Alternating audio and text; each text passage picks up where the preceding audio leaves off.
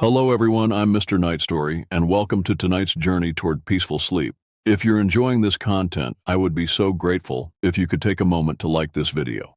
I'd also love to hear from you. Please feel free to share in the comments where you're watching from and what time it is there. Your kind support truly helps me continue creating these relaxing experiences for you. Now, please make yourself comfortable as we gently begin tonight's journey to restful sleep. March 15th, 2009 will forever be burned into my memory as the night that changed everything. I was 15 years old then, living with my father in a remote cabin nestled deep within 25 acres of dense woodland that straddled the border between Georgia and Tennessee. The isolation that once felt like freedom would soon become our prison. Our cabin sat at the end of a winding dirt road that carved through towering pines and ancient oaks. The nearest neighbor lived 10 miles away through treacherous mountain terrain, and cell phone service was virtually non-existent. We had chosen this location specifically for its seclusion. My father craved the peace that only true wilderness could provide after years of city living had worn him down. What we hadn't anticipated was how that isolation would trap us when terror came knocking. The day had started normally enough. I spent most of the afternoon working on homework while my father repaired fence posts along our property line. Our German Shepherd, Scout, had been my constant companion since we'd rescued him as a puppy 6 months earlier. He was still young, barely 8 months old, but already showing the intelligence and loyalty that made his breed legendary. Scout followed me everywhere, his dark eyes alert and his ears always perked for any unusual sound. As evening approached, the weather began to deteriorate rapidly. What had started as light cloud cover transformed into an ominous wall of storm clouds rolling in from the west. The temperature dropped 15 degrees in less than an hour, and the wind picked up significantly, causing the massive trees around our cabin to sway and creak in ways that made my skin crawl. The weatherman on our old television had predicted severe thunderstorms, but living in the mountains, we were accustomed to nature's dramatic displays. By 7 o'clock, the first fat raindrops began spattering against our windows with increasing intensity. The wind howled through the trees with a sound that seemed almost alive, almost angry. I remember thinking how the storm seemed particularly violent, even for our area known for its unpredictable weather patterns. The rain quickly escalated from gentle drops to a torrential downpour that hammered our metal roof with a deafening rhythm. Lightning began flashing with alarming frequency, illuminating our property in stark, white bursts that revealed the trees bending at impossible angles. Thunder followed seconds later, each crash seeming to shake the very foundation of our small cabin. Scout became increasingly agitated, pacing between the windows and whimpering softly, behavior that was completely unlike his usually calm demeanor. My father secured the shutters and double-checked that all our emergency supplies were easily accessible. We had learned early in our wilderness living to always be prepared for extended power outages. Our backup generator sat in a small shed 50 feet from the cabin, and we kept multiple flashlights, battery-powered radios, and enough canned food to last a week stored in our pantry. The storm's intensity continued building throughout the evening. What had started as a typical spring thunderstorm evolved into something far more sinister. The wind reached speeds that made our cabin's wooden frame groan and protest with each powerful gust. Tree branches scraped against our roof with sounds that resembled fingernails on a chalkboard, setting my nerves on edge. As the night deepened, the storm showed no signs of abating. If anything, it seemed to be growing stronger, more violent. The lightning strikes became so frequent that our cabin was illuminated almost continuously in an eerie, strobing light that cast dancing shadows throughout our home. Each thunderclap seemed louder than the last, rattling our windows and making normal conversation nearly impossible. Scout's behavior became increasingly erratic as the storm intensified. He would stand at different windows, his hackles raised and his body rigid with tension, staring out into the darkness as if he could see something that remained invisible to us. His low growls were barely audible over the storm's chaos, but I could feel the vibrations through the floorboards when I sat near him. At exactly 9:47 p.m., the power went out. The sudden plunge into darkness was jarring after hours of the strobing lightning. Our cabin, which had felt cozy and secure just moments before, suddenly seemed vulnerable and exposed. The familiar hum of our refrigerator, the gentle glow of our table lamps, the reassuring presence of our television, all vanished in an instant, leaving us surrounded by an oppressive blackness that seemed to press against us from all sides. I was in the living room when it happened, having just finished watching an episode of The Dukes of Hazzard on our old television set. The show had been a comforting distraction from the storm's fury, its light-hearted action providing a stark contrast to the violence raging outside our walls. When the screen went black and the familiar background noises of our electronic devices died away, the full force of the storm's sound seemed to double in intensity.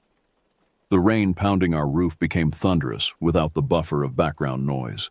The wind's howling took on an almost human quality, rising and falling in patterns that seemed deliberately menacing. Tree branches continued their assault on our roof and walls, but now each scrape and thud made me jump with startled fear. Scout immediately moved to my side, his warm body pressing against my leg as if sensing my growing unease. Even in the darkness, I could feel his tension. His muscles coiled and ready for action, his breathing quick and shallow. His behavior was becoming increasingly concerning, as if he sensed something in the storm that went beyond mere weather. I fumbled around in the darkness, my hands searching for the heavy-duty flashlight my father always kept on the coffee table for emergencies. The familiar weight of the metal casing felt reassuring in my grip as I clicked it on, sending a beam of bright LED light cutting through the blackness. The cone of illumination revealed our living room exactly as I had left it, but somehow everything looked different in the harsh, artificial light. Shadows seemed deeper. Corners appeared more ominous. The logical thing to do was find my father and discuss our situation. Our backup generator could restore power, but running it during such a violent storm posed risks.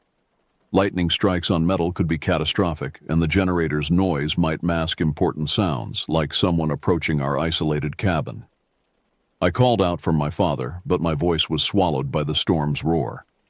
He was likely in his bedroom at the far end of our cabin, possibly already preparing emergency equipment or trying to reach someone on his battery-powered radio. Our cabin wasn't large, but the storm made communication between rooms nearly impossible without shouting. As I began moving toward his room, flashlight beams sweeping ahead of me, Scout suddenly stopped dead in his tracks. His entire body went rigid, and a low growl began rumbling in his throat, a sound I had never heard from him before.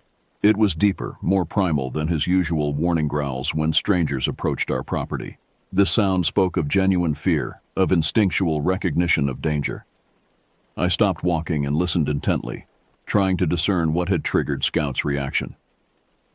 At first I heard only the storm, wind, rain, thunder, and the creaking of our cabin's wooden structure. But then, underneath the natural chaos, I detected something else. Something that didn't belong. It was a sound barely perceptible above the storm's noise, but distinctly different from the natural symphony of wind and rain.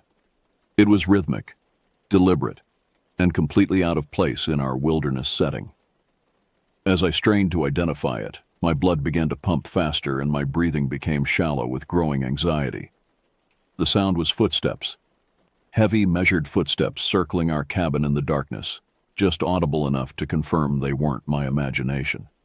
Each step landed with significant weight, far heavier than any normal person would produce. The rhythm was slow and deliberate, as if whatever was making them was taking time to examine our home, studying it for weaknesses or points of entry. Scout's growling intensified and he began backing away from the windows, pressing closer to me as if seeking protection. His ears were pinned back against his head, and I could see the whites of his eyes in my flashlight beam. Clear signs of extreme distress in a dog that had never shown fear of anything. The footsteps continued their circuit around our cabin, pausing occasionally at what I assumed were our windows and doors. During these pauses, the silence became even more terrifying than the sound of movement. I imagined whatever was out there pressing its face against our glass, studying the interior of our home, planning its next move. The realization that something was deliberately circling our cabin sent waves of terror coursing through my body. This wasn't a lost hiker seeking shelter, nor was it one of the occasional hunters who sometimes wandered onto our property.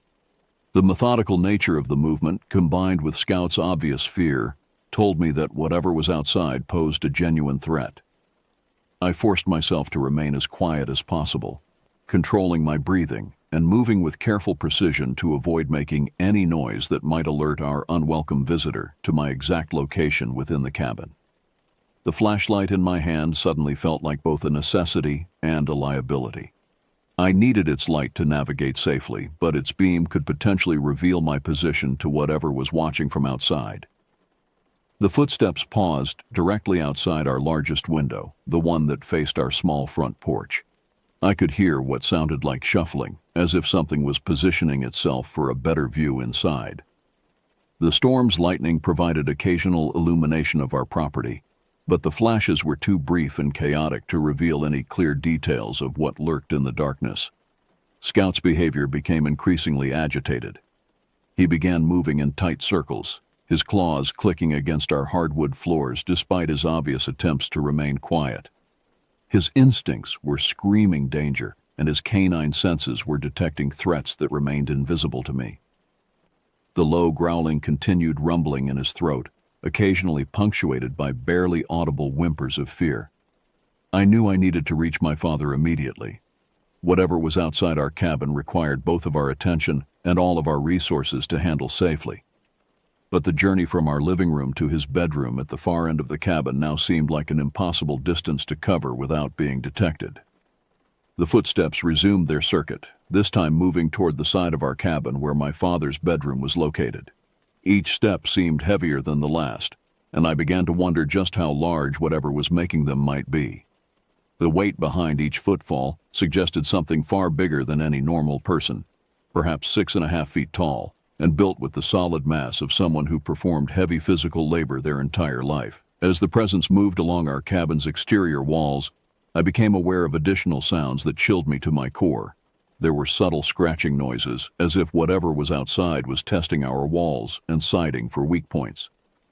Occasionally, I heard what sounded like sniffing, deep, deliberate inhalations, as if our visitor was trying to gather information about the occupants inside through scent. The methodical nature of this examination was perhaps the most terrifying aspect of our situation. This wasn't random vandalism or the actions of someone under the influence of drugs or alcohol. Whatever was outside was conducting a systematic reconnaissance of our home, gathering intelligence before making its next move.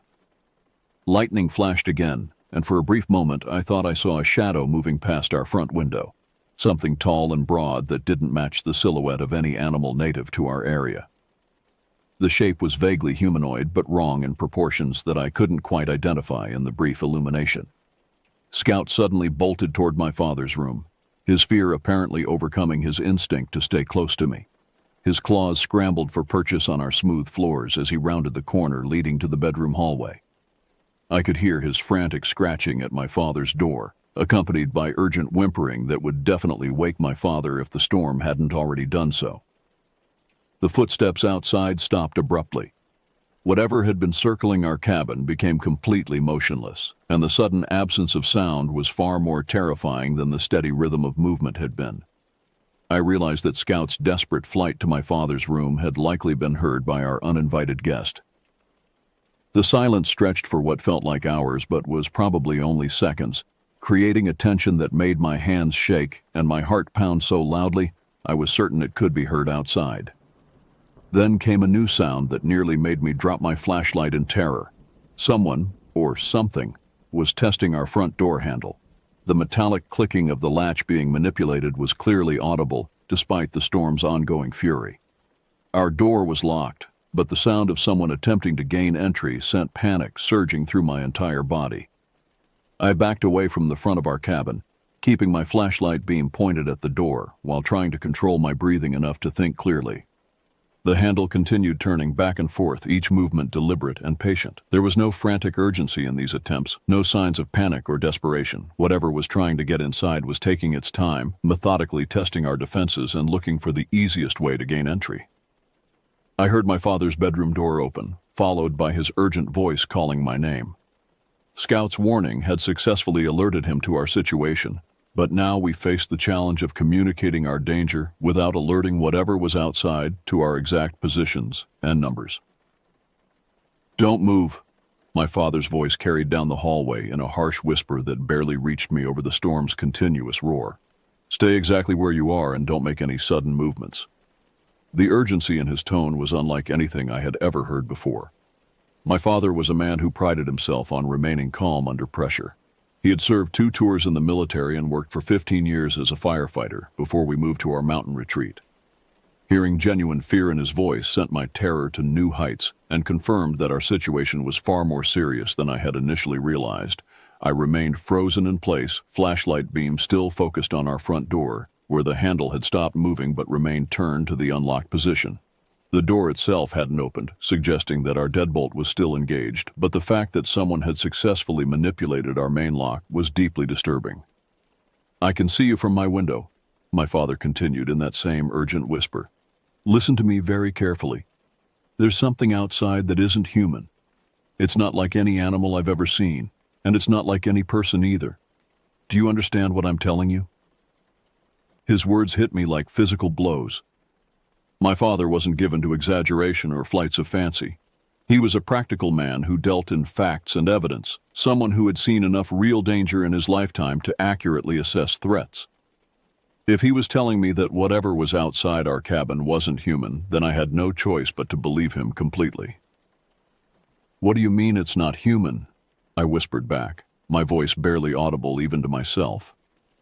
"I mean exactly what I said," he replied, and I could hear him moving around his room, probably gathering weapons and emergency supplies. I got a clear look at it when lightning lit up the backyard. It's walking on 2 legs like a person, but it's wrong. The proportions are all wrong, the way it moves is wrong, and the size is wrong. It has to be nearly 7 feet tall and built like someone who could lift a car without effort. Scout had apparently remained in my father's room, because I could hear his continued whimpering and the sound of his claws scratching against the wooden floor. Even our dog, with his limited understanding of the situation, recognized that whatever was outside posed a threat unlike anything in his previous experience. "Can you make it back here without being seen?" my father asked. I evaluated the distance between my current position and his room. The hallway was straight and relatively short, but it required passing directly beneath 2 windows that faced different sides of our property. If whatever was outside had moved since testing our front door, there was a significant chance it might see me crossing between rooms. "I think so," I whispered back, "but what if it sees me moving?" "Then you run as fast as you can and don't look back," he replied without hesitation. "I've got my shotgun loaded and ready, but we need to be together if this thing decides to force its way inside." The thought of our cabin being invaded by something my father described as not human made my stomach clench with nausea. Our home, which had always felt secure and protected, suddenly seemed fragile and vulnerable. The wooden walls that had kept out weather and wildlife now felt inadequate against a threat that my father, with all his military and emergency response experience, couldn't easily categorize. I began moving slowly toward his room, keeping my flashlight beam pointed at the floor to minimize the chances of it being spotted from outside. Each step felt monumental, and I found myself holding my breath as I passed beneath the first window. The storm continued raging outside, providing some cover for any small sounds I might make, but also masking any noise our unwelcome visitor might produce. As I reached the halfway point of my journey, new sounds began emanating from outside our cabin. There was a rhythmic thumping against our walls, as if something was systematically testing the structural integrity of our home. Each impact was substantial enough to slightly vibrate the floorboards beneath my feet, suggesting tremendous force behind whatever was making them. "It's testing the walls," my father's voice carried a note of grim understanding. "It's looking for weak spots or places where it might be able to break through." The methodical nature of this examination was perhaps more terrifying than violent assault would have been. Violence implied emotion, passion, or desperation, human motivations that could be understood and potentially reasoned with. This systematic approach suggested intelligence and planning, characteristics that made our situation exponentially more dangerous. I finally reached my father's room and slipped inside, immediately turning to help him secure the door. He had already moved his heavy dresser partway across the entrance. creating a barricade that would slow down any attempts at forced entry. His face was pale in the flashlight beam, and I could see sweat beading on his forehead despite the cold temperature. Scout immediately pressed against my legs, his warm body trembling with fear, but his presence providing some small comfort in our terrifying situation. My father's shotgun lay across his bed, its dark metal gleaming in the artificial light. Boxes of shells sat open beside it, and I realized he had been preparing for the possibility of armed conflict. "What exactly did you see?" I asked, needing more details to understand what we were facing. "Something that walks upright like a man but moves like a predator," he replied grimly. "Its arms hang down past where they should, and its head doesn't sit on its shoulders the way a person's would." When the lightning illuminated it, I could see its outline clearly against the trees. And I'm telling you, it's not anything that should exist in nature. The systematic examination of our cabin's exterior continued for what felt like hours, but was probably only minutes. Whatever was outside moved with patience and deliberation that suggested it had all the time in the world to find a way inside. The thumping against our walls became more focused, concentrating on areas where our structure might be weakest, around windows, near the foundation, and at the corners where support beams joined. My father moved around his room with military precision, checking his ammunition supply and ensuring that his radio equipment was functioning properly. Our landline phone had gone dead when the power failed, and our cell phones showed no signal bars, leaving us completely cut off from outside help. The battery-powered emergency radio crackled with static and distant weather reports, but no voices that might provide assistance or guidance. "We need to consider the possibility that this thing might actually get inside," my father said quietly, his training overriding his fear enough to think tactically about our situation. "If that happens, we need to be ready to defend ourselves or escape quickly." He pulled out a detailed map of our property and the surrounding wilderness, spreading it across his bed in the flashlight beam. Using his finger, he traced potential escape routes that would lead us away from our cabin and toward the nearest road where we might encounter other people or find help. "The problem is that we don't know if this is just one individual or if there might be others," he continued, his voice grim with realization. "If we run outside and there are more of them waiting, we could be trapped in the open with nowhere to hide." Scout suddenly lifted his head from where he had been lying beside the bed, his ears perked forward and his body rigid with attention. A low growl began rumbling in his throat, but this time it carried a different quality, less fear and more warning, as if he had detected a change in our situation that required immediate attention.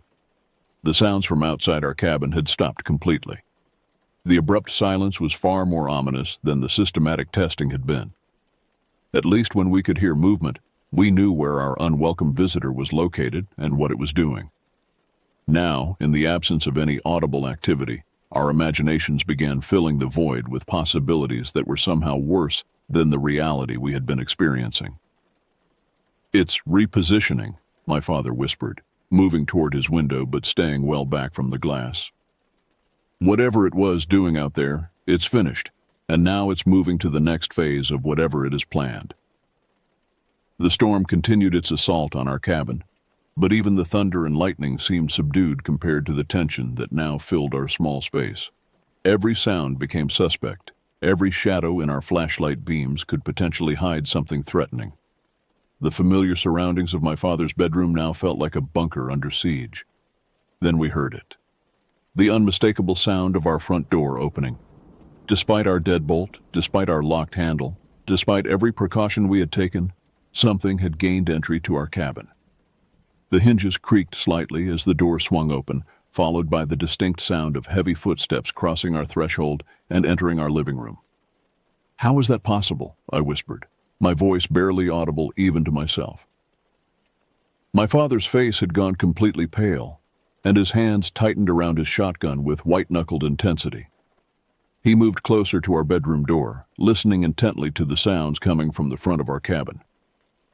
Scout pressed himself against the floor, his body language indicating that he wanted to hide but was prepared to fight if necessary.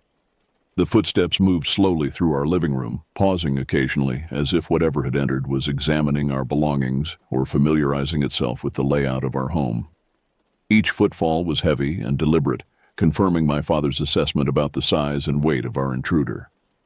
"We need to get out of here right now," my father whispered urgently. "Whatever that thing is, it's inside our house, and we don't want to be trapped in here with it." He moved to his window and carefully examined the screen and latch mechanism. Our cabin sat elevated on a foundation that put the bedroom windows about 4 feet off the ground. Not an impossible drop, but one that would require careful maneuvering, especially in the darkness and storm conditions. The footsteps in our living room began moving toward the back of the cabin, heading in the direction of our hallway and bedrooms. Whatever had entered our home was conducting the same methodical examination of the interior that it had performed outside, systematically exploring each room and gathering information about the layout. "It's coming this way," my father said grimly. "We have maybe 30 seconds before it reaches this door." He quickly began removing the screen from his window while I gathered our emergency supplies and prepared Scout for an escape attempt. The storm's wind immediately began whipping rain into the room through the open window, but the discomfort was insignificant compared to our need to escape whatever was moving through our cabin. The footsteps in the hallway grew louder and more distinct. I could hear them pausing at each room, accompanied by sounds that suggested doors were being opened and interiors examined. Whatever was searching our home was being thorough, leaving no space unexplored as it moved closer to our location. "You go first," my father ordered, helping me climb through the window opening. "Take Scout and head for the tree line. Don't stop running until you reach the main road." Just as I swung my leg over the windowsill, preparing to drop to the ground outside, the sound of splintering wood erupted from the front of our cabin. The crash was enormous, easily audible over the storm's fury, and was followed immediately by the unmistakable sound of our front door being ripped from its hinges with tremendous force. "Change of plans," my father said grimly, pulling me back inside and moving quickly to barricade our bedroom door with additional furniture. Whatever that was, it just demonstrated that locked doors aren't going to slow it down much. The heavy footsteps that had been methodically exploring our cabin now moved with increased speed and purpose. Whatever had been inside was no longer being cautious about detection. It knew we were here, and it was coming directly for our location. The sound of its movement suggested something far larger and more powerful than any normal intruder. Scout began barking frantically, his courage finally overcoming his fear as his protective instincts kicked in. The sharp, aggressive barks echoed through our small cabin, providing the first real sound of defiance since our ordeal began. My father didn't try to quiet him. At this point, stealth was no longer an option, and Scout's warning might serve as a deterrent. The thing in our hallway paused outside our bedroom door. I could hear it breathing, deep, labored inhalations that sounded wrong in ways I couldn't articulate. The rhythm was too slow, the volume too great, and there was a wet, congested quality that suggested something fundamentally different from normal human respiratory patterns. Then came the first impact against our door. The entire frame shook with the force of the blow, and I could see the wood beginning to crack around the hinges. Our barricade of furniture shifted slightly but held firm, buying us precious seconds to prepare for what seemed inevitable. My father raised his shotgun, positioning himself to have a clear line of fire when the door finally gave way. "Stay behind me and be ready to run," he instructed, his voice steady despite the terror of our situation. "If this goes badly, you take Scout and you get out of here no matter what happens to me." The second impact was even stronger than the first. The door frame splintered visibly, and our furniture barricade slid backward several inches across the floor. Whatever was trying to break in possessed strength that defied rational explanation. The kind of force that should have required heavy machinery or multiple people working together. Scout positioned himself between us and the door, his hackles raised and his teeth bared in a display of aggression that would have been impressive against any normal threat. But as the third impact shook our entire room, I realized that his courage, while admirable, would be little protection against whatever possessed the power to demolish our defenses so easily. The fourth impact finally breached our door. Wood exploded inward in a shower of splinters and debris, and our furniture barricade was scattered across the room as if it weighed nothing. Through the destroyed entrance, I caught my first glimpse of what had been terrorizing us, and the sight would haunt my nightmares for years to come. It stood nearly 7 feet tall, just as my father had described. but the reality was far more terrifying than any description could convey. Its proportions were wrong in every conceivable way. Arms that hung too low, shoulders that were too broad, and a head that sat at an unnatural angle on its massive frame. In the chaotic illumination of our flashlight beams and the storm's lightning, I could see that its clothing was torn and filthy, as if it had been living in the wilderness for an extended period. But it was the face that would forever be burned into my memory. What I could see of its features in the erratic lighting appeared human, but distorted, as if someone had taken a normal person and stretched and twisted their characteristics into something that triggered every instinctual fear response built into human psychology. The eyes reflected our flashlight beams like those of a nocturnal animal, and when it opened its mouth, I could see teeth that were far too large and too sharp for any person. My father didn't hesitate. The shotgun boomed in the confined space of our bedroom, the muzzle flash temporarily blinding us all, and the concussion making my ears ring. But instead of falling or retreating, the thing simply staggered backward half a step and then began moving forward again, apparently more annoyed than injured by the blast. "Run!" my father shouted, working the action on his shotgun to chamber another round. "Get out of here right now!" But there was nowhere to run. The thing filled our doorway completely, blocking our only exit from the room. The window remained open behind us, but reaching it would require getting past our intruder or somehow convincing it to move aside, neither of which seemed likely given its apparent hostile intentions. The creature took another step into our room, and I could smell something that made my stomach lurch with revulsion. It was a combination of wet earth, rotting vegetation, and something else that I couldn't identify but that triggered every warning signal in my primitive brain. This was the smell of something that didn't belong in the civilized world, something that existed outside the normal boundaries of human experience. Scout launched himself at the intruder with a ferocity that surprised everyone, including the creature itself. His attack was brave but ultimately futile. The thing simply swatted him aside with one massive arm, sending our dog crashing into the wall with a yelp of pain and surprise. Scout hit the floor hard but immediately scrambled back to his feet, apparently more stunned than seriously injured. My father fired again, this time aiming higher and achieving what appeared to be a more effective hit. The creature stumbled backward through our destroyed doorway, giving us our first opportunity to escape since the siege began. "The window now!" he commanded, and this time I didn't hesitate. I threw myself through the window opening without considering the drop, landing hard on the rain-soaked ground outside my father's bedroom. The impact drove the breath from my lungs and sent sharp pains shooting through my knees and ankles, but adrenaline masked most of the discomfort. Scout landed beside me a second later, apparently having made the same leap with more canine grace. My father followed immediately after, clutching his shotgun and a small emergency bag. He hit the ground running, grabbing my arm and pulling me toward the tree line without pausing to assess our surroundings or check for injuries. Behind us, I could hear the creature moving through our cabin, its heavy footsteps accompanied by the sounds of furniture being overturned and walls being damaged. "Don't look back," my father commanded as we ran through the storm toward the relative safety of the woods. "Whatever you do, don't look back and don't slow down until we reach the main road." The rain was falling in sheets that made visibility nearly impossible beyond a few feet. Lightning continued providing sporadic illumination of our flight path, but the brief flashes also created confusing shadows that made navigation treacherous. The ground beneath our feet was muddy and slippery, covered with fallen branches and debris from the storm's ongoing assault. Scout ran beside us, occasionally stumbling but maintaining our pace despite his earlier collision with the wall. His presence provided some comfort, but I could tell he was favoring his left side where he had impacted our bedroom wall.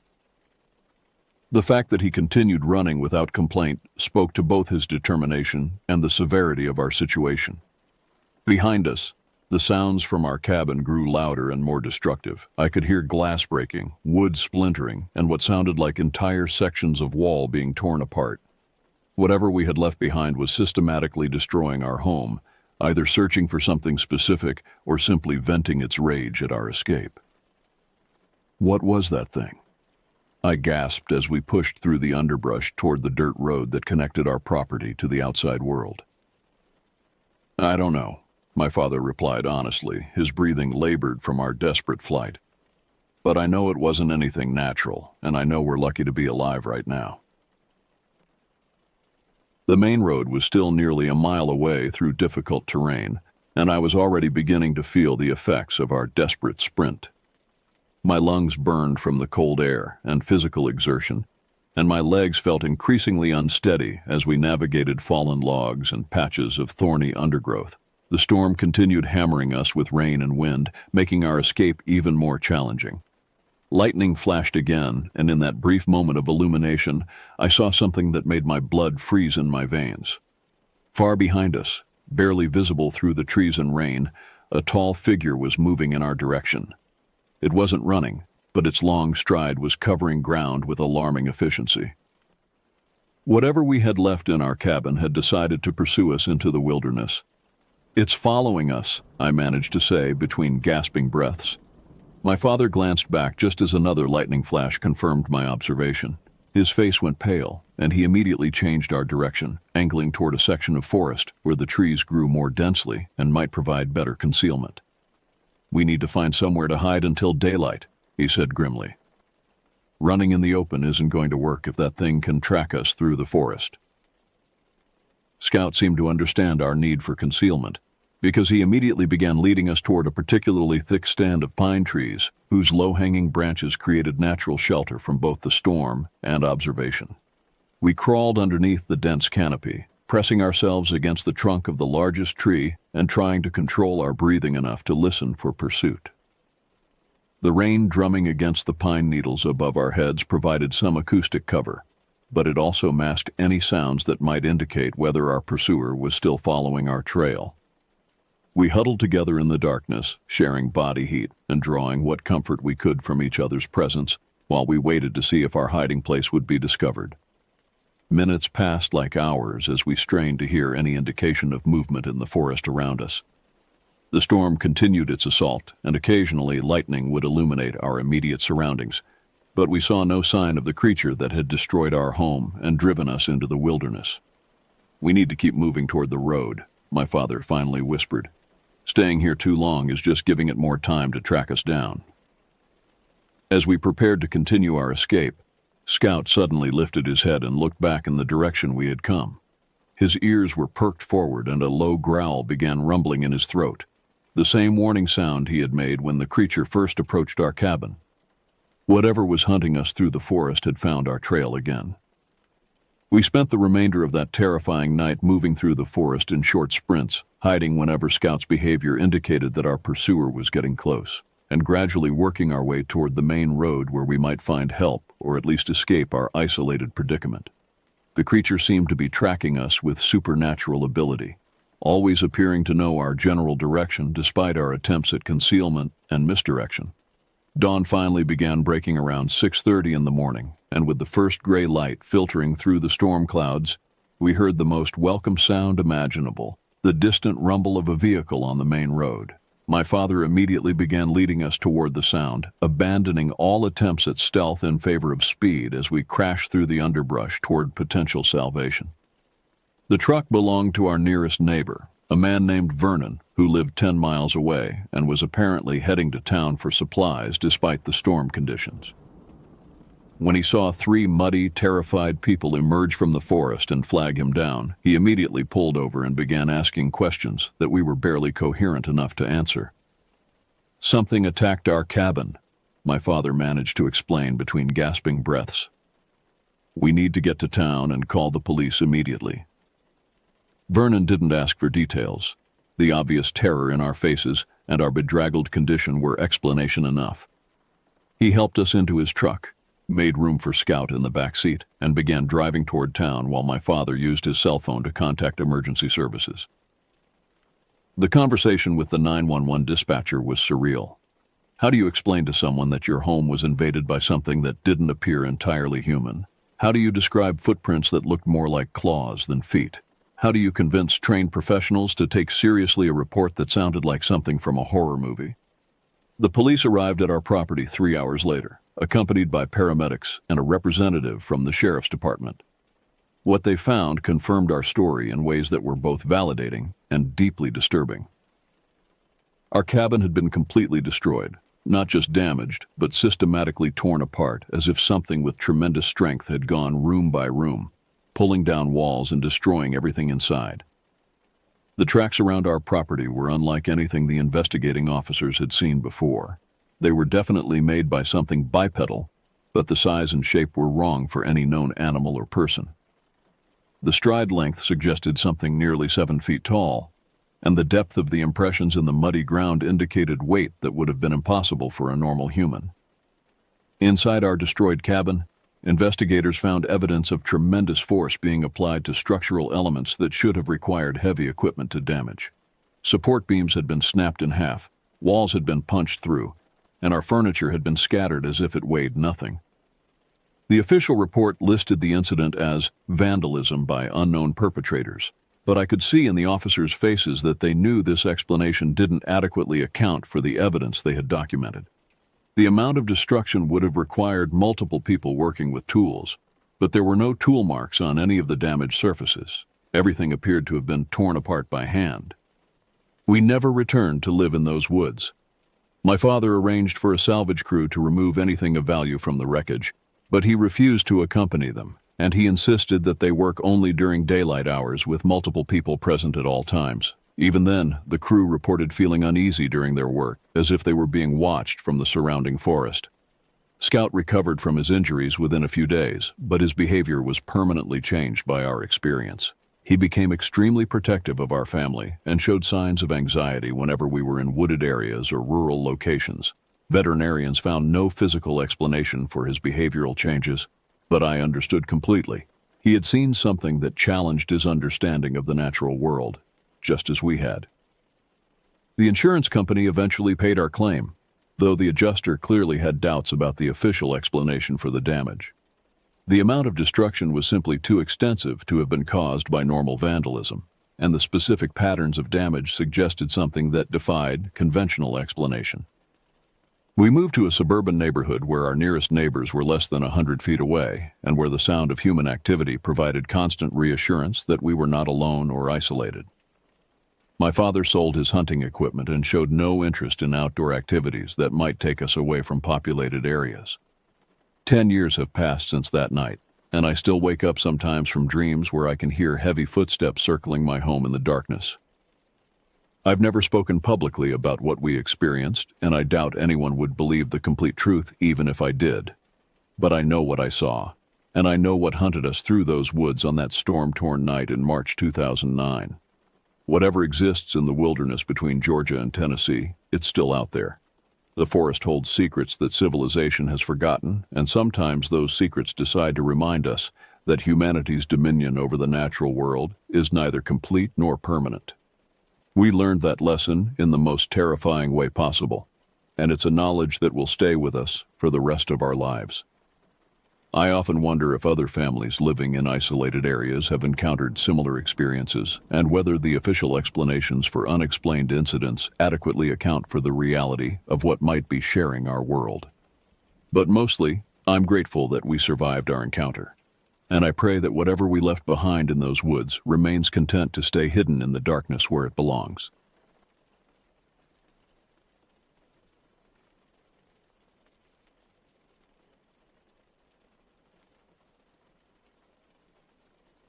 The autumn of 2023 brought with it a series of disturbing reports that would forever change how I viewed the wilderness that had become my sanctuary. I was 26 then, working a mundane office job in Utrecht that left me feeling trapped between fluorescent lights and computer screens for most of my waking hours. The only thing that kept me sane was my nightly escapes into the forests that dotted the Dutch-German border region. It started with whispered conversations in local pubs, hushed discussions between farmers who gathered around weathered wooden tables, their faces etched with concern and confusion.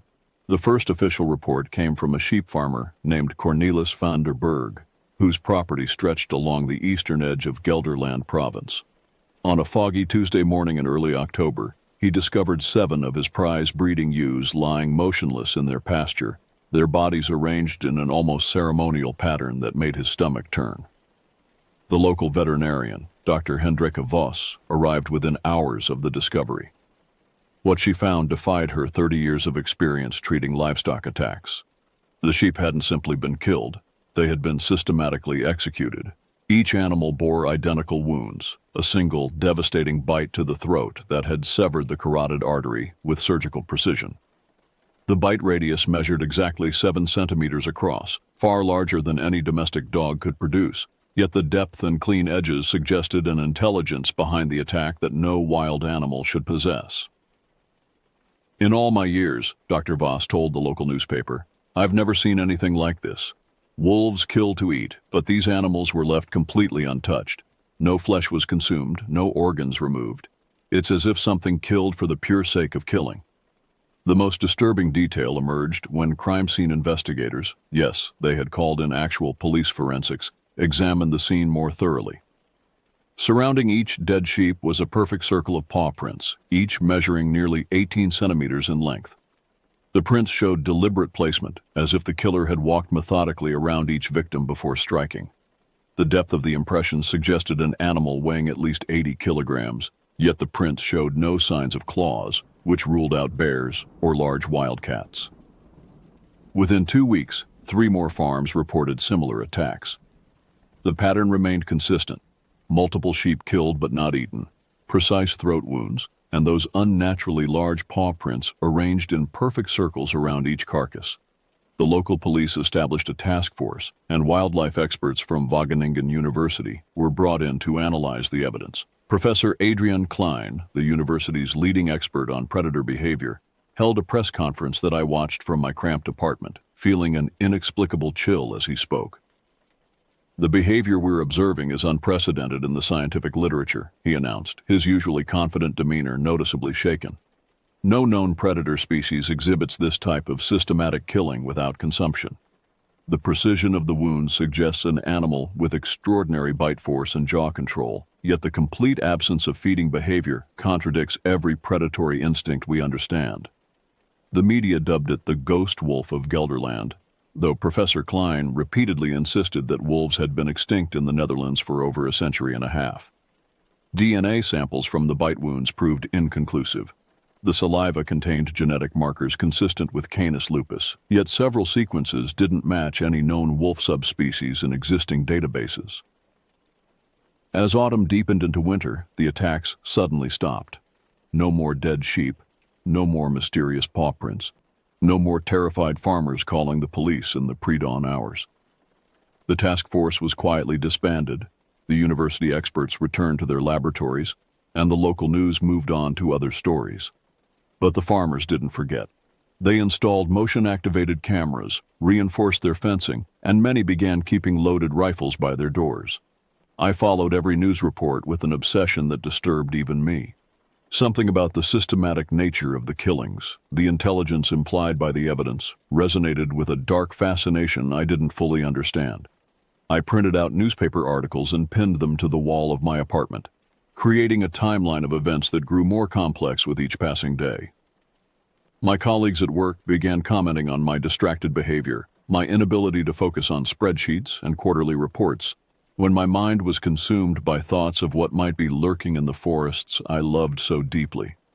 The official explanation, when it finally came, was disappointingly mundane. A rogue pack of hybrid wolf dogs, the authorities declared, probably abandoned pets that had reverted to wild behavior. The precision of the kills was explained away as learned behavior from their domestic upbringing, and the lack of consumption was attributed to stress and territorial marking. Case closed, files archived, public concerns officially addressed. But I knew better. I had spent too many nights in those forests, felt too deeply connected to their rhythms and secrets, to accept such a sanitized explanation. There was something else out there, something that the authorities either couldn't identify or chose not to acknowledge. And as winter gave way to the promising warmth of early spring 2024, I found myself drawn more and more frequently to the very regions where the attacks had occurred. My supervisor, a perpetually stressed woman named Ingrid, who smelled of stale coffee and unfulfilled dreams, called me into her office on a particularly dreary March afternoon. "Your performance has been declining," she said, not bothering to look up from the evaluation form she was filling out. "Your attention seems to be elsewhere lately. Is everything all right at home? I wanted to tell her about the nights I spent hiking through forests where something had killed sheep with surgical precision. I wanted to explain how the official explanations felt like lies designed to comfort a public that couldn't handle the truth. Instead, I mumbled something about stress and promised to do better.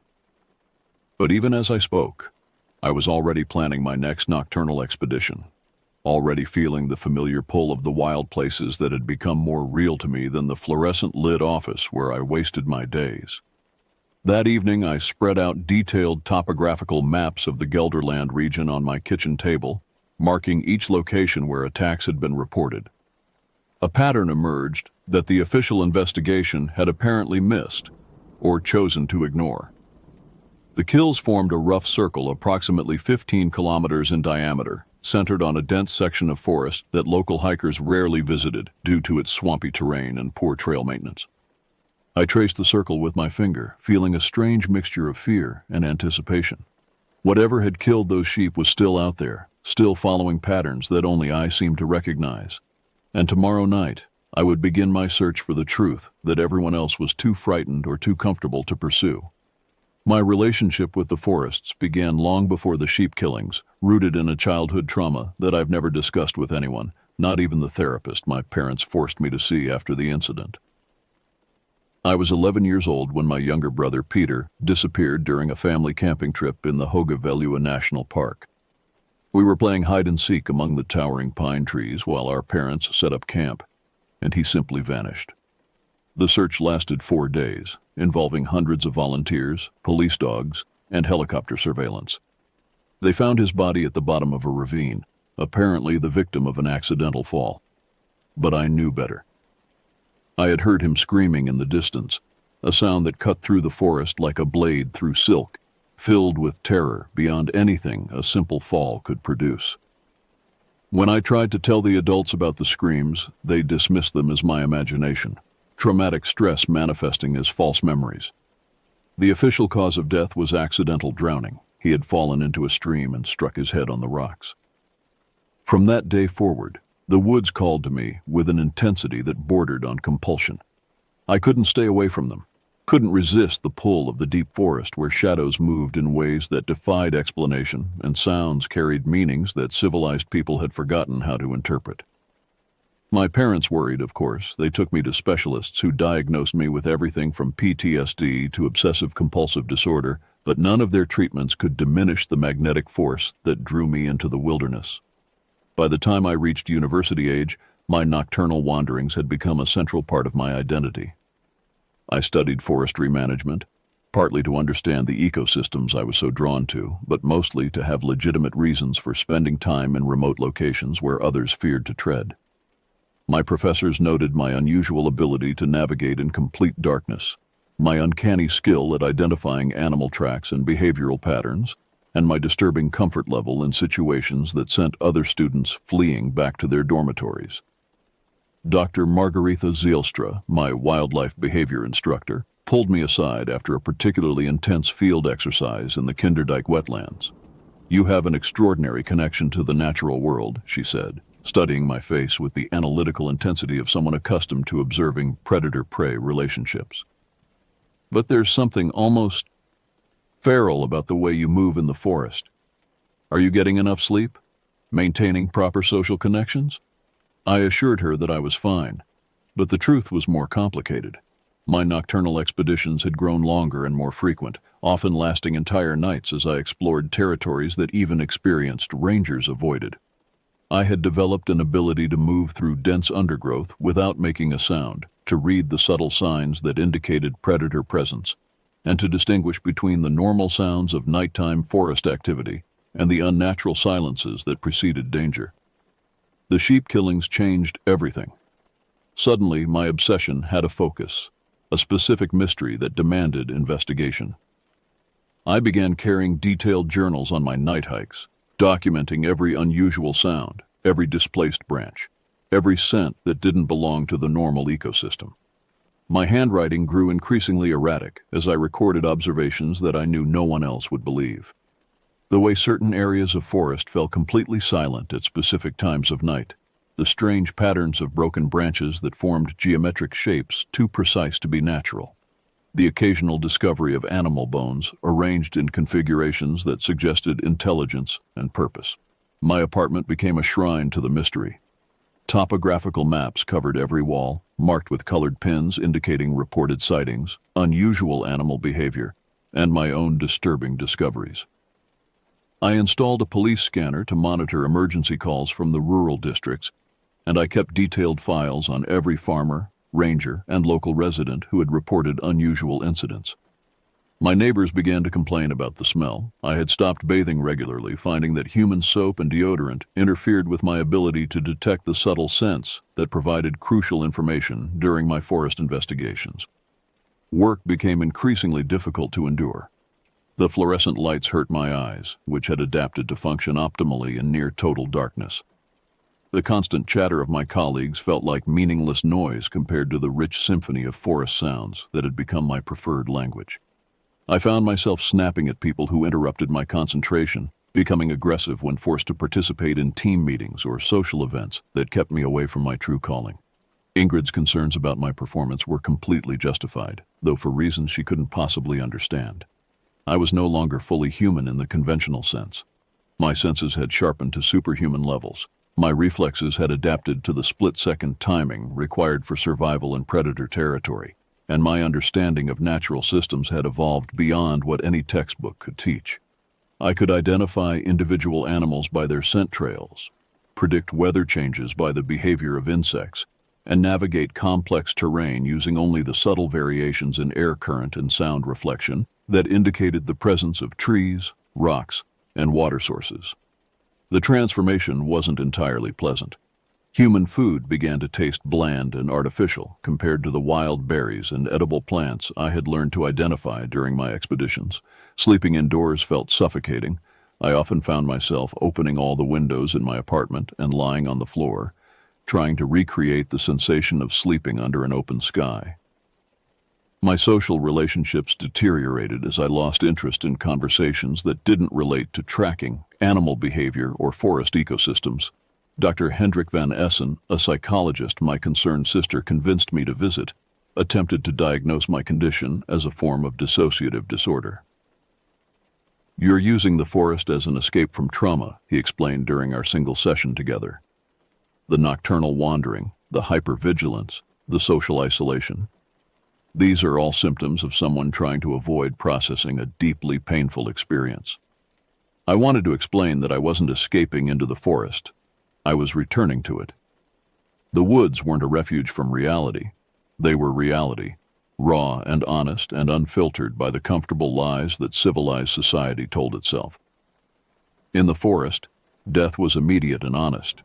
Predators didn't pretend to be anything other than what they were, and prey animals didn't delude themselves about their place in the food chain. It was the only environment where I felt truly alive, truly myself.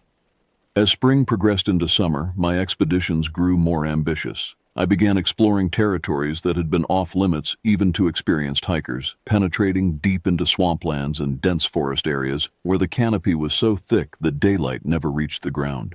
I discovered animal trails that didn't correspond to any known species migration patterns, finding tracks that measured larger than any animal that should exist in the Dutch ecosystem. The most disturbing discovery came on a humid July night, when I was exploring a particularly remote section of forest near the German border.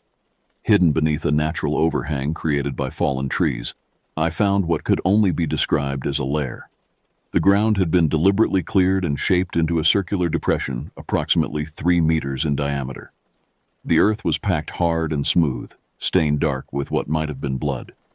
Arranged around the perimeter were dozens of bones, sheep bones, I realized with growing horror, picked completely clean and organized by size and type with a precision that suggested planning and intelligence. But it was the smell that truly terrified me.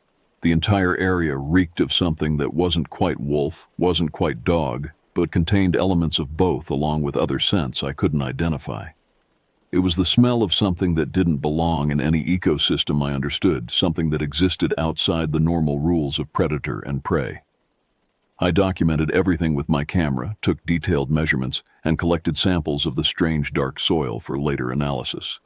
That night marked a turning point in my obsession. I was no longer simply investigating unusual animal behavior. I was tracking something that challenged every assumption I had about the natural world. And based on the freshness of the scent markers around the lair, something that was very much still active in the region. I made a decision that would have horrified anyone who cared about my well-being. I would begin spending entire nights in the forest, waiting and watching for whatever had created that unnatural sanctuary. My vacation time from work would be dedicated to a systematic surveillance operation that would either provide answers or confirm my growing suspicion that I was dealing with something beyond normal scientific classification. The hunt was about to begin, September 15th, 2024. The date is burned into my memory with the same intensity as a brand on cattle hide. I had been planning this particular expedition for 3 weeks, studying weather patterns, moon phases, and local animal activity reports to optimize my chances of making contact with whatever had killed those sheep. The forecast promised a moonless night with intermittent cloud cover, perfect conditions for something that preferred to hunt in complete darkness.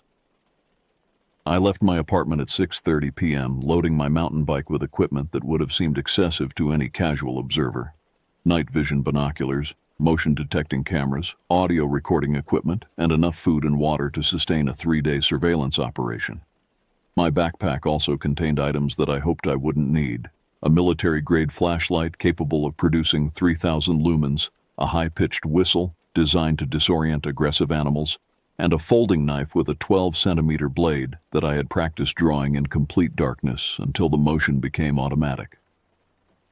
The ride to the forest took 45 minutes, following back roads that wound through agricultural districts where farmers had learned to bring their livestock indoors well before sunset.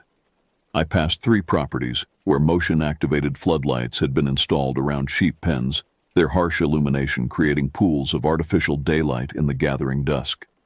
Security cameras were mounted on fence posts, their red recording lights blinking like electronic eyes that watched for threats the owners couldn't name.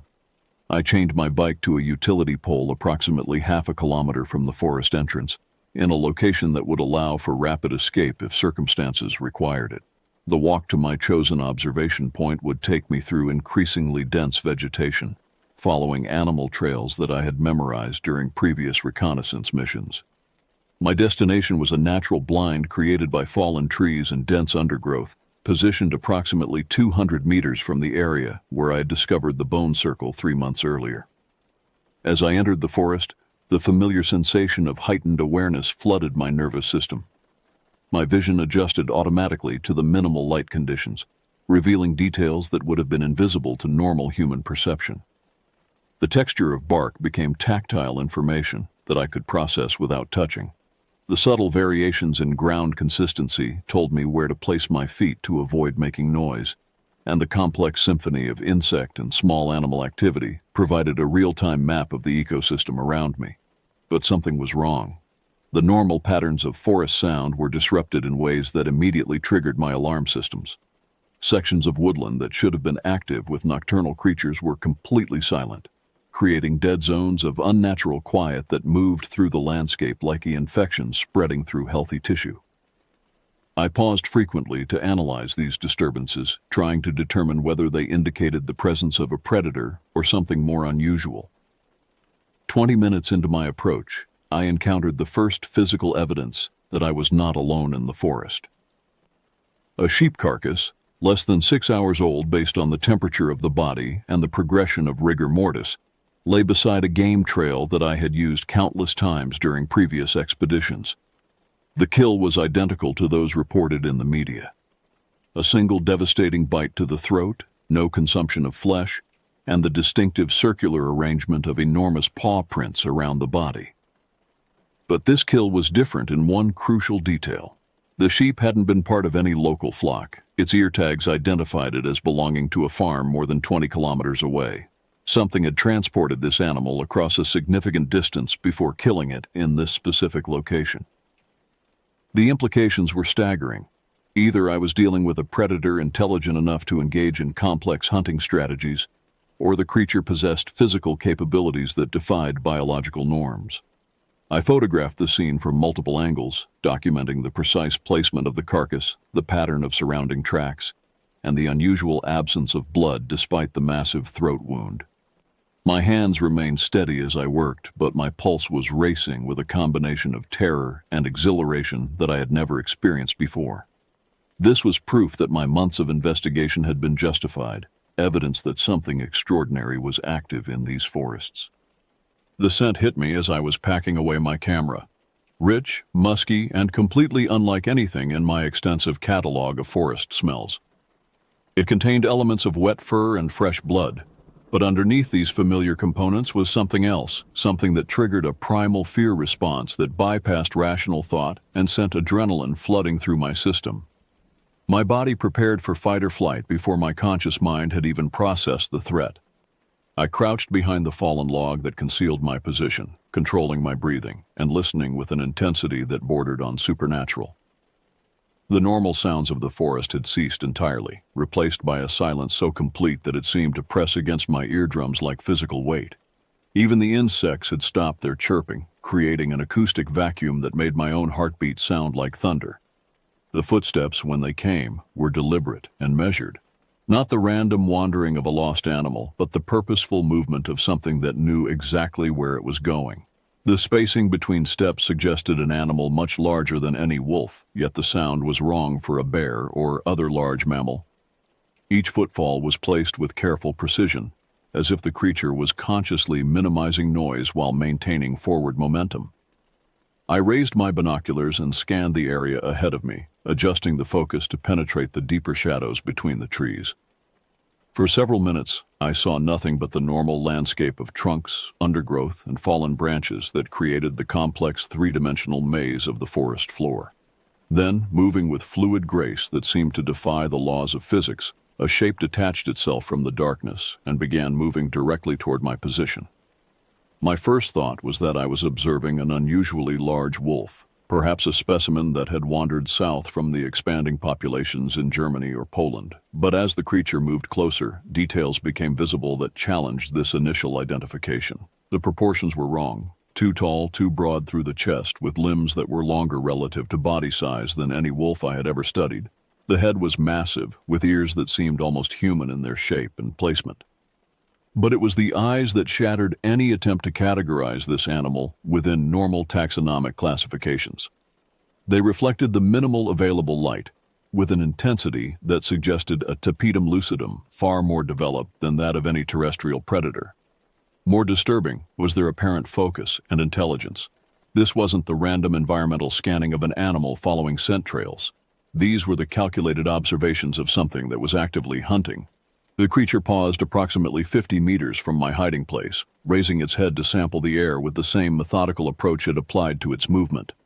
I realized with growing horror that it was tracking my scent, following the chemical trail I had left during my approach to this location.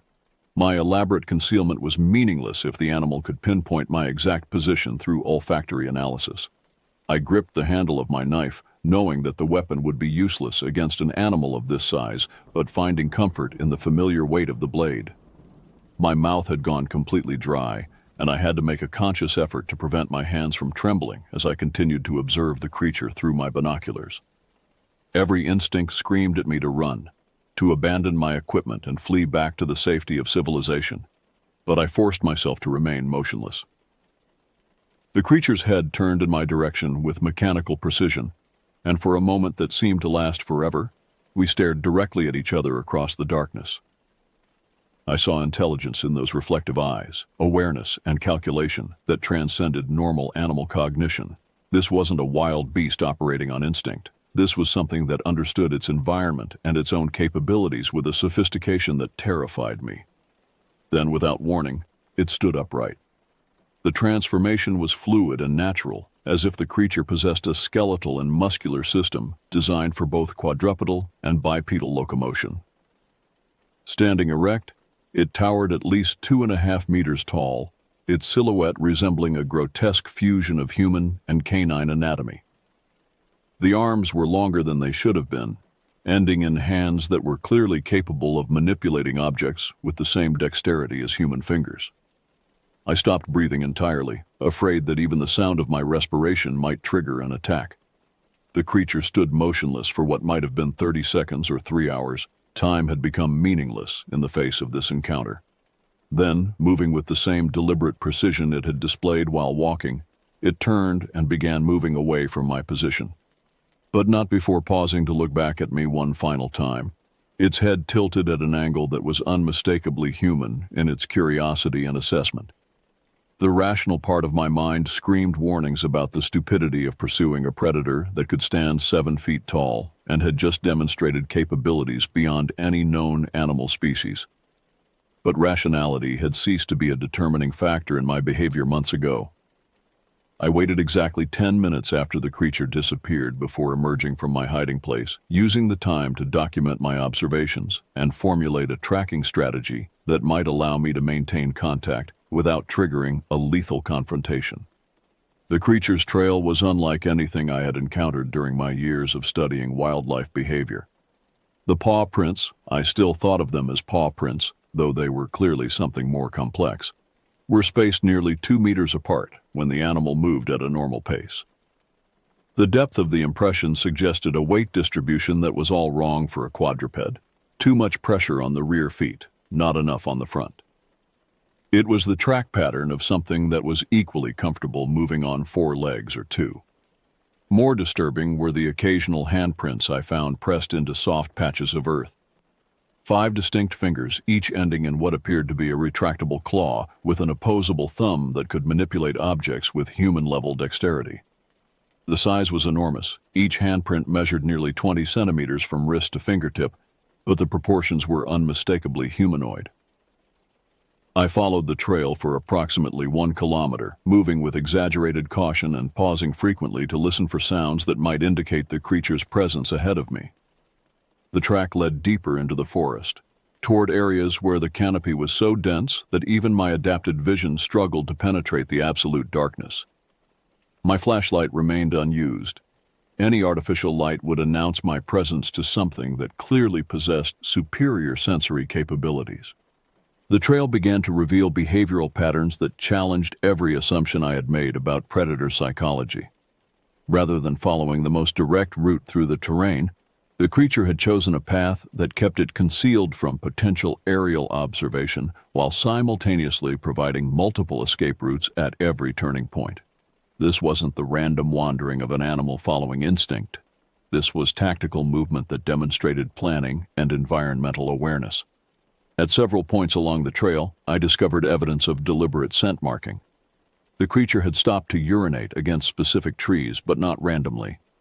Each marking was positioned at exactly the same height, approximately 1.5 meters above ground level, and spaced at regular intervals that suggested territorial boundary establishment. The scent was unlike anything in my experience. Powerful, musky, with chemical components that seemed to trigger unconscious fear responses in every mammal I had observed reacting to it. Small animals had fled the area entirely.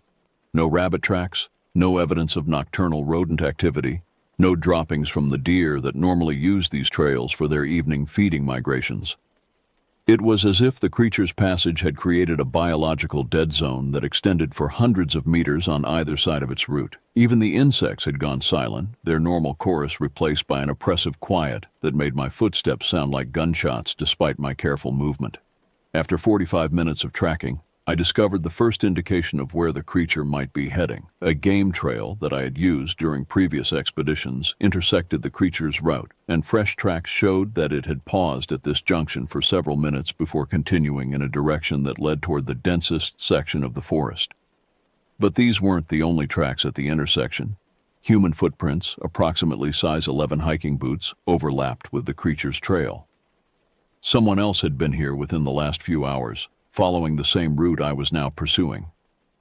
The boot prints showed signs of hurried movement, longer strides, deeper heel impressions that indicated running, or at least rapid walking. Whoever had made these tracks had been either pursuing the creature or fleeing from it. I knelt beside the clearest boot print, using my finger to measure the depth and studying the tread pattern with growing unease. The print was fresh enough that moisture was still seeping into the impression from the surrounding soil. Less than 2 hours old, possibly much more recent. The person who had made this track might still be in the forest, might even be close enough to hear me if I called out. But calling out would also announce my presence to whatever they had been tracking. The decision to continue following both trails required every ounce of courage I possessed. I was no longer simply observing an unusual predator. I was entering a situation that involved unknown human actors and potentially life-threatening variables that I couldn't assess or control. My knife felt inadequate, my escape route was becoming more complex with every step deeper into the forest, and my communication equipment was useless in terrain that blocked most radio signals. The combined trail led me through increasingly difficult terrain, dense undergrowth that required crawling to penetrate, swampy areas where the ground was unstable, and every step risked creating noise that would carry for hundreds of meters, and rocky outcroppings that forced me to choose between speed and stealth. My clothing was soaked with perspiration despite the cool night air, and my hands were beginning to shake from the sustained adrenaline response that had been flooding my system for over an hour. Then I smelled smoke, wood smoke, faint but unmistakable, drifting through the forest from somewhere ahead of my position. Someone had built a fire, either deliberately or as the result of an accident that had ignited the tinder-dry undergrowth that covered much of this area.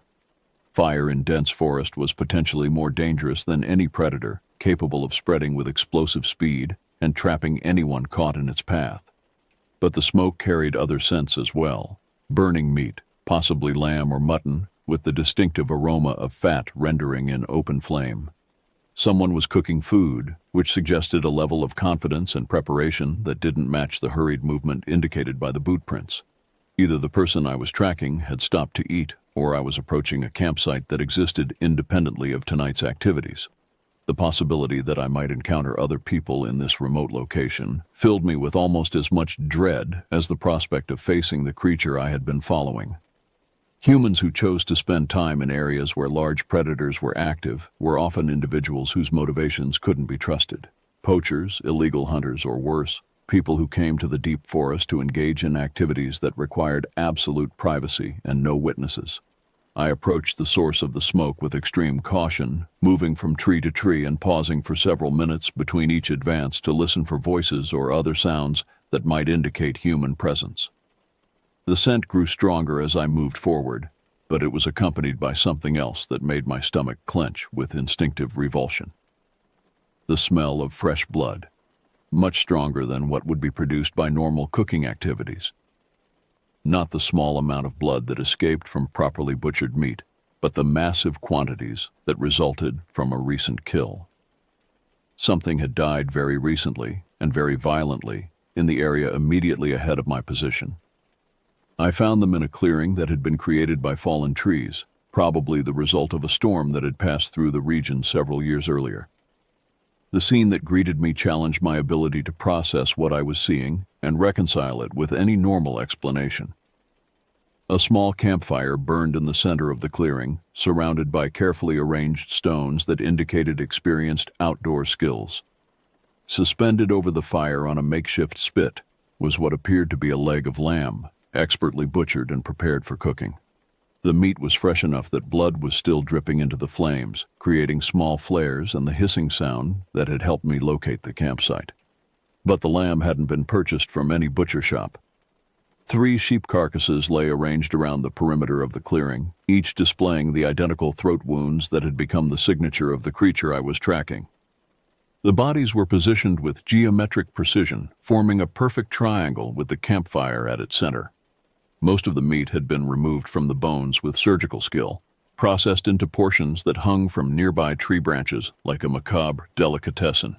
And standing beside the fire, turning the roasting meat with movements that were both human and disturbingly wrong, was the creature I had been following. But it was no longer moving on 4 legs. In the flickering light of the campfire, the true nature of what I was observing became undeniably clear. This wasn't simply an unusually large wolf that could occasionally rear up on its hind legs. This was something that existed in a perpetual state between human and animal, possessing the capabilities of both while belonging fully to neither category. The creature stood approximately 7 feet tall, its body covered in dense fur that ranged from dark brown along the back to lighter tan on the chest and stomach. But the proportions were wrong for any natural animal. The legs were too long, the arms too developed, and the hands, God help me, they were clearly hands, manipulated the makeshift cooking implements with the same dexterity that any experienced outdoorsman might display. Its head was the most disturbing aspect of its anatomy. The skull was elongated like a wolf's, with a pronounced muzzle filled with teeth that reflected the firelight when it opened its mouth to test the temperature of the cooking meat. But the eyes were positioned more forward than any predator's should be, providing the binocular vision necessary for complex tool use and fine manipulation. When it turned its head in my direction, as if sensing my presence despite my concealment, those eyes showed an intelligence that was unmistakably aware and calculating. I remained frozen behind the fallen log that concealed my position, afraid to move or even breathe normally for fear of attracting its attention. My camera was in my backpack, but reaching for it would require movements that might be detected by something with predator-level senses. Instead, I forced myself to memorize every detail of what I was witnessing, knowing that no one would believe my account without photographic evidence, but understanding that attempting to document the scene might result in my death. The creature finished adjusting the meat on its improvised spit and moved with fluid grace to examine the sheep carcasses arranged around the clearing. It paused beside each body, running its hands along the flanks and checking the quality of the remaining meat with the expertise of someone who had been processing animal carcasses for years. This wasn't random scavenging behavior. This was systematic food preparation that demonstrated planning and forethought. But the most terrifying realization came when I observed how it moved through the campsite. Every action was deliberate and purposeful, from banking the fire to maintain an optimal cooking temperature, to checking the wind direction to ensure that smoke wouldn't accumulate in the clearing. This creature understood fire management, food safety, and campsite organization, with a sophistication that required years of experience and learning. It was then that I noticed the human clothing. Arranged neatly beside the fire were hiking boots, cargo pants, and a flannel shirt that would have fit a very large man.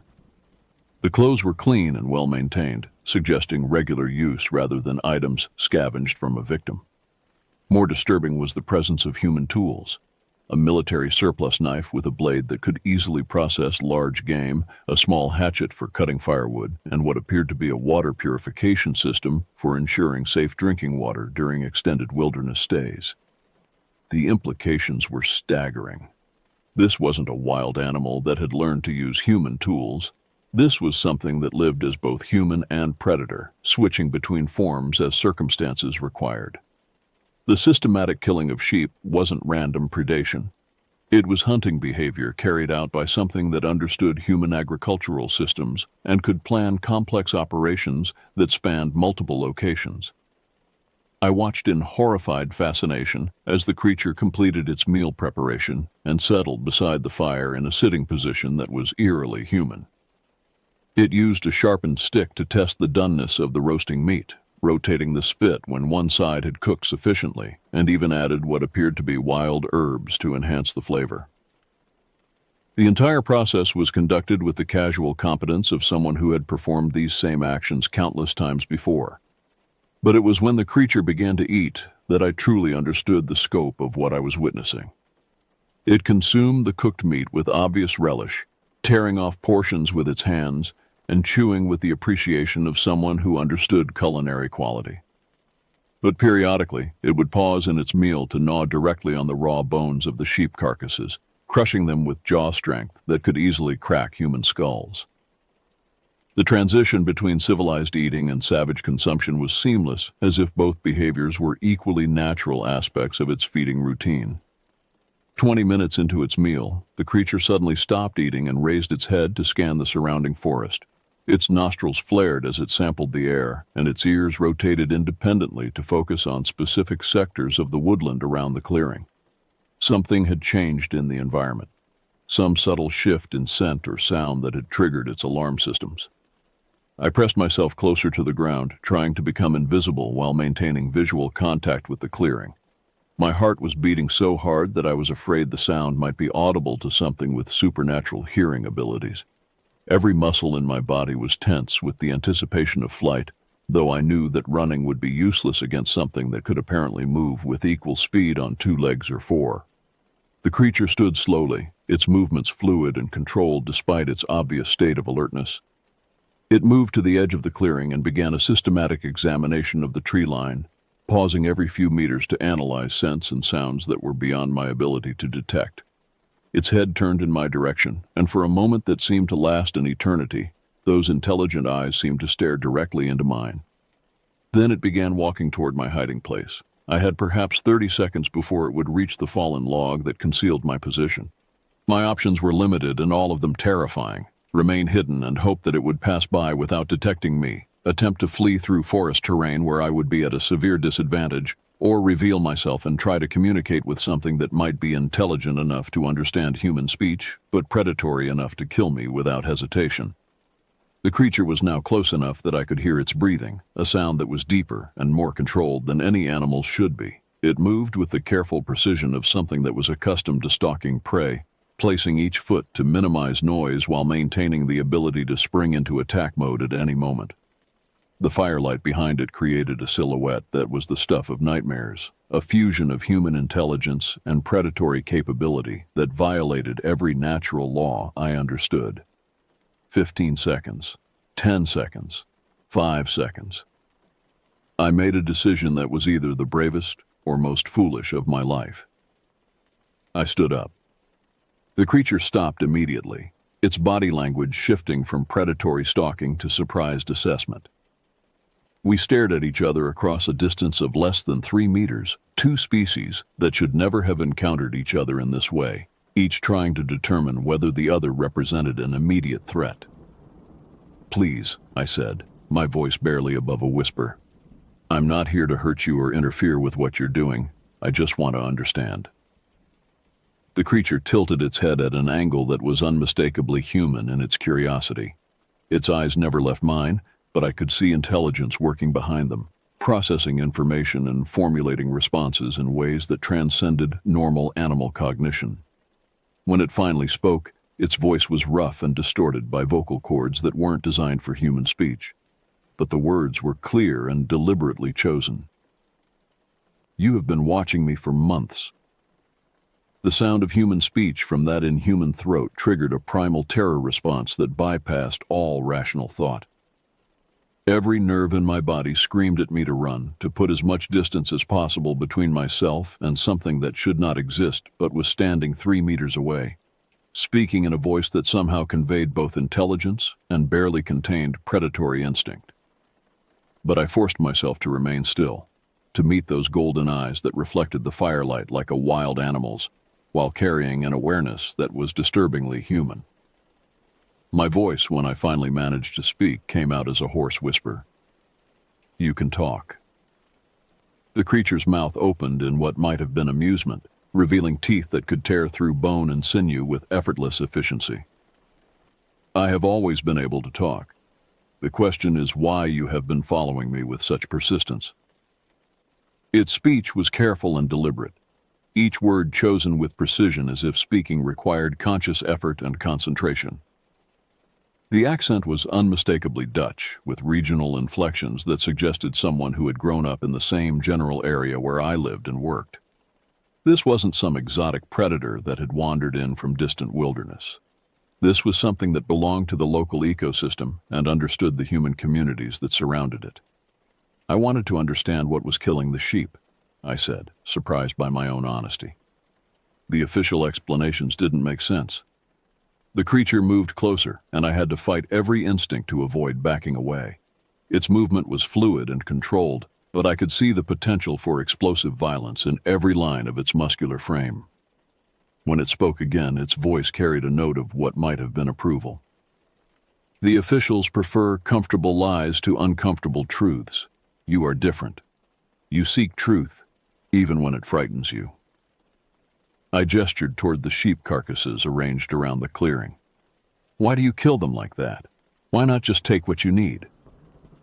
The creature followed my gaze to the systematically butchered animals, then looked back at me with an expression that was difficult to interpret. "I take exactly what I need, no more, no less. The arrangement is aesthetic preference." The casualness with which it discussed its killing methodology sent ice through my veins. This wasn't a wild animal acting on instinct. This was something that made conscious choices about how to conduct its predatory activities. The geometric arrangement of the bodies, the precise throat wounds, the careful selection of victims, all of it was the result of deliberate decision-making by something that understood both efficiency and symbolic meaning. "What are you?" I asked, though I wasn't certain I wanted to hear the answer. The creature was silent for a long moment, studying my face with an intensity that made me feel like a laboratory specimen. When it finally responded, its voice carried undertones of something that might have been sadness. "I am what happens when the line between human and animal becomes meaningless, when the needs of both must be satisfied in the same body." It gestured toward the human clothing beside the fire. "During the day, I work in an office in Utrecht. I attend meetings, complete spreadsheets, participate in the routines that define civilized existence. But when darkness comes, when the moon calls and the forest offers its gifts, I become what I was always meant to be." The revelation struck me with the force of physical blow. This wasn't some mythical creature or genetic anomaly. This was someone who lived a double existence, switching between human civilization and predatory wilderness as casually as changing clothes. The systematic nature of the sheep killings suddenly made perfect sense. Someone with human intelligence planning hunting operations using predatory capabilities that exceeded anything in the natural world. "How many of you are there?" I managed to ask. The creature's expression shifted to something that looked like amusement. "You assume I am part of a group? What makes you think I am not unique?" Before I could formulate a response, the creature's head snapped toward the forest behind me, its nostrils flaring as it detected something that was beyond my sensory capabilities. Its body language shifted instantly from conversational to predatory, every muscle tensing for immediate action. "Someone else is coming," it said, its voice dropping to a growl that contained more animal than human elements. "Someone who means harm to both of us." I turned to look in the direction that had captured its attention, but my inferior senses detected nothing unusual. The forest appeared empty and silent, with no indication of approaching danger. But the creature's reaction was unmistakable. Whatever was approaching represented a threat significant enough to override its apparent willingness to continue our conversation. "You need to leave," the creature said, moving with liquid grace toward the human clothing beside the fire. "Now, before they realize you have seen me." "Who's coming?" I asked. But the creature was already beginning a transformation that defied biological possibility.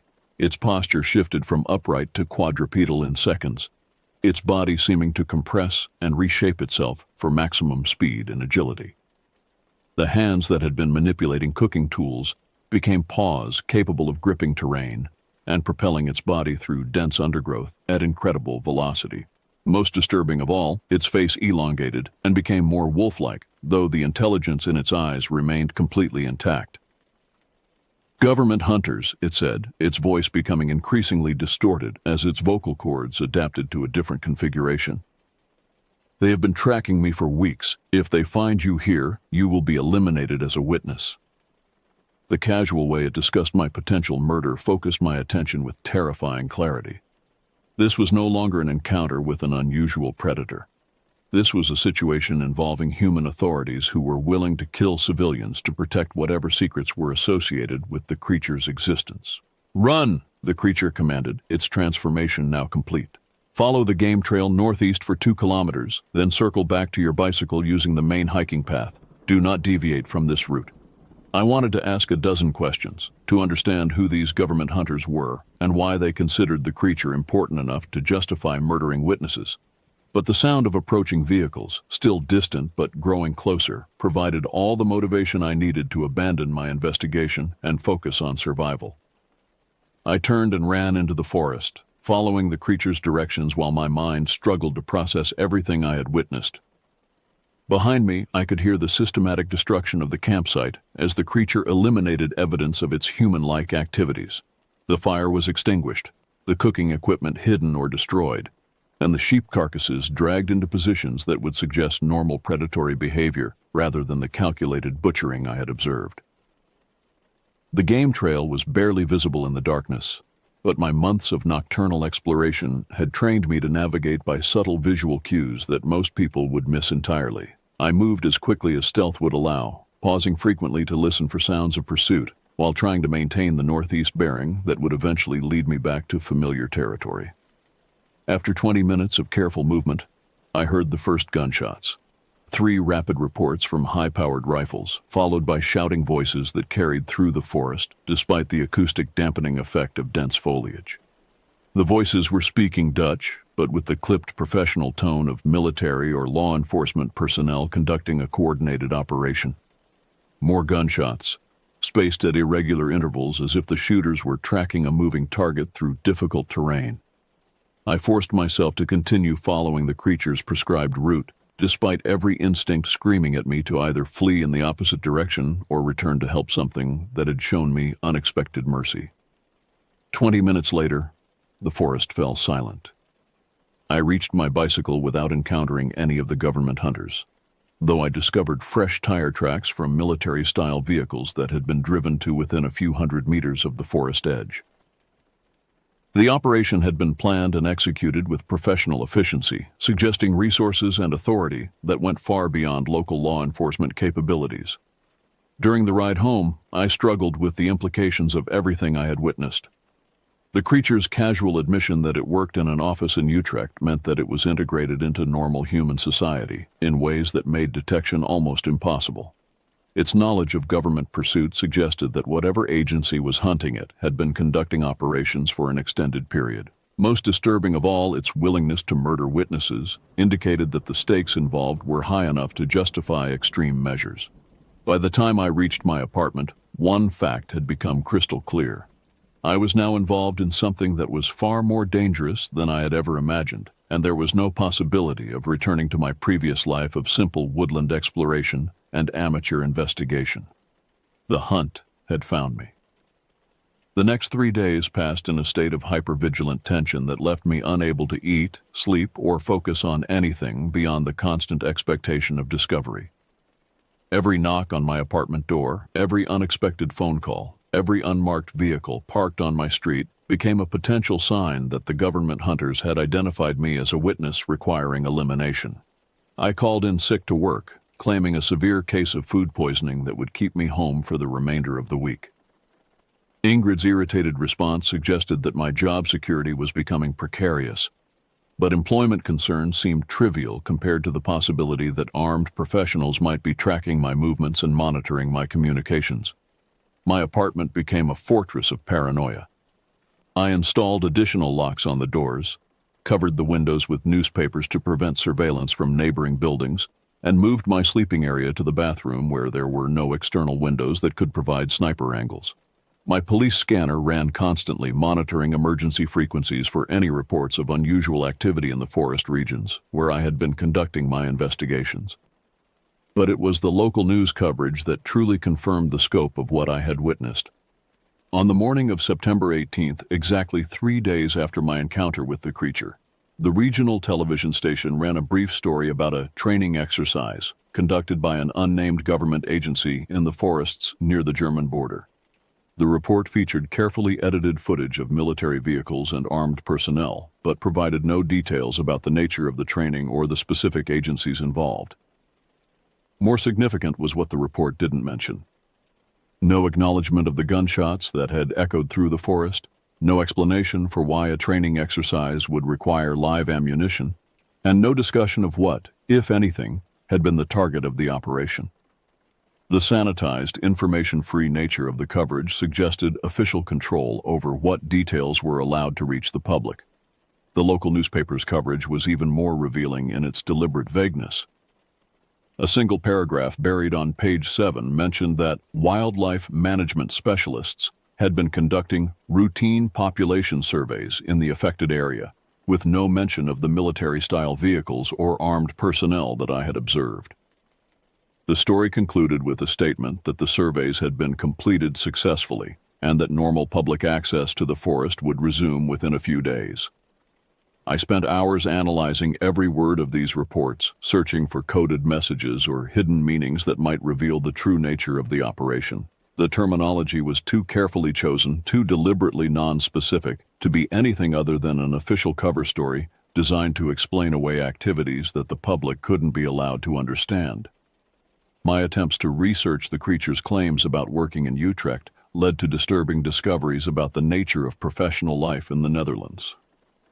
Over 40,000 people commuted daily from the surrounding rural areas to office jobs in the city, making it virtually impossible to identify one individual among such a massive population. More troubling was my realization that someone capable of switching between human and predatory forms could maintain a double existence indefinitely without detection, especially if they possessed the intelligence to carefully manage their hunting activities. The systematic nature of the sheep killings took on new meaning when viewed through this perspective.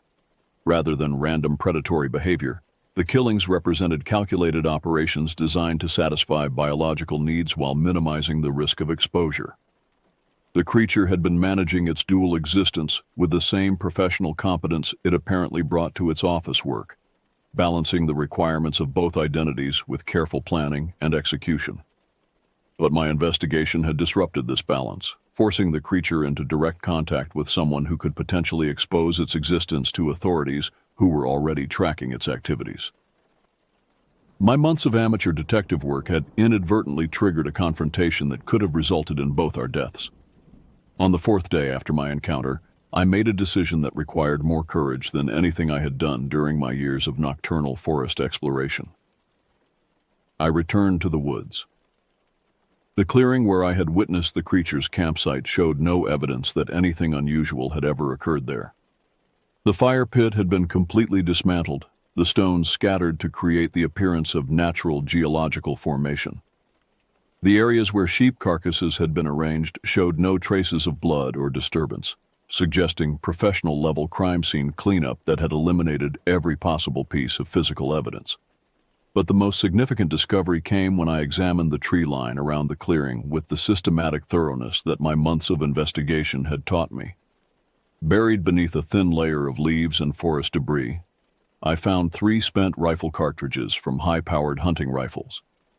The brass casings were clean and unmarked, suggesting military or law enforcement ammunition rather than civilian hunting supplies. The placement of the cartridges told a story that chilled me to the bone. They formed a rough triangle around the clearing, indicating that the shooters had positioned themselves to create a kill zone with overlapping fields of fire. This hadn't been a tracking operation or an attempt at capture. This had been an execution squad positioned to eliminate their target with overwhelming firepower. But there was no blood, no drag marks, no indication that their target had been hit or killed during the operation.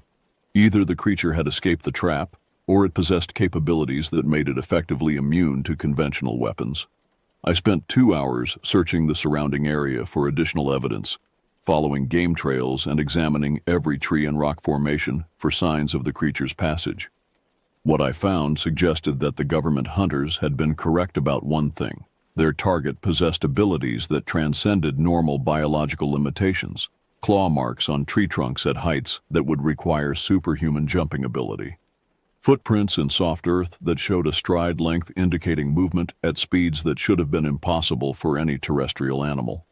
Most disturbing of all, areas where the vegetation had been disturbed in patterns that suggested the creature had been moving through the canopy, traveling from tree to tree at heights where ground-based pursuit would be impossible. The evidence painted a picture of something that could switch between human intelligence and predatory capabilities as circumstances required, adapting its behavior and physical abilities to match the threats it faced. The government hunters weren't simply tracking an unusual animal. They were pursuing something that could outthink them, outmaneuver them, and disappear into environments where their technology and training provided no advantages. As I prepared to leave the forest and return to the illusion of safety that my apartment provided, I discovered one final piece of evidence that confirmed my worst fears about the scope of the situation I had become involved in. A small piece of paper, folded and wedged into the bark of a tree at exactly eye level for someone of my height. Inside, written in precise handwriting that could have belonged to any office worker in Utrecht, was a message that made my hands shake as I read it. They know about you now. Change your patterns, vary your routines, and trust no one in official positions. We may need to help each other survive what is coming. 6 months have passed since that night in the forest, and I am no longer the same person who began this investigation with the naive assumption that truth-seeking was a harmless intellectual exercise. The knowledge I have gained has transformed me in ways that go far beyond simple education. It has fundamentally altered my understanding of reality and my place within a world that operates according to rules far more complex and dangerous than I had ever imagined. My life has become a carefully orchestrated performance designed to create the appearance of normalcy while concealing the truth that I am living under constant surveillance by forces that consider my continued existence a potential threat to national security. Every conversation is monitored, every movement tracked, every relationship analyzed for signs that I might be sharing information that could compromise operations I am not supposed to know exist. The transformation began with small changes that seemed insignificant until their cumulative effect became undeniable. My work performance, already deteriorating due to my nocturnal investigations, collapsed entirely as I struggled to concentrate on spreadsheets and quarterly reports while knowing that something capable of switching between human and predatory forms was sitting in an office somewhere in Utrecht, participating in the same mundane routines that had once defined my own existence. Ingrid called me into her office on a gray Tuesday morning in November, her expression carrying the satisfied look of someone who had been anticipating this moment for months. "Your productivity has declined to unacceptable levels," she announced, sliding a termination letter across her desk with barely concealed relief. "We're letting you go, effective immediately." I signed the paperwork without protest, knowing that unemployment would actually make surveillance of my activities more difficult for whoever was monitoring my daily routines. The loss of income was manageable. I had been living frugally for years, and my expenses were minimal compared to the value of maintaining operational security in an environment where a single mistake could result in my permanent disappearance. My apartment became a research facility dedicated to understanding the scope and nature of the forces that I had inadvertently discovered. Using techniques learned from conspiracy theory websites and counterintelligence manuals available online, I swept for listening devices and found 3 professionally installed bugs in locations that would capture conversations throughout my living space. Rather than removing them, I began feeding false information through carefully staged phone calls and conversations with imaginary visitors. The official surveillance was clumsy and obvious, suggesting either overconfidence or a deliberate strategy designed to make me aware of their presence. Unmarked vehicles parked outside my building for extended periods, the same individuals appearing in coffee shops and grocery stores where I conducted my daily business, and phone calls that featured suspicious delays and background noise indicating third-party monitoring. But the creature's surveillance was far more sophisticated. Items in my apartment were moved by millimeters, rearranged in ways that would be undetectable to official observers, but clearly visible to someone who knew exactly how everything had been positioned before leaving. Food disappeared from my refrigerator in quantities too small to represent normal consumption, but precise enough to indicate deliberate sampling. Most unnervingly, I would occasionally detect scents that didn't belong to my normal environment. The same musky, wild odor that I had encountered during our meeting in the forest. The message became clear. I was being protected by something that could enter my apartment at will, monitor my activities with supernatural precision, and eliminate any threats to my safety before I became aware of their existence. The government hunters might be watching my building, but they would never reach my apartment while the creature considered me an asset worth preserving. Communication between us developed through a system of coded messages that exploited the very surveillance network that was supposed to prevent unauthorized contact. Library books would be returned to shelves with specific pages marked, indicating meeting times and locations. Graffiti would appear on walls along my regular walking routes, providing updates on the status of the hunting operations and warnings about areas that had become too dangerous for civilian access. The most detailed information came through newspaper clippings that appeared in my mailbox, articles from regional publications that reported on events that seemed unrelated until viewed through the lens of knowledge that I possessed about the true nature of the situation.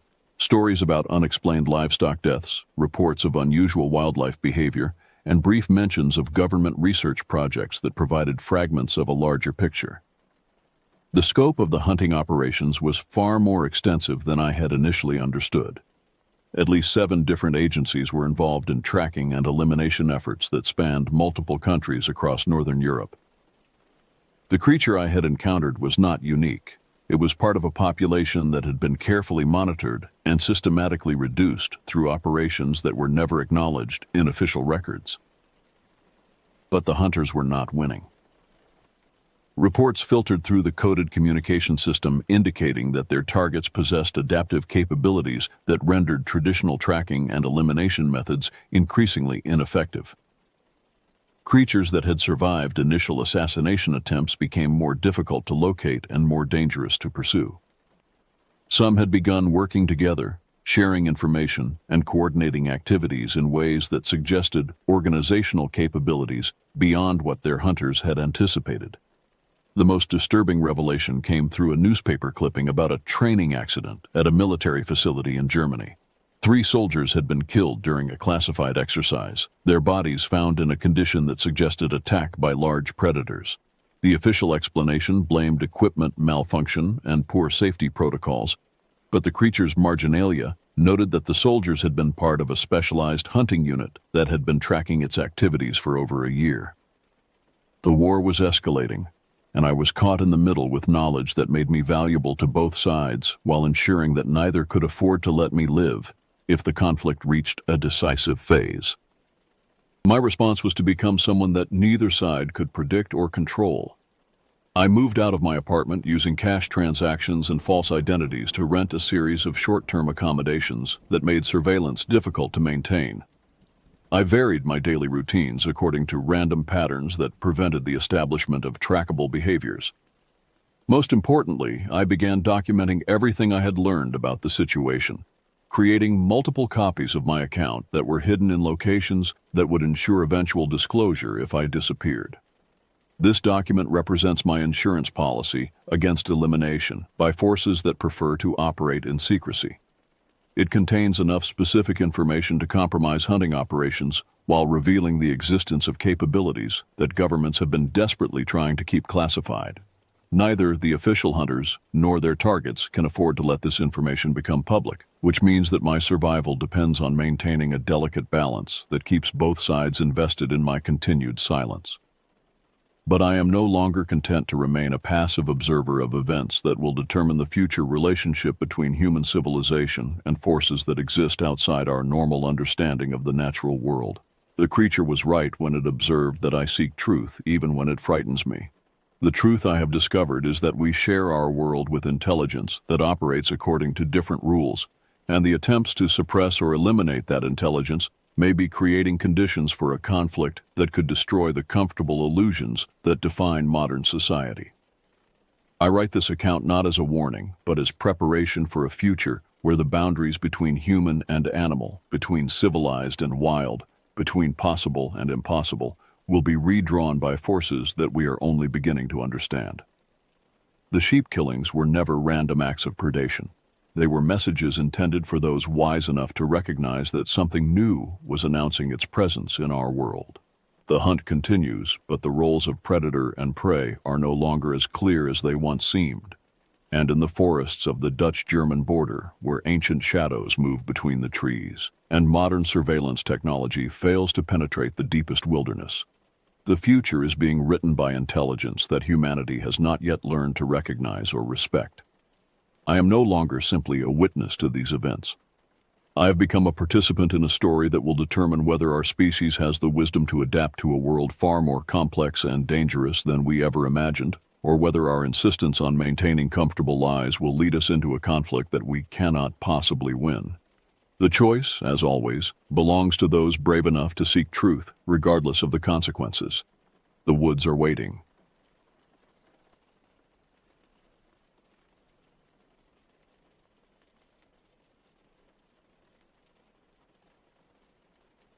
I'm not exactly sure what me and a few friends experienced fully that October weekend in 2019, but there was definitely something deeply unsettling about our encounter. Something that still makes my hands shake when I think about it too long. This story takes place during the fall of 2019, when I was 17 years old. Our Boy Scout troop had planned a cabin campout at a remote location deep in the pine forests of northern Michigan, far from any main roads or cell phone towers. The moment our convoy of vehicles pulled up to the weathered log cabin, I felt an odd sensation settle in my stomach. The structure looked like it had been abandoned for months, with peeling paint on the shutters and a sagging front porch that groaned under the weight of fallen branches. The surrounding woods pressed in close on all sides, creating a claustrophobic feeling that made the clearing feel smaller than it actually was. Ancient pine trees towered overhead, their branches so thick they blocked out most of the late afternoon sunlight, casting everything in an eerie twilight, even though it was only 4 o'clock. Our troop leader, Mr. Rodriguez, a gruff man in his 50s with calloused hands and permanent stubble, gathered us around as we unloaded our gear from the trailers. "Listen up, boys," he called out, his voice carrying easily in the still air. "This place is pretty isolated, so stick to the main paths and don't wander off alone. The nearest ranger station is 20 miles away, and cell service is non-existent out here." As we hauled our duffel bags and sleeping bags toward the cabin, I couldn't shake the feeling that we were being observed. Every few steps, I found myself glancing over my shoulder at the tree line, searching for movement among the shadows. The other scouts seemed excited about our wilderness adventure, chattering loudly about the games they'd brought and the s'mores we'd make later, but their voices sounded muted and strange in the oppressive atmosphere of the forest. Inside the cabin, the musty smell of old wood and damp fabric hit us immediately. The main room featured a stone fireplace blackened with years of use, and mounted deer heads stared down at us with glassy eyes that seemed to follow our movements.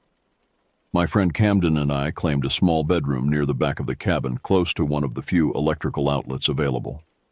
The room felt cramped with its low ceiling and single grimy window that looked out into the darkening woods. As we unpacked our belongings, Camden pulled out his phone and frowned at the screen. "No signal at all," he muttered, holding it up toward the window. "Not even one bar." The isolation suddenly felt more real, more complete. We were truly cut off from the outside world, surrounded by miles of empty forest with no way to call for help if something went wrong. The first evening passed without major incident, though I found myself constantly aware of the sounds outside our windows. Every crack of a branch or rustle of leaves made me tense up, and I noticed several other scouts glancing nervously toward the doors whenever the wind picked up. We played cards by lamplight and roasted hot dogs over the fireplace, but underneath the forced normalcy, there was an undercurrent of unease that none of us wanted to acknowledge out loud. The next morning brought a thick fog that clung to the ground like smoke, reducing visibility to just a few yards in any direction. When I stepped outside to use the primitive outhouse behind the cabin, the mist swirled around my legs and made the familiar landscape look alien and threatening. The silence was absolute. No bird songs, no insect buzzing, nothing but the soft whisper of my footsteps on the damp pine needles. We spent most of the morning inside the cabin, playing card games and taking turns on the GameCube that one of the younger scouts had brought along. Someone had also packed a portable projector, which we set up in the main room to play movies on a white sheet hung across one wall.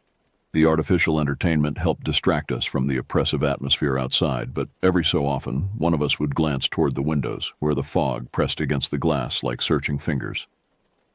Camden and I had become close friends over the past 2 years in scouting, bonding over our shared love of horror movies and video games.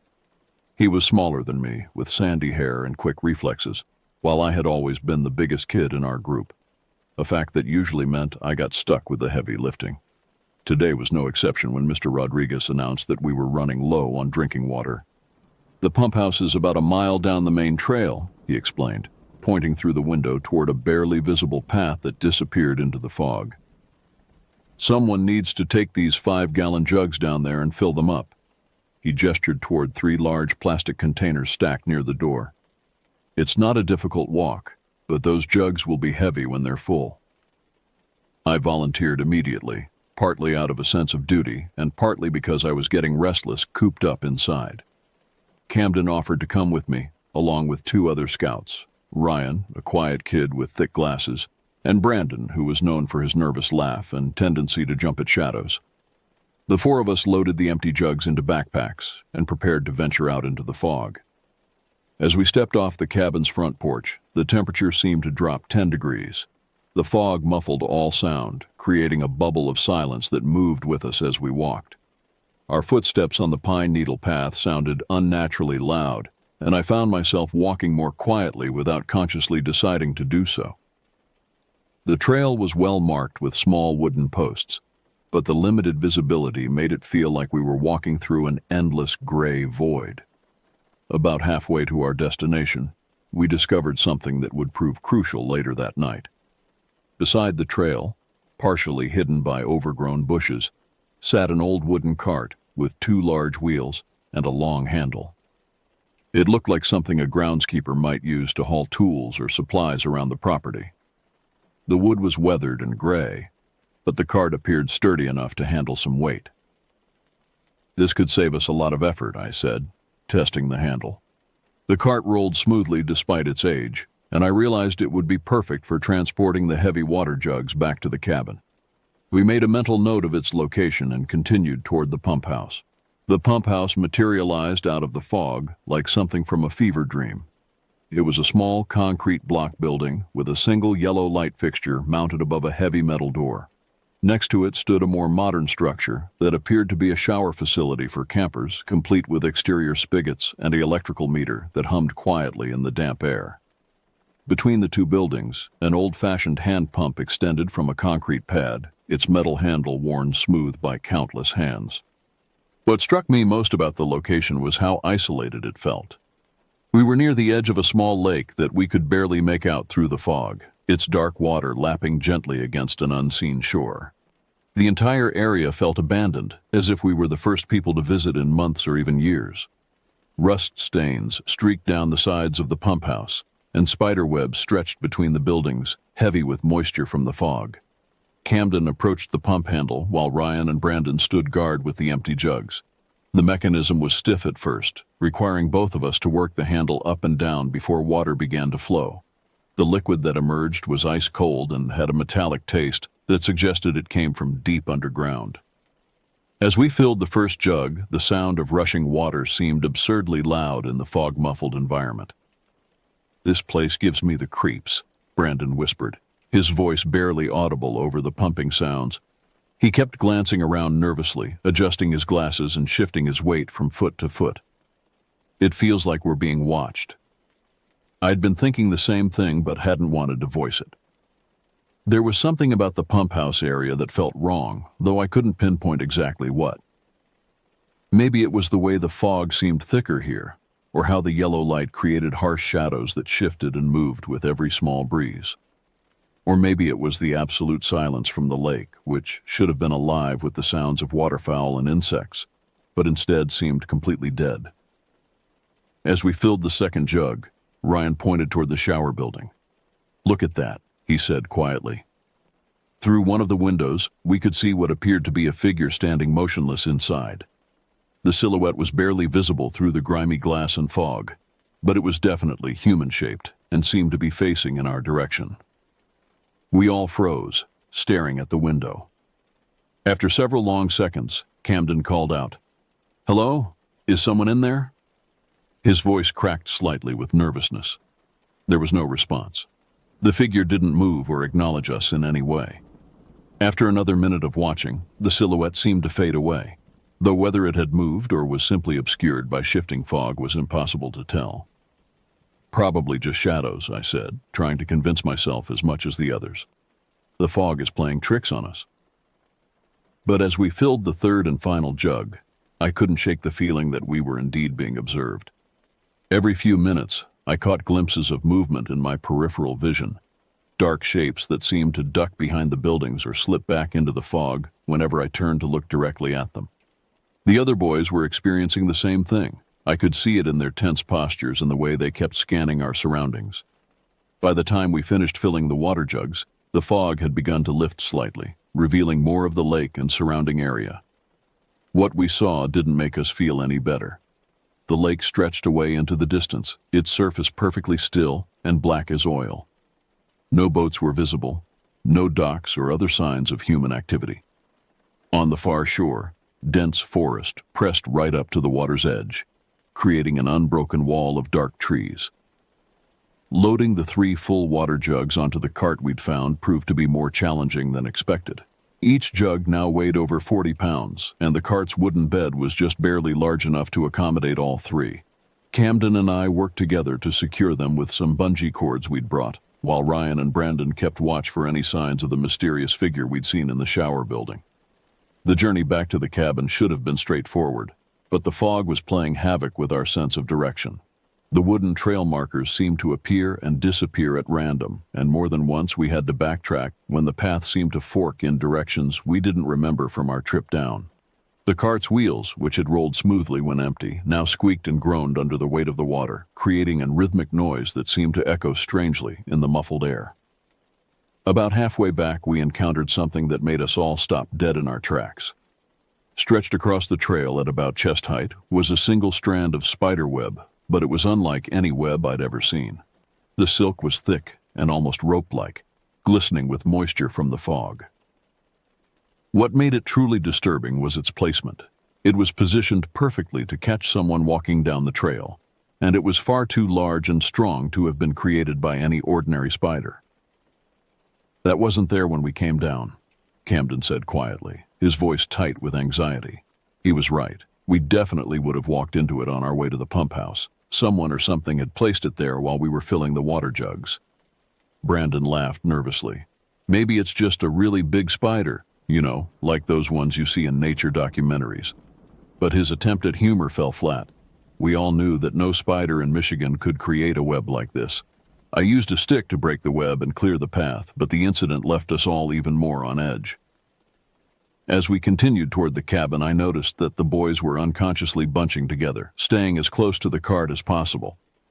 The fog seemed to be closing in around us again, reducing our visibility to just a few feet in any direction.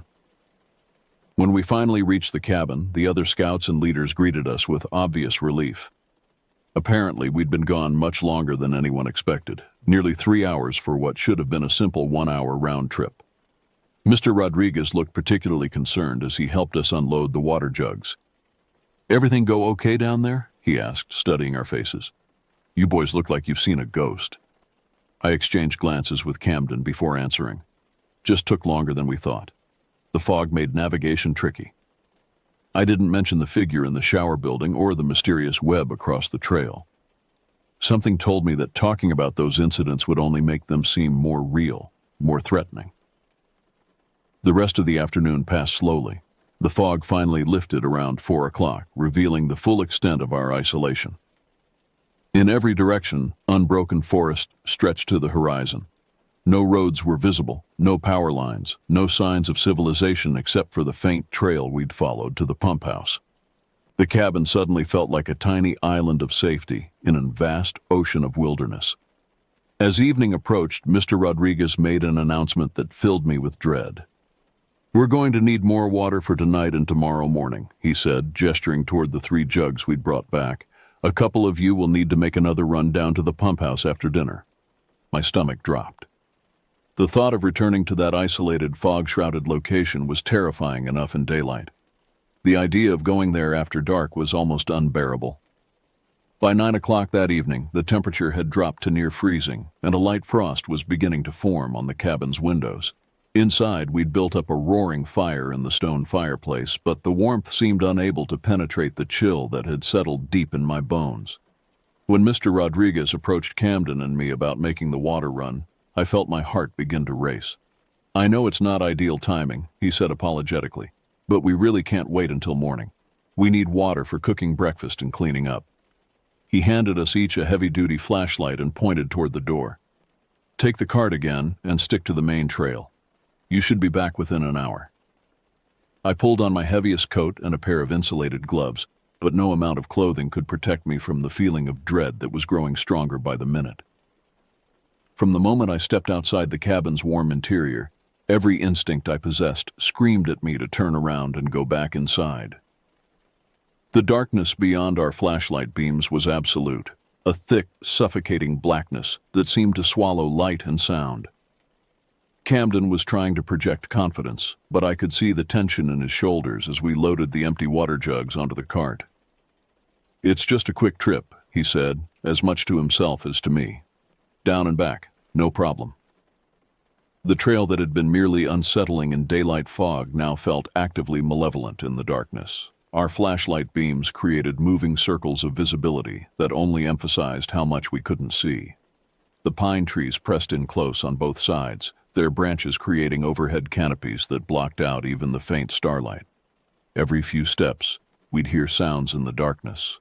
Snapping twigs, rustling leaves, the distant hoot of an owl that sounded almost human. About 10 minutes into our journey, we reached the area where we'd found the cart earlier that day.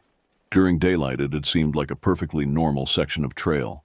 Now, in the darkness, it felt like entering a different world entirely. The trees here were older and larger, their massive trunks disappearing into the blackness above our heads. The undergrowth was thicker too, creating countless hiding places where anything could be lurking just beyond the reach of our lights. "Did you hear that?" Camden whispered suddenly, stopping so abruptly that I nearly crashed the cart into him. I listened carefully, but heard only the wind moving through the pine needles overhead. "Hear what?" Footsteps, like someone walking parallel to the trail, keeping pace with us.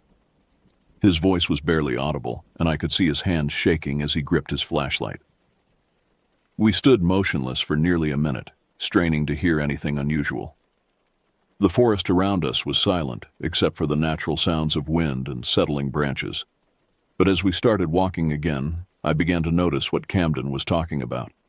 There was a subtle rhythm in the background noise, a pattern that seemed to match our own footsteps but remained just out of sync enough to be noticeable. "It's probably just echoes," I said. But my voice lacked conviction. The sound was too deliberate, too consistent to be a simple echo. Whatever was making it was definitely keeping pace with us, staying roughly 20 or 30 feet off the trail, but matching our speed exactly. As we approached the fenced area where the canoes and kayaks were stored, the feeling of being watched intensified dramatically. The chain-link fence created geometric shadows in our flashlight beams, turning the familiar storage area into a maze of dark spaces where anything could be hiding. The boats themselves, overturned and covered with tarps, looked like sleeping animals in the darkness.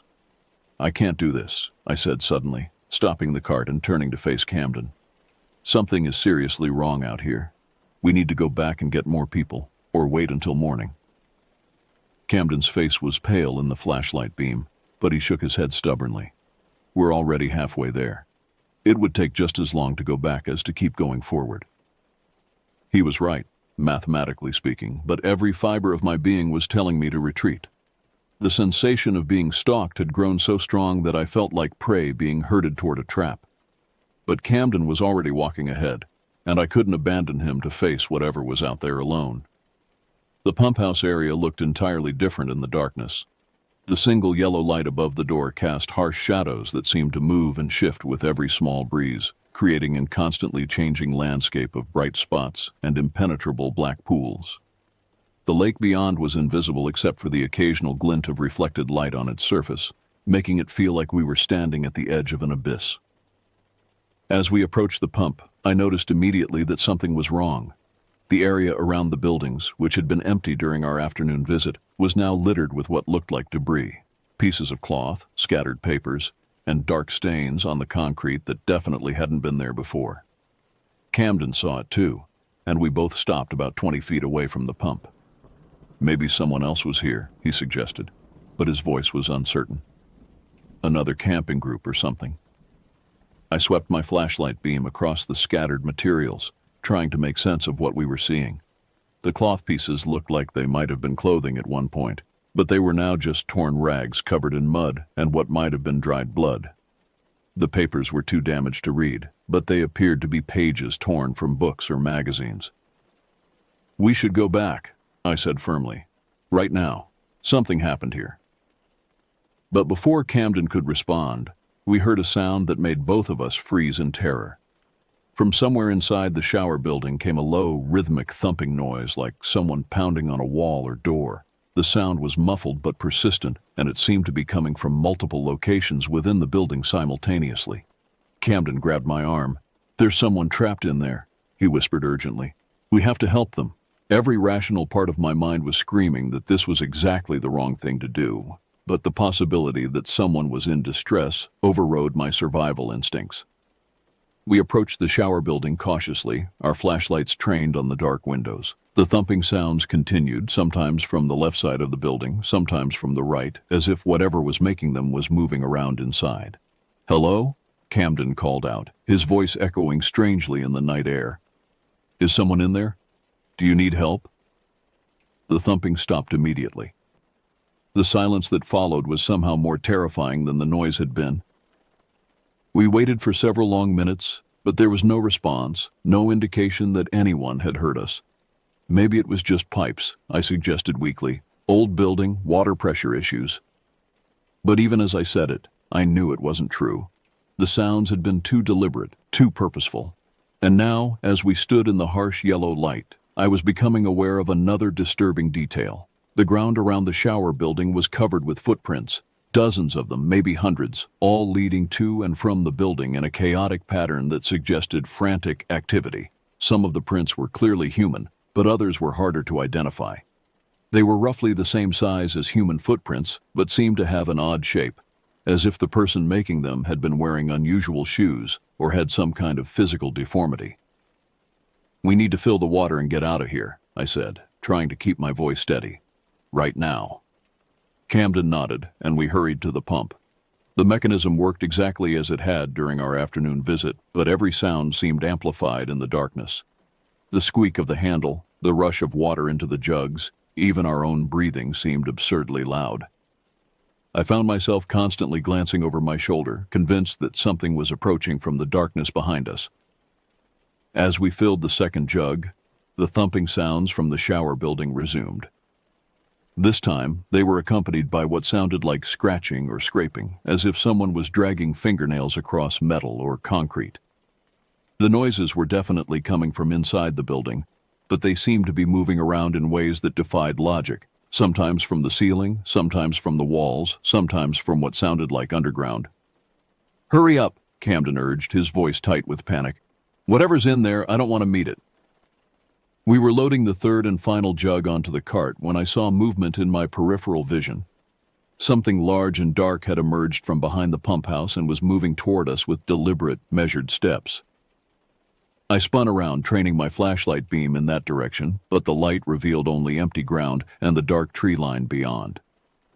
"Did you see that?" I asked Camden, but he was already pushing the cart toward the trail, eager to get away from the pump house area.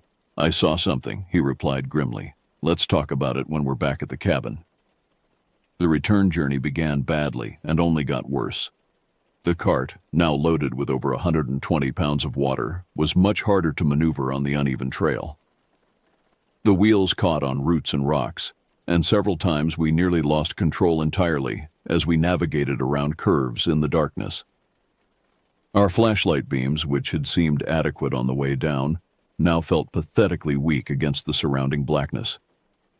We'd been walking for maybe 10 minutes when Camden suddenly grabbed my arm. "Listen," he whispered urgently. I stopped pushing the cart and strained my ears. At first, I heard only the normal sounds of the forest, wind through the trees, the distant hoot of an owl, the creak of settling branches. But then I caught it. The unmistakable sound of footsteps on the trail behind us. Not the subtle, off-rhythm sounds we'd heard earlier, but clear, deliberate footsteps that were definitely following us and getting closer. We both turned around, shining our flashlights back down the trail. The beams revealed nothing but empty paths stretching away into the darkness, but the footstep sounds continued. Whatever was making them was staying just beyond the reach of our lights, matching our pace and maintaining a consistent distance. "Maybe it's another camper," Camden suggested, but his voice lacked conviction. "Someone else who needed water." I didn't bother responding. Every instinct I possessed was telling me that whatever was following us was not another camper. The footsteps had an odd quality to them, as if the person making them was having trouble maintaining a normal walking rhythm. Sometimes they came in quick bursts, sometimes they dragged slightly, and occasionally they seemed to pause for several seconds before resuming. We picked up our pace, pushing the cart as fast as we dared on the rough trail. The footsteps behind us immediately matched our increased speed. When we slowed down to navigate around a fallen branch, the sound slowed down too. Whatever was back there was definitely tracking us. As we approached the fenced area with the canoes and kayaks, the feeling of impending danger became almost overwhelming. This was the same spot where I'd felt most uneasy during our afternoon trip, and now, in the darkness, it felt like walking into an ambush. The chain-link fence created a maze of shadows, and the overturned boats provided countless hiding places for anything that might be waiting for us. "We need to move fast through this section," I told Camden. "Don't stop for anything." He nodded, and we pushed the cart forward at a near-jogging pace. The water jugs bounced and sloshed with our increased speed, and I was terrified that one of them would fall off and we'd have to stop to retrieve it. The footsteps behind us were getting closer now, no longer making any attempt at stealth. I could hear them clearly over the sound of the cart wheels and our own labored breathing. We were about halfway through the fenced area when Camden suddenly screamed. "What the hell is that?" I spun around to look where he was pointing, and my blood froze in my veins. Standing at the far end of the fenced area, clearly visible in our combined flashlight beams, was a figure that looked human, but moved in ways that were definitely not human. It was tall and thin, dressed in dark clothing that seemed to flutter and shift even though there was no wind. But what made it truly terrifying was the way it moved, not walking or running, but flowing across the ground like smoke, covering distance with impossible speed. "Run!" I shouted, abandoning any pretense of staying calm. We both broke into a sprint, leaving the cart behind in our panic. Camden, being smaller and faster, immediately pulled ahead of me, but I kept pace as best I could despite my injured knee and the 30-pound backpack I was still wearing. Behind us, I could hear the sound of something large crashing through the underbrush, moving much faster than any human could run. The trail that had seemed endless during our careful walk down now flashed by in a blur of pine trees and shadows. My lungs burned from the cold air and exertion, and my injured knee was sending shooting pains up my leg with every step, but I didn't dare slow down. Whatever was chasing us was gaining ground, and I could hear it breathing.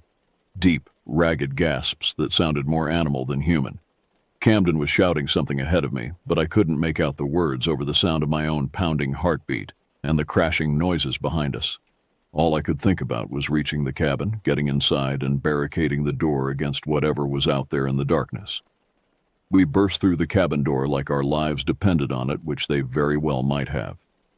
Camden immediately slammed the door behind us and threw the deadbolt, while I collapsed onto the nearest chair, gasping for breath and shaking uncontrollably.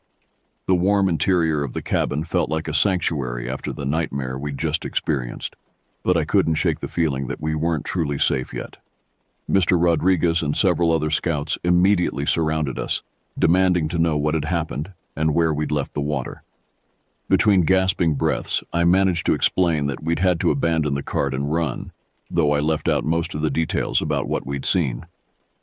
Camden was in even worse shape than me, shaking so badly he could barely speak.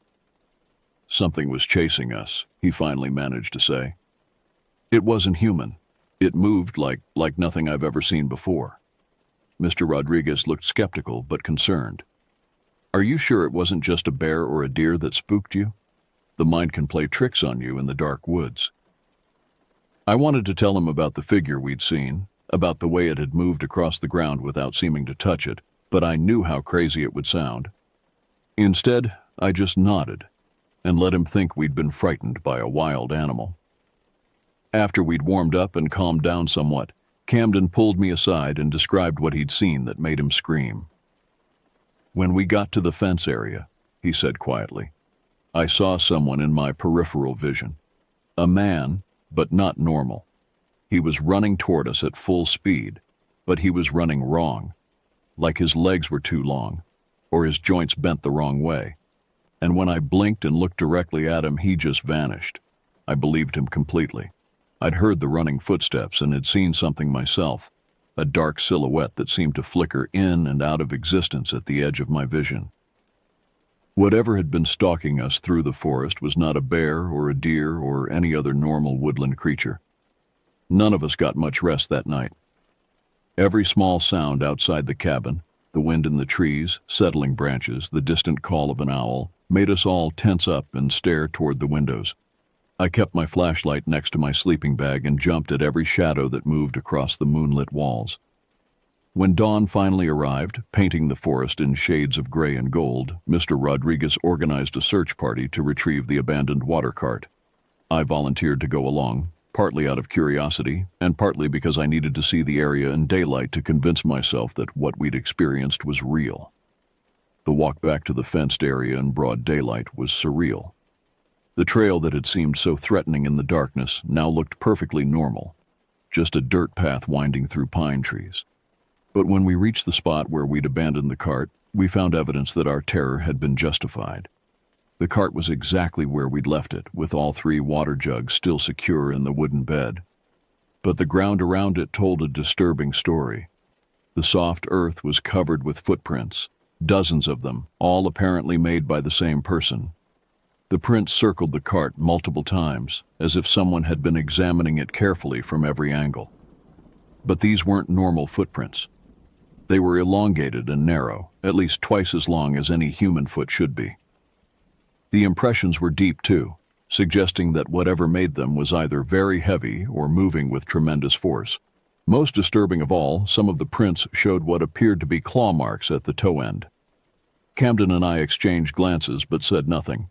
Mr. Rodriguez and the other adults examined the prints with obvious puzzlement, but no one offered any explanations. We loaded the cart and headed back to the cabin in silence, each of us lost in our own thoughts about what we'd discovered. As we packed up our gear later that morning, preparing for the drive home, I felt an overwhelming sense of relief to be leaving.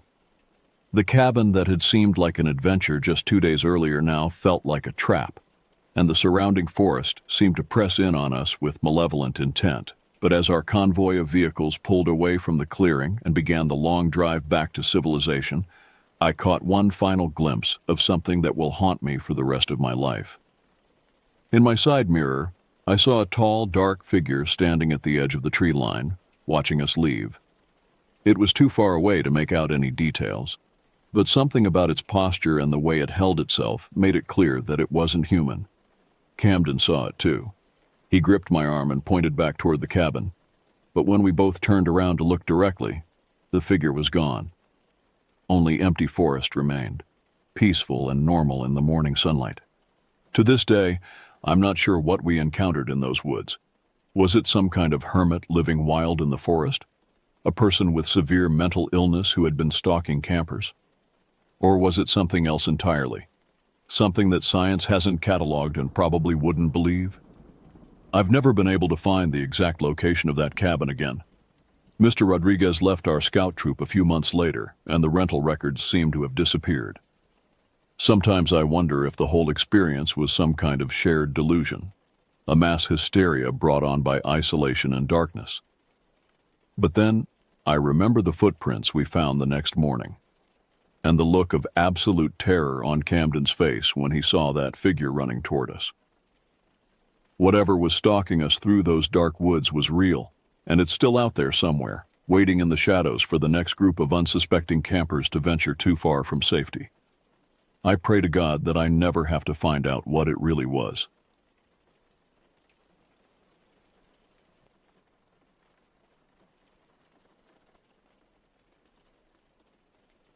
The summer of 2019 started like any other for me, an 11-year-old kid from suburban Minnesota. My parents had enrolled me in Cedar Ridge Summer Camp, a rustic facility nestled deep in the Northwoods, 3 hours from the nearest town. The promotional brochures showed happy children swimming in crystal-clear lakes and roasting marshmallows around campfires. But nothing could have prepared me for what I would experience during those 2 weeks in July. I arrived on a sweltering Tuesday afternoon, my duffel bag slung over my shoulder and my stomach churning with nervous excitement. The camp consisted of 12 weathered wooden cabins arranged in a horseshoe pattern around a central fire pit.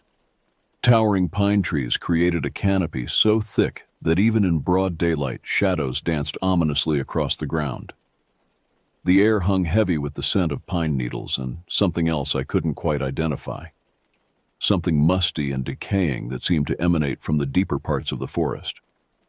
My cabin, number 7, housed 8 boys and was supervised by a counselor named Brett, a lanky college sophomore with sun-bleached hair and an easy smile that somehow never quite reached his eyes. My bunk was positioned near the back wall, directly beneath a small window that faced the woods.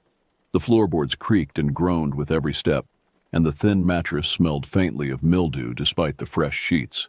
My bunkmate was a kid named Connor from Milwaukee, a stocky 12-year-old with freckles and an infectious laugh. We hit it off immediately, bonding over our shared love of horror movies and video games. As we unpacked our belongings that first afternoon, Connor regaled me with stories he'd heard about the camp from his older brother, who had attended 3 years prior. "Brandon told me weird stuff happens here at night," Connor whispered as we arranged our clothes in the shared dresser. "He said they had to move kids out of cabin 12 because of some kind of incident. Nobody talks about it anymore." I laughed it off then, assuming it was just typical camp folklore designed to spook newcomers. The rational part of my brain dismissed such tales as harmless fun, but something about the way Connor's voice dropped to barely above a whisper made the hair on my arm stand up. That evening, we gathered around the central fire pit for orientation and introductions.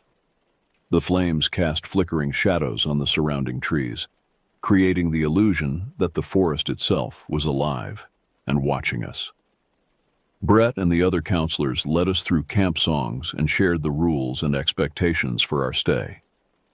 Everything seemed normal enough, but I couldn't shake the feeling that we were being observed by something lurking just beyond the ring of firelight. As bedtime approached, the counselors herded us back to our respective cabins.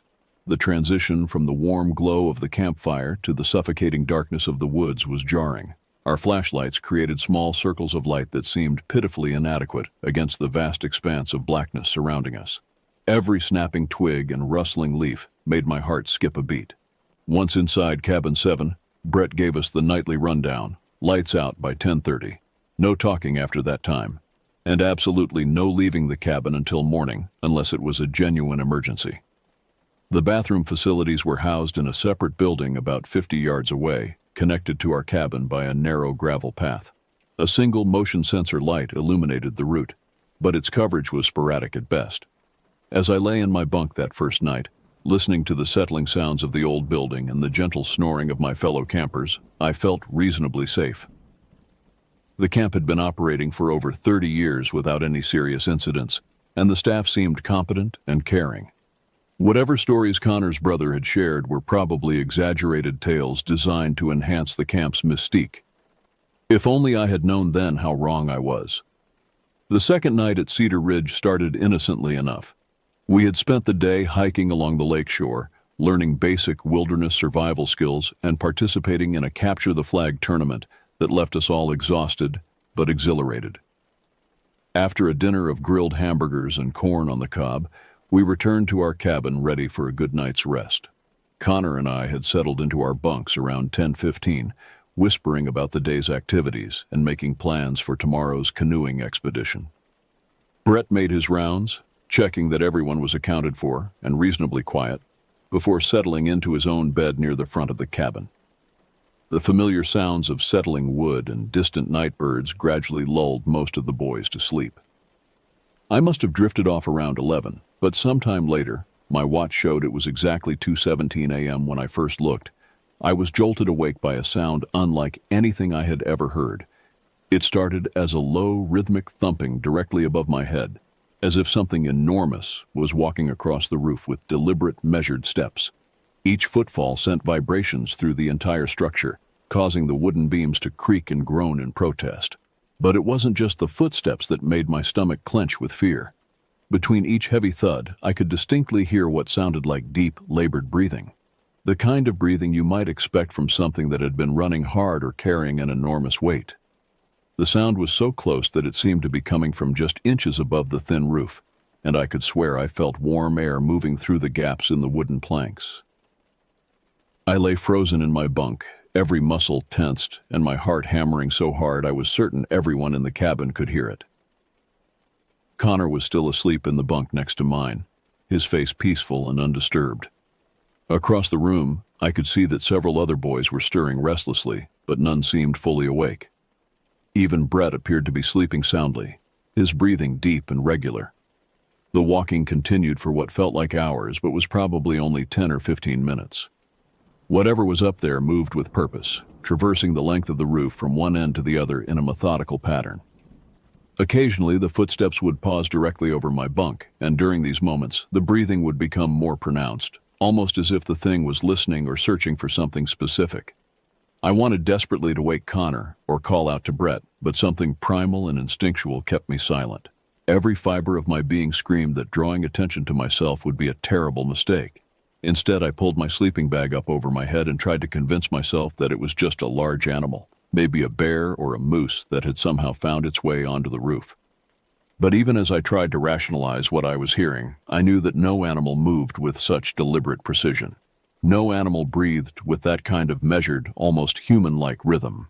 And no animal I could think of would be large enough to create footsteps that heavy while still being able to balance on a cabin roof. Eventually, the sounds stopped as abruptly as they had begun.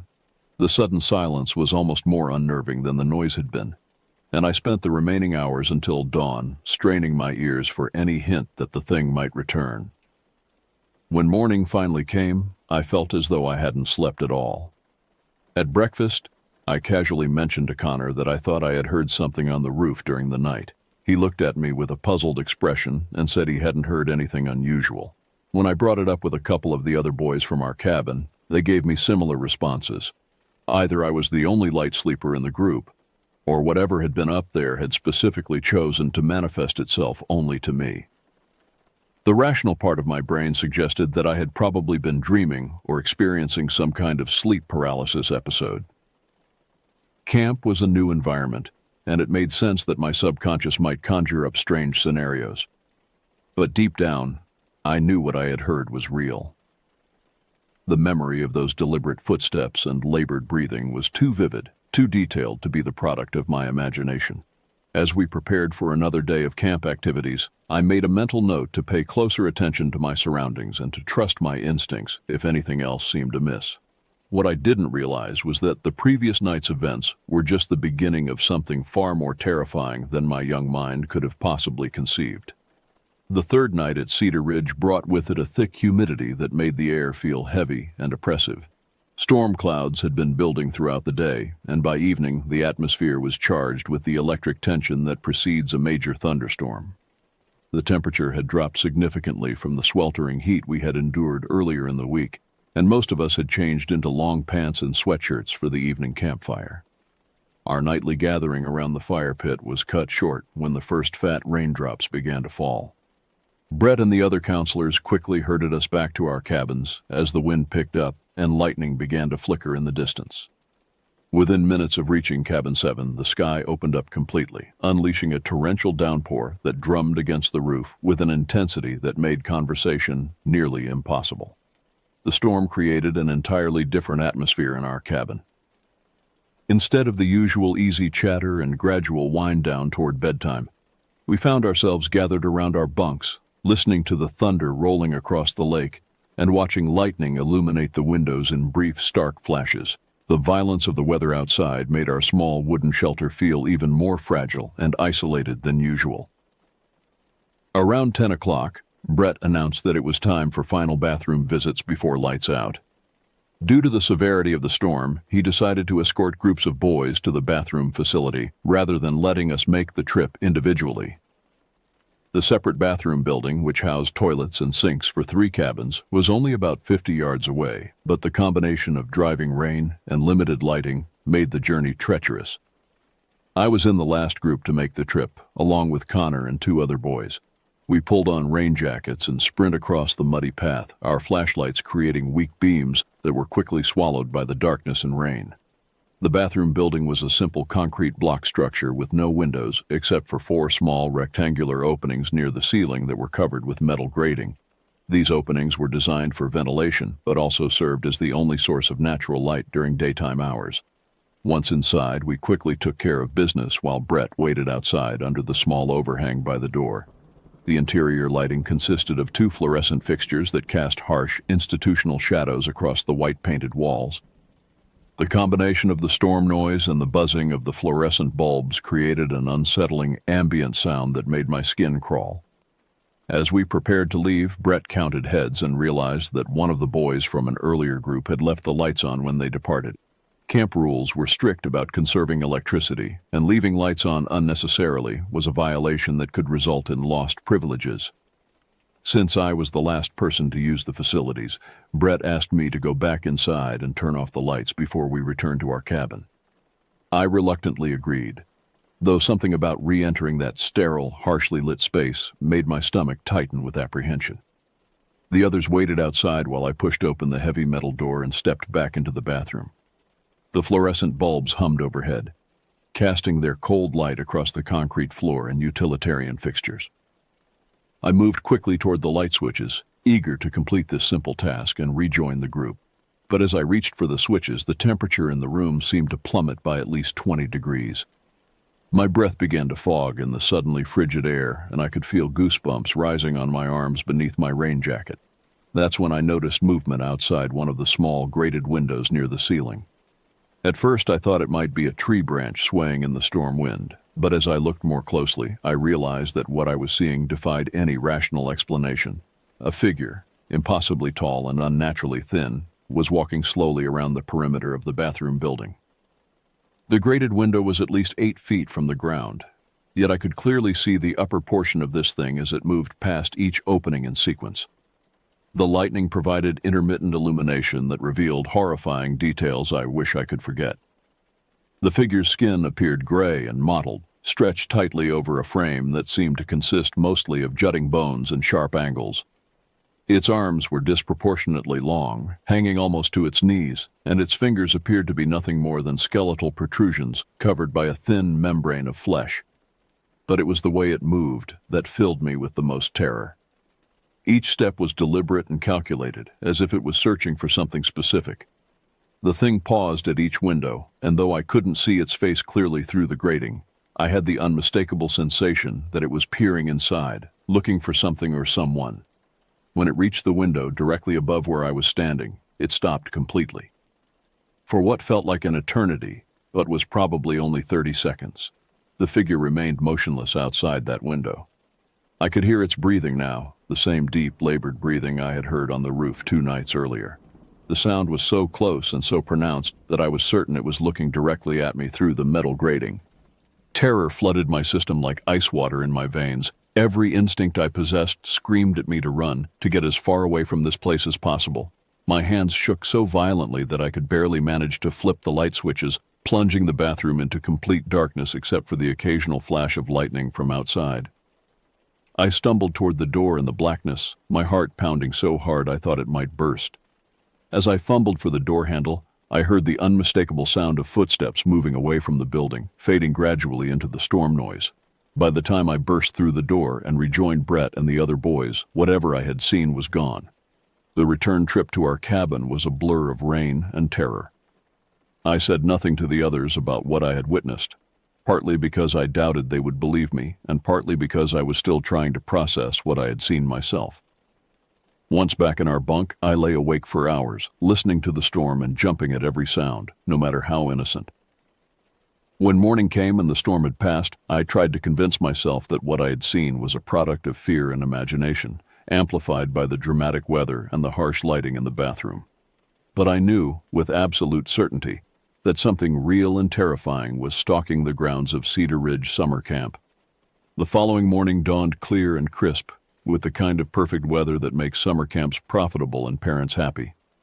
The storm had washed the air clean, and everything sparkled with residual moisture that caught the early sunlight like thousands of tiny diamonds. Under normal circumstances, it would have been a beautiful day for outdoor activities and camp adventures. But I found it impossible to enjoy the sunshine and fresh air when my mind kept replaying the events of the previous night. During breakfast, I studied the faces of my fellow campers and the counselors, searching for any sign that someone else had seen or heard something unusual. Everyone seemed relaxed and cheerful, discussing plans for the day's activities and making jokes about who had been most frightened by the thunder.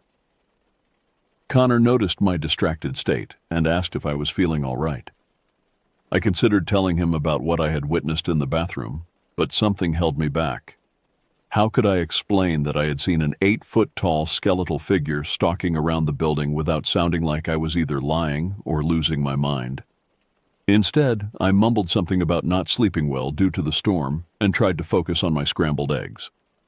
After breakfast, our activity schedule called for a nature hike along one of the trails that wound through the forest surrounding the camp. Brett divided us into smaller groups and assigned each group a different route, with the understanding that we would all meet back at the main lodge for lunch. Connor and I ended up in a group of 6 boys exploring what was called the North Trail, a 2-mile loop that supposedly offered excellent opportunities for wildlife observation and plant identification. As we walked deeper into the woods, I found myself paying attention to details that had previously escaped my notice. The trees in this part of the forest were older and larger than those immediately surrounding the camp, creating a canopy so thick that very little sunlight reached the forest floor. The undergrowth was sparse, consisting mainly of ferns and moss that thrived in the perpetual twilight beneath the towering pines. About halfway through our hike, we came across something that made my blood freeze. In a small clearing where a massive oak tree had fallen years earlier, the ground was covered with what appeared to be footprints. But these weren't the prints of any animal I had ever seen or studied in nature books. They were humanoid in shape but impossibly large, easily 18 inches long and proportionally narrow. The impressions were deep, suggesting that whatever had made them was extremely heavy, and they led from the tree line on one side of the clearing to the other. I knelt down to examine the prints more closely while the other boys continued their plant collecting and general exploration. The level of detail preserved in the soft earth was remarkable. I could see distinct toe impressions, each one unnaturally long and ending in what appeared to be sharp points. The heel print was narrow and deep, as if the thing that made it walked primarily on the balls of its feet. "Hey, check this out," called one of the other boys from across the clearing. "There's something weird over here." We all gathered around what he had discovered, scratches in the bark of several trees that formed an unmistakable pattern. The marks were too high off the ground to have been made by any normal animal, and they were too regular and deliberate to be the result of natural wear or storm damage. Someone or something had carved these symbols into the trees with considerable force and precision. Brett, who had been examining some wildflowers nearby, came over to investigate. When he saw the scratches, his expression changed from casual interest to something that looked like concern or possibly recognition. He studied the marks for several long moments before announcing that it was time to move on and complete our hike. "What do you think made those marks?" Connor asked as we resumed walking. "Probably just bears marking their territory," Brett replied, but his tone lacked conviction. "It's pretty common in these woods." I wanted to point out that the scratches were too high and too precise to be bear marks, and that the footprints we had found didn't match any bear tracks I had ever seen. But something about Brett's demeanor discouraged further questions. He seemed eager to put distance between our group and the clearing, and he maintained a brisk pace for the remainder of our hike. That afternoon, during a brief rest period between activities, I decided to do some investigating on my own. The camp had a small library in the main lodge, consisting mostly of nature guides and basic reference books for educational purposes.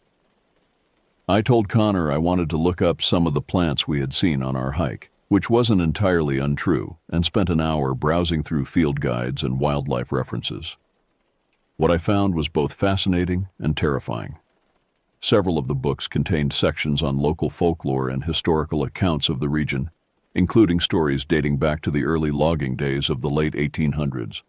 According to these accounts, the area around what was now Cedar Ridge had been the site of numerous unexplained disappearances and strange sightings over the past century and a half.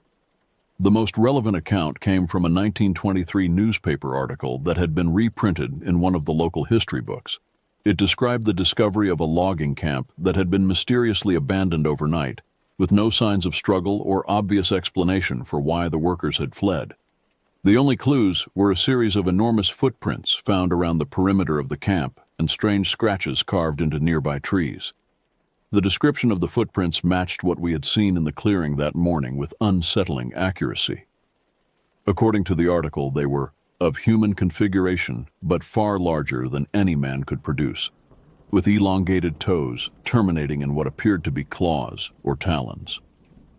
The tree scratches were described as deliberate markings suggesting intelligence and purpose rather than random animal behavior. As I read these accounts, a pattern began to emerge.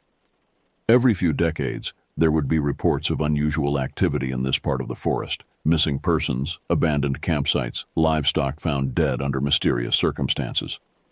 The incidents would cluster over a period of weeks or months, then disappear for years at a time, only to resurface when conditions were right.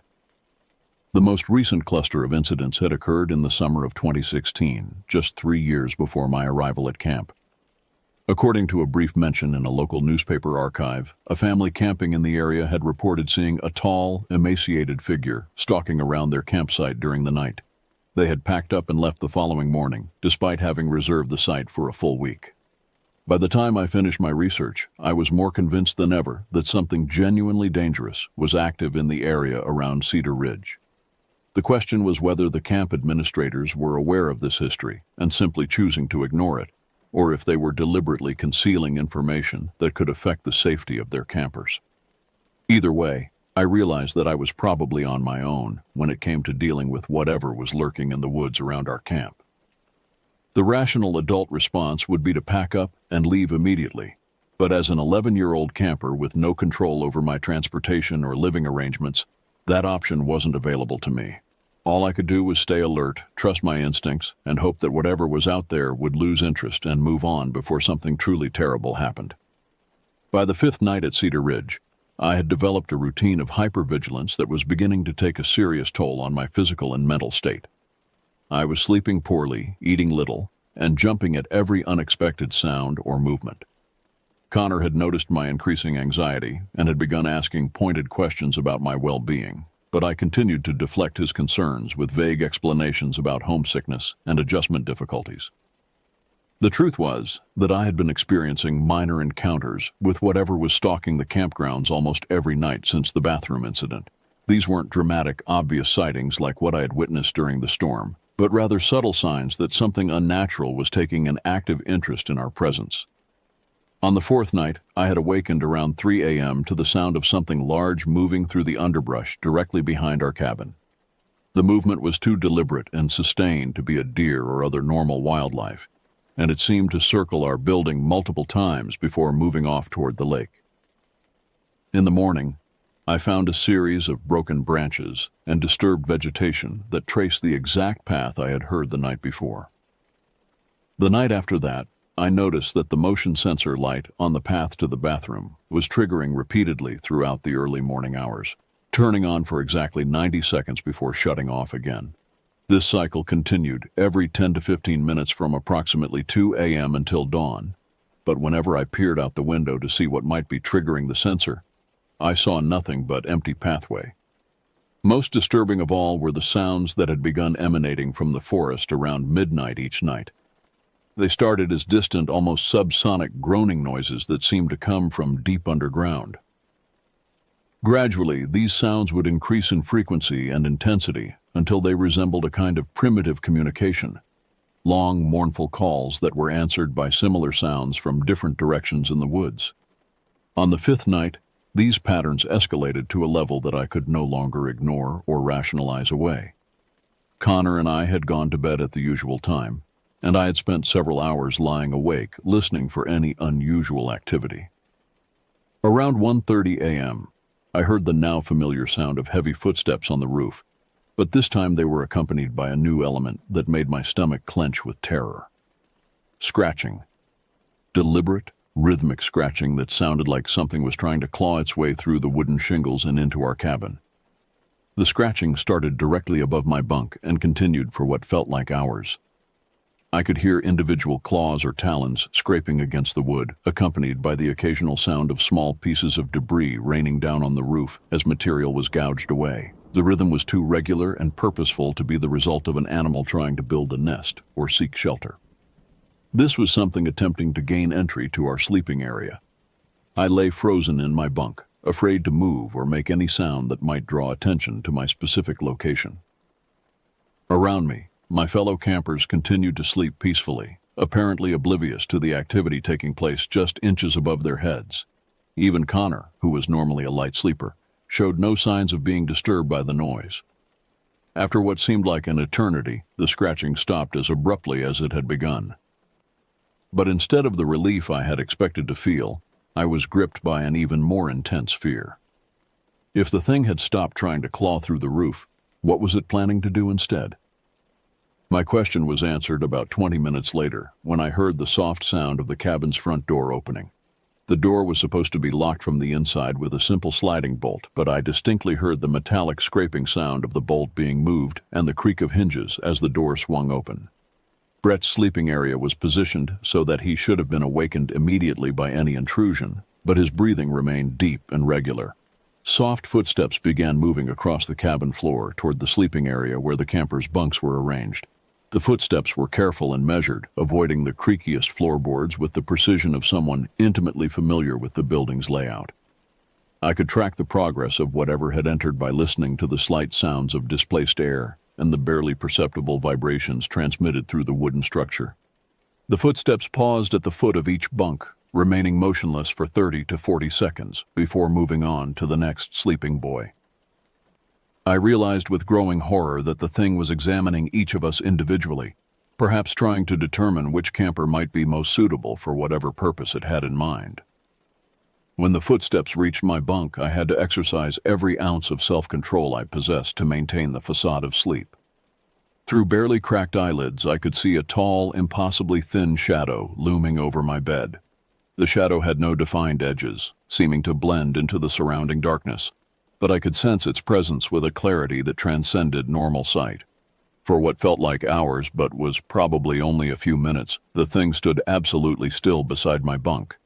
I could hear its breathing, the same deep, labored respirations I had heard before, and I could smell something that reminded me of wet earth and decay. The temperature around my bed seemed to drop by several degrees, and I had to concentrate on keeping my own breathing slow and regular, despite the panic flooding my system. Eventually, the shadow moved away from my bunk and continued its survey of the other sleeping boys. When it had apparently examined everyone in the cabin, the footsteps retraced their path toward the front door. I heard the door open and close again, followed by the sound of the bolt sliding back into place. But instead of leaving the area entirely, whatever had been in our cabin began circling the building from the outside. I could track its movement by listening to the soft sounds of displaced gravel and vegetation as it moved around the perimeter. Every few minutes, it would pause at one of the windows, and I could sense it peering inside, as if memorizing details about our sleeping arrangements for future reference. This surveillance continued until approximately 4 a.m., when the sounds finally faded into the general background noise of the forest. By the time dawn arrived, I was emotionally and physically exhausted, but I was also more determined than ever to find out what was happening at Cedar Ridge and why none of the adults seemed aware of or concerned about the obvious danger we were facing. As my fellow campers began stirring and preparing for another day of camp activities, I made a decision that would ultimately change the course of events. I was going to confront Brett directly about the strange occurrences, regardless of whether he believed me or dismissed my concerns as the overactive imagination of a frightened child. Something evil was stalking the grounds of Cedar Ridge Summer Camp, and it was escalating its behavior with each passing night. If the adults in charge weren't going to protect us, then I would have to find a way to protect myself and my fellow campers, even if it meant revealing knowledge that no 11-year-old should possess. The sixth morning at Cedar Ridge dawned gray and oppressive, with thick clouds that seemed to press down on the forest like a suffocating blanket. The usual cheerful breakfast chatter was replaced by a subdued atmosphere that I initially attributed to the gloomy weather. But as I looked around the dining hall, I noticed that several other campers appeared tired and on edge. Connor picked at his pancakes without enthusiasm, and when I asked if he was feeling all right, he gave me a strange look before answering. "I had the weirdest dreams last night," he said quietly. "I kept dreaming that someone was in our cabin standing next to my bed and watching me sleep. It felt so real that I woke up several times to check, but there was never anyone there." My blood went cold.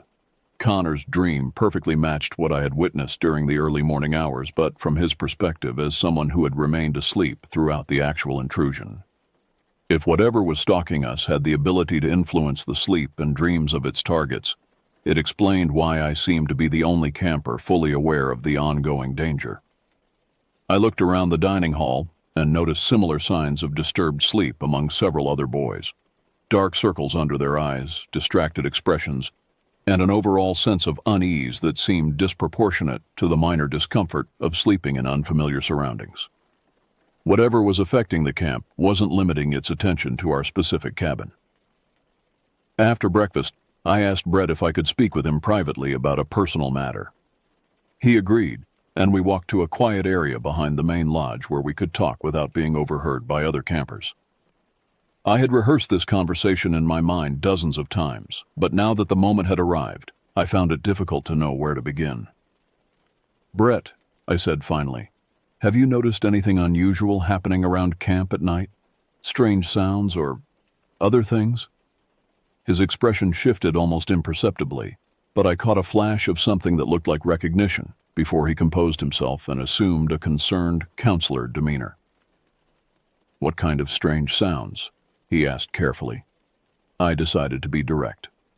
Footsteps on the roof, something walking around the buildings, heavy breathing, and last night, something came into our cabin while everyone was sleeping. Brett was quiet for a long moment, studying my face with an intensity that made me uncomfortable. When he finally spoke, his voice was much more serious than his usual casual tone. "How long have you been noticing these things?" "Since the second night. It's been getting worse every night since then." "Have you mentioned this to any of the other boys?" "No. They all seem to sleep through it. Except Connor thinks he's been having weird dreams." Brett nodded slowly, as if my answer confirmed something he had already suspected. "Listen," he said. "I need you to promise me that you won't discuss this with any of the other campers. Can you do that?" "Why? What's going on?" "There are some things about this place that most people don't need to know about, things that we normally don't have to deal with during camp sessions. But every few years, when conditions are right, we get some unusual activity in the area." "What kind of activity?" Brett glanced around to make sure we were still alone, then continued in a voice barely above a whisper. "The land where this camp is built has a history, a long history of things that can't be easily explained. Most of the time, whatever lives in these woods keeps to itself and doesn't bother people, but sometimes, especially during certain weather patterns or when there are a lot of people around, it gets curious. We're not exactly sure what it is. The local authorities have theories, but nothing that would satisfy most people. What we do know is that it's been here longer than the camp, longer than the logging operations that came before, probably longer than any human settlement in this area." I felt a mixture of validation and terror. At least I wasn't going crazy. But the confirmation that something genuinely dangerous was stalking us wasn't exactly comforting either. "Does the camp director know about this?" I asked. "The camp director, the local sheriff, the Department of Natural Resources, they all know. There's an informal understanding that as long as the incidents remain minor and no one gets hurt, everyone just manages the situation quietly." "What do you mean, manages the situation?" "We keep detailed records of any unusual activity. We have protocols for moving campers out of certain cabins if necessary, and we have arrangements with local law enforcement for emergency evacuations if things get too serious." "How serious do things usually get?" Brett hesitated before answering.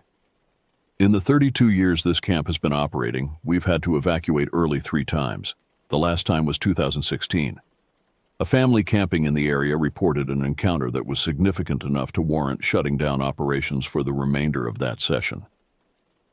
I remembered the newspaper account I had found in the camp library, the family who had packed up and left after seeing a tall, emaciated figure near their campsite.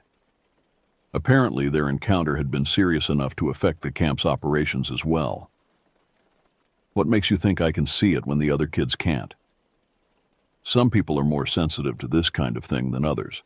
Usually it's adults who have the strongest reactions, but occasionally a child will be particularly aware of unusual activity. In those cases, we try to provide extra support and monitoring to keep everyone safe." "Extra support like what?" "Well, for starters, I'm going to move you to a different cabin tonight. Cabin 3 is farther from the tree line and has better lighting around the perimeter. I'll also make sure that you're never alone when moving between buildings after dark. What about Connor and the other boys in Cabin 7? They'll be fine.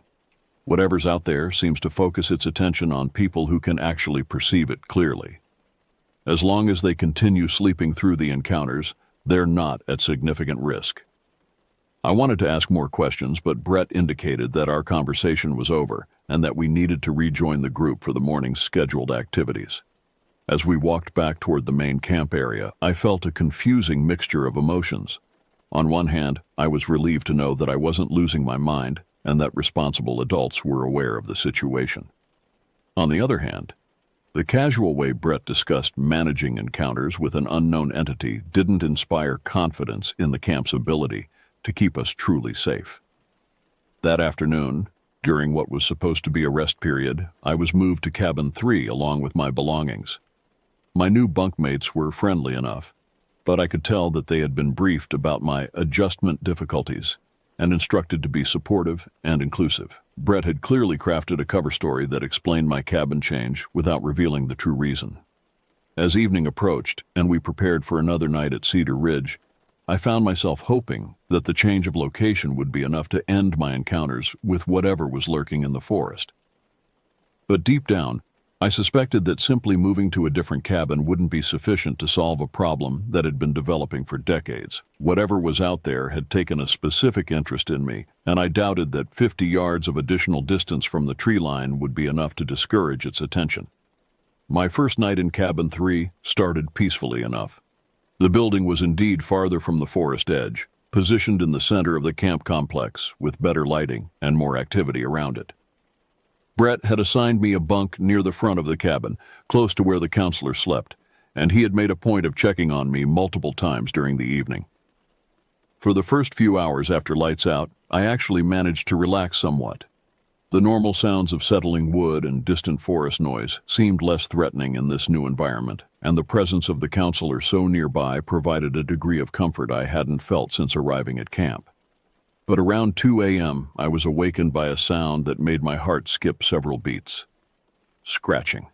The same deliberate rhythmic scratching I had heard on the roof of Cabin 7, but this time it was coming from multiple directions simultaneously. Whatever was out there wasn't alone anymore. I lay in my bunk, listening to the sounds of claws or talons scraping against wood and metal from at least 3 different locations around the cabin.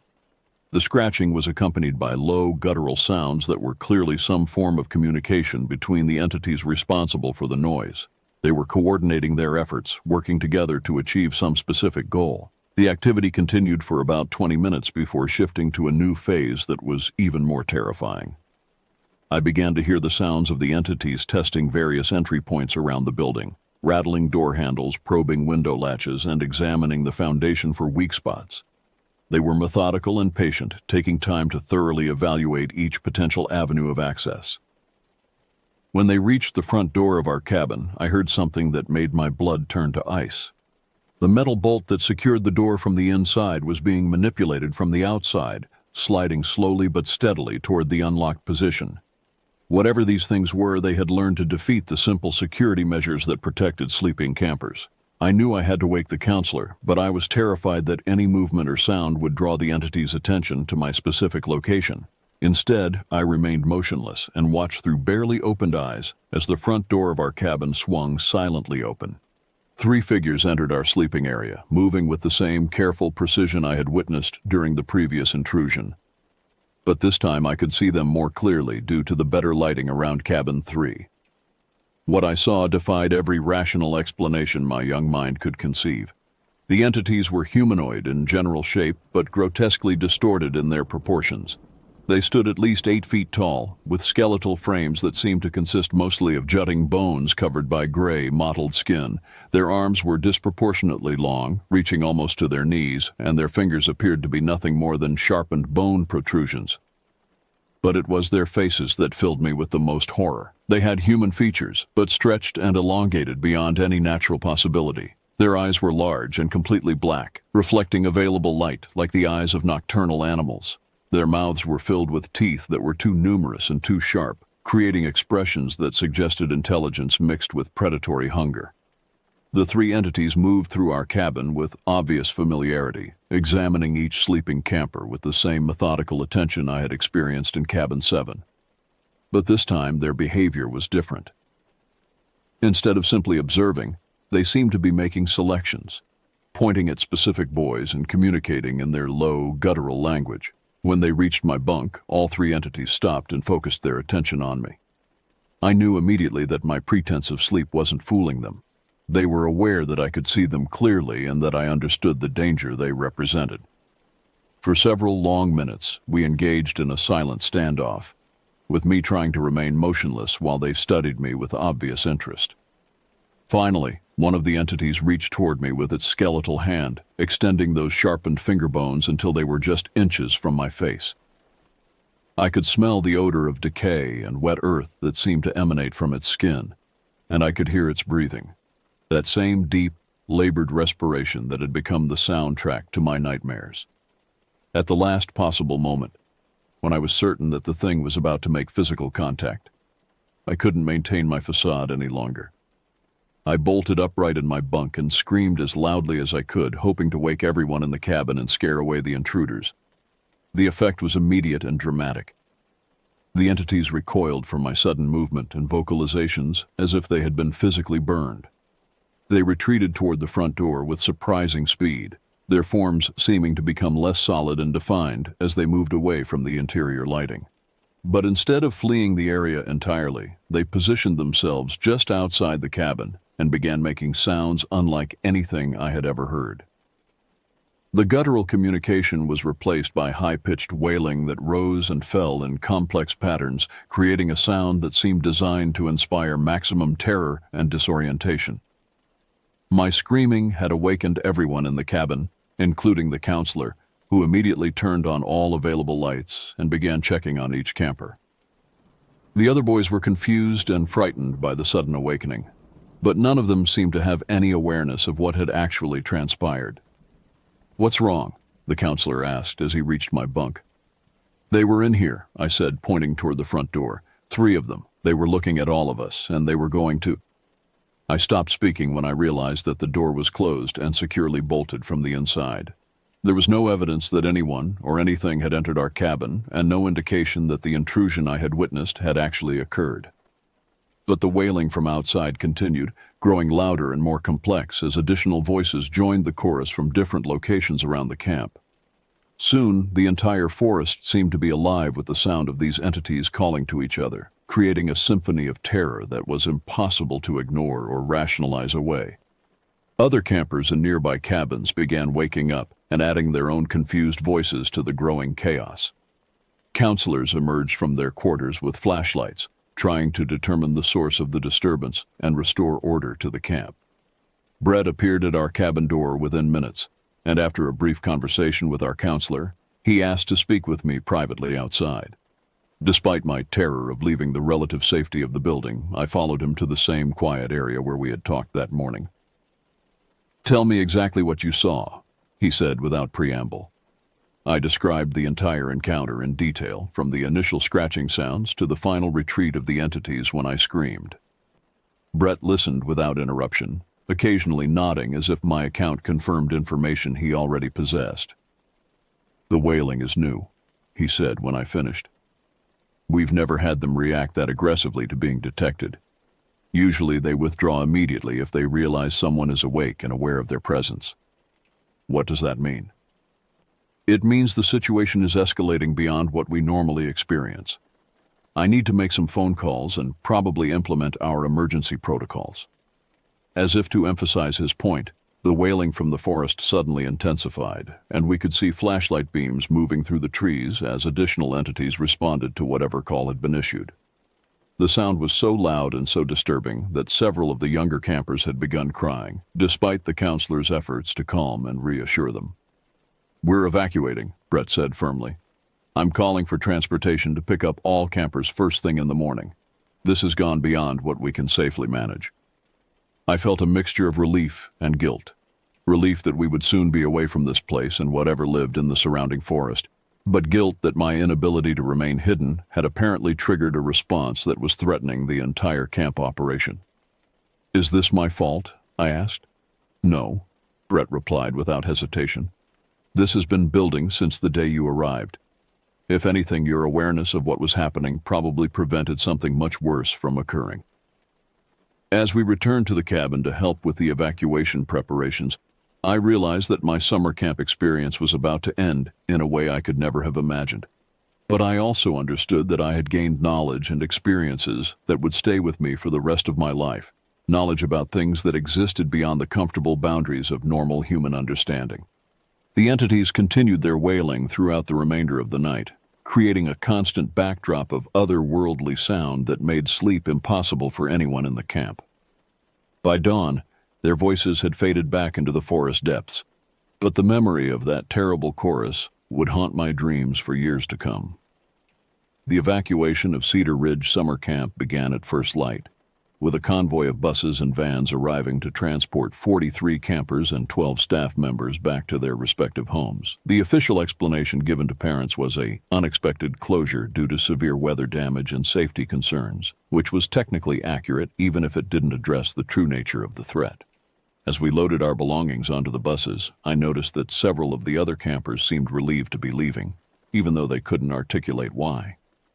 The events of the previous night had left everyone on edge, and the unnatural silence that had settled over the forest with the dawn felt more ominous than comforting. Connor sat beside me on the bus, but our usual easy conversation was replaced by an uncomfortable silence. I could tell that he wanted to ask questions about what had really happened, but something prevented him from voicing his concerns directly. "Those sounds last night," he said finally, as our bus pulled away from the camp. "They weren't anything normal, were they?" "No," I replied quietly. "They weren't." "Did you see anything when you woke everyone up screaming?" I considered how much to tell him. Part of me wanted to share the full truth about what I had witnessed, but another part recognized that some knowledge was too disturbing to pass along to someone who hadn't asked for it. "I saw enough to know that we needed to get out of there," I said finally.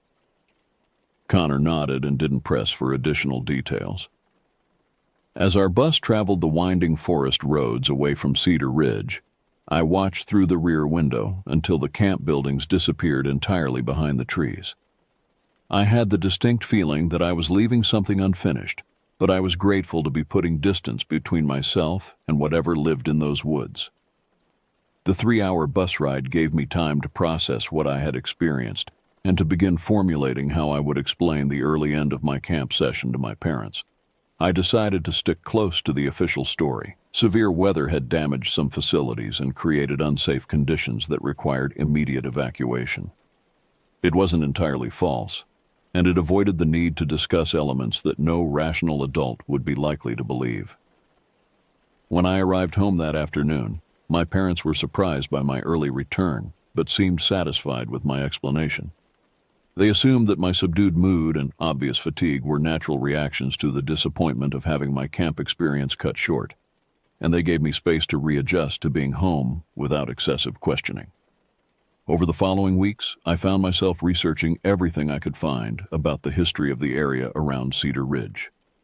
I read accounts of the logging operations that had operated there in the late 1800s, the various camping and recreational facilities that had been established over the years, and the folklore that had developed around unexplained incidents in the region.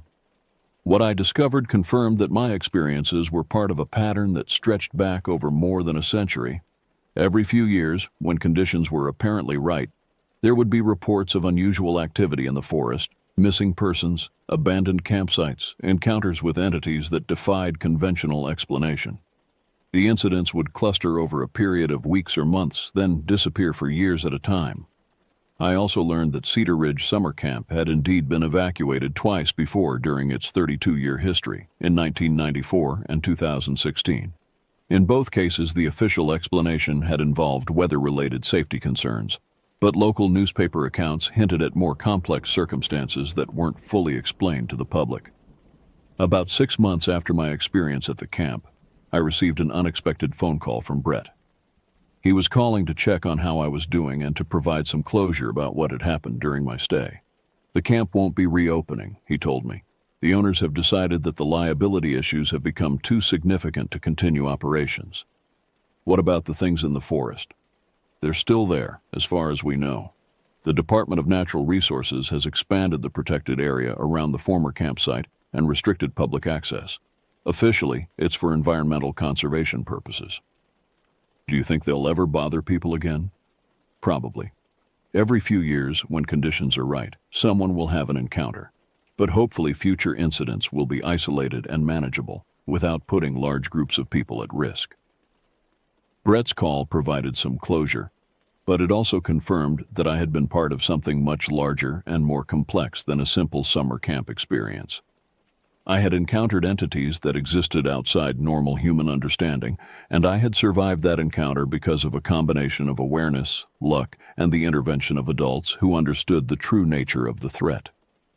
As I grew older and gained more perspective on what had happened to me, I came to understand that there are places in the world where the normal rules of reality don't apply completely.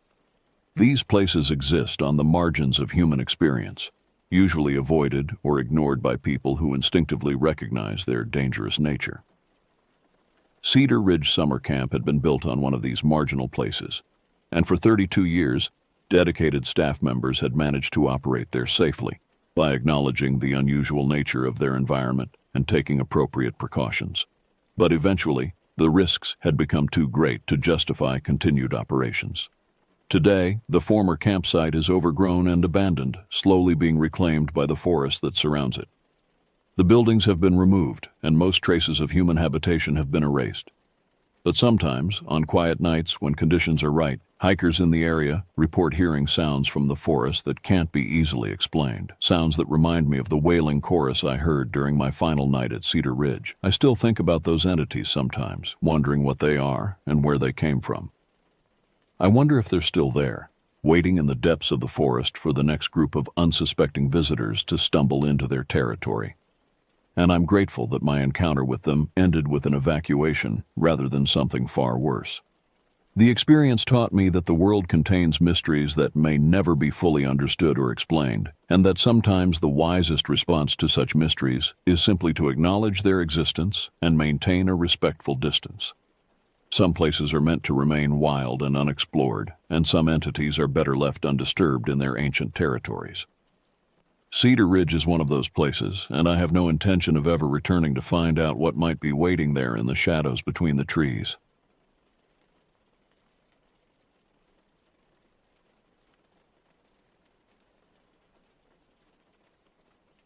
The trail seemed innocent enough on the map.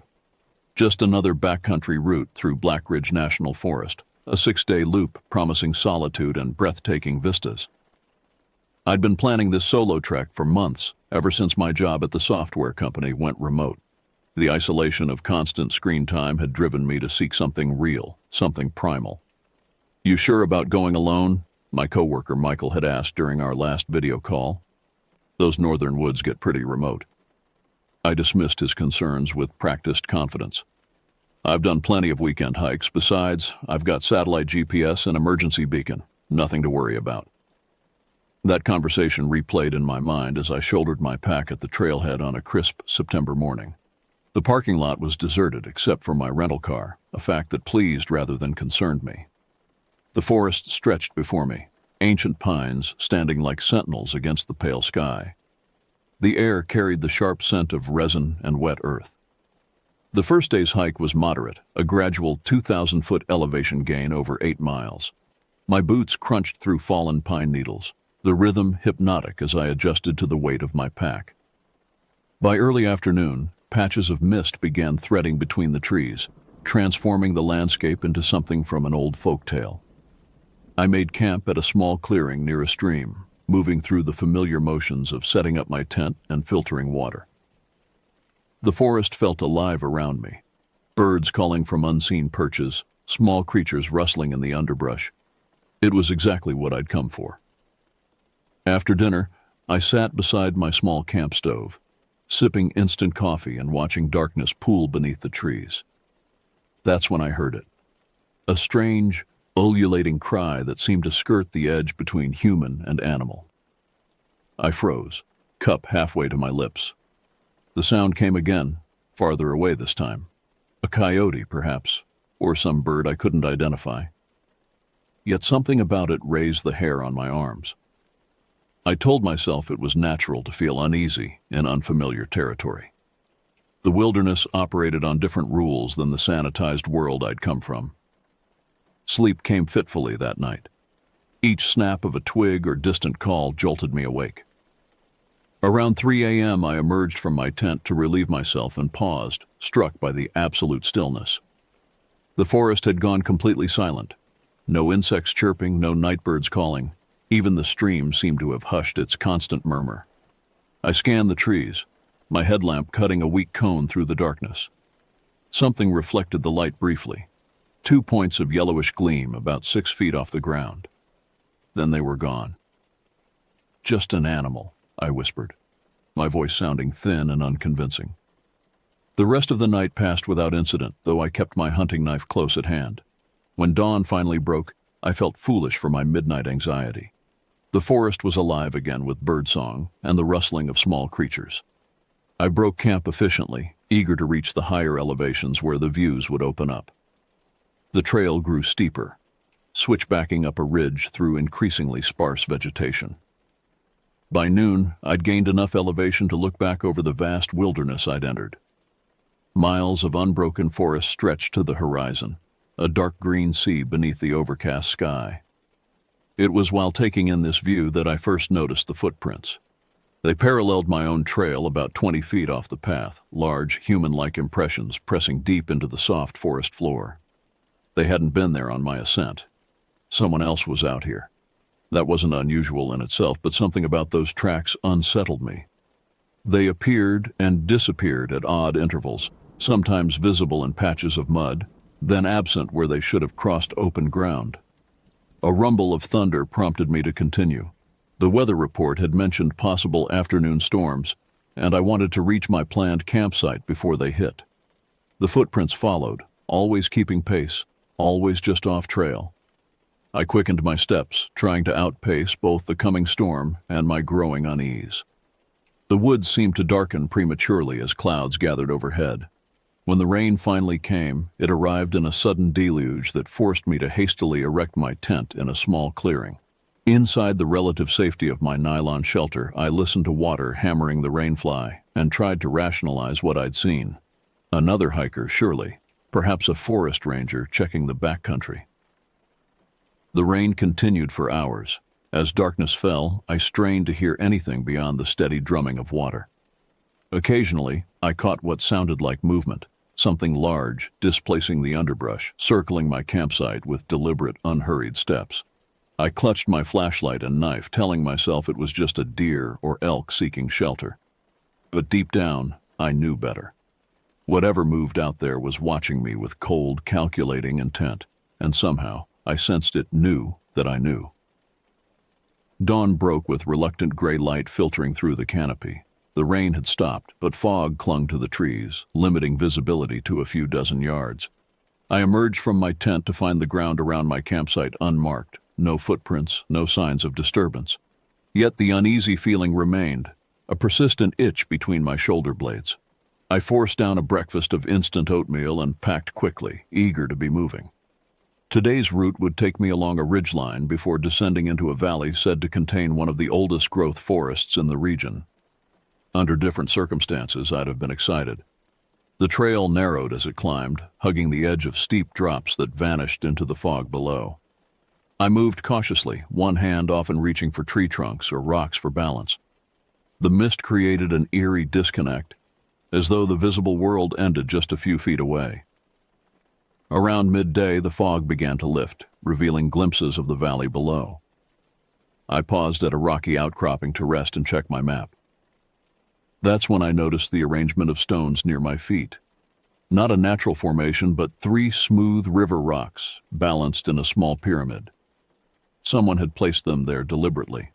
A marker left by another hiker? Possibly. But the rocks were dry underneath, meaning they'd been placed after the rain stopped this morning. I scanned the surrounding forest but saw no one. Continuing along the ridge, I began finding more signs, broken branches positioned to point in unnatural directions, small cairns where no trail markers should be. Each discovery ratcheted my unease higher. Someone was moving through these woods parallel to me, leaving signs I couldn't fully interpret. By mid-afternoon, I began my descent into the valley. The trail switchbacked down through increasingly dense forest, the ancient trees blocking much of the fading daylight. The shifting shadows played tricks on my peripheral vision, darting movements that vanished when I turned to look directly.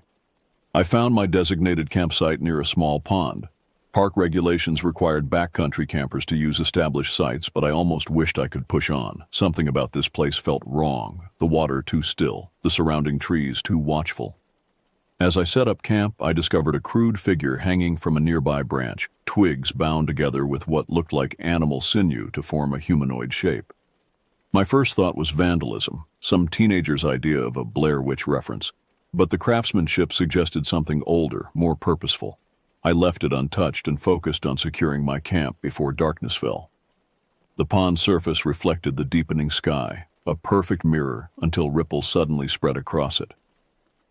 I hadn't seen anything break the surface.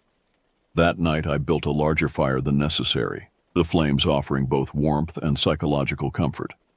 The forest sounds seemed normal, frogs croaking near the pond, an occasional owl call, but underneath ran a current of wrongness I couldn't place. I was adding another log to the fire when I saw it, a shape at the forest's edge, tall and impossibly thin. For a moment I thought it was just another tree trunk. Then it moved. My body froze while my mind raced. The figure stood partially hidden behind a large pine, but I could make out a human-like silhouette. It remained perfectly still, watching. I reached slowly for my knife. "Hello?" I called, trying to keep my voice steady. "I know you're there." No response, no movement, just patient, predatory stillness. I grabbed my flashlight and directed the beam toward the spot, but found only empty forest. Whatever I'd seen had vanished, or never been there at all. Yet the feeling of being observed intensified, pressing against me like a physical weight. Sleep was impossible. I kept the fire burning through the night, listening to the forest and trying to distinguish normal sounds from potential threats. Occasionally, branches would crack in the distance, always from a different direction, as if something was circling my camp. Shortly before dawn, I dozed off despite my intentions to remain alert. I awoke with a jolt to find my fire reduced to embers and something placed at the edge of my campsite, a freshly killed rabbit, its neck broken and body arranged with unnatural precision. The message was clear.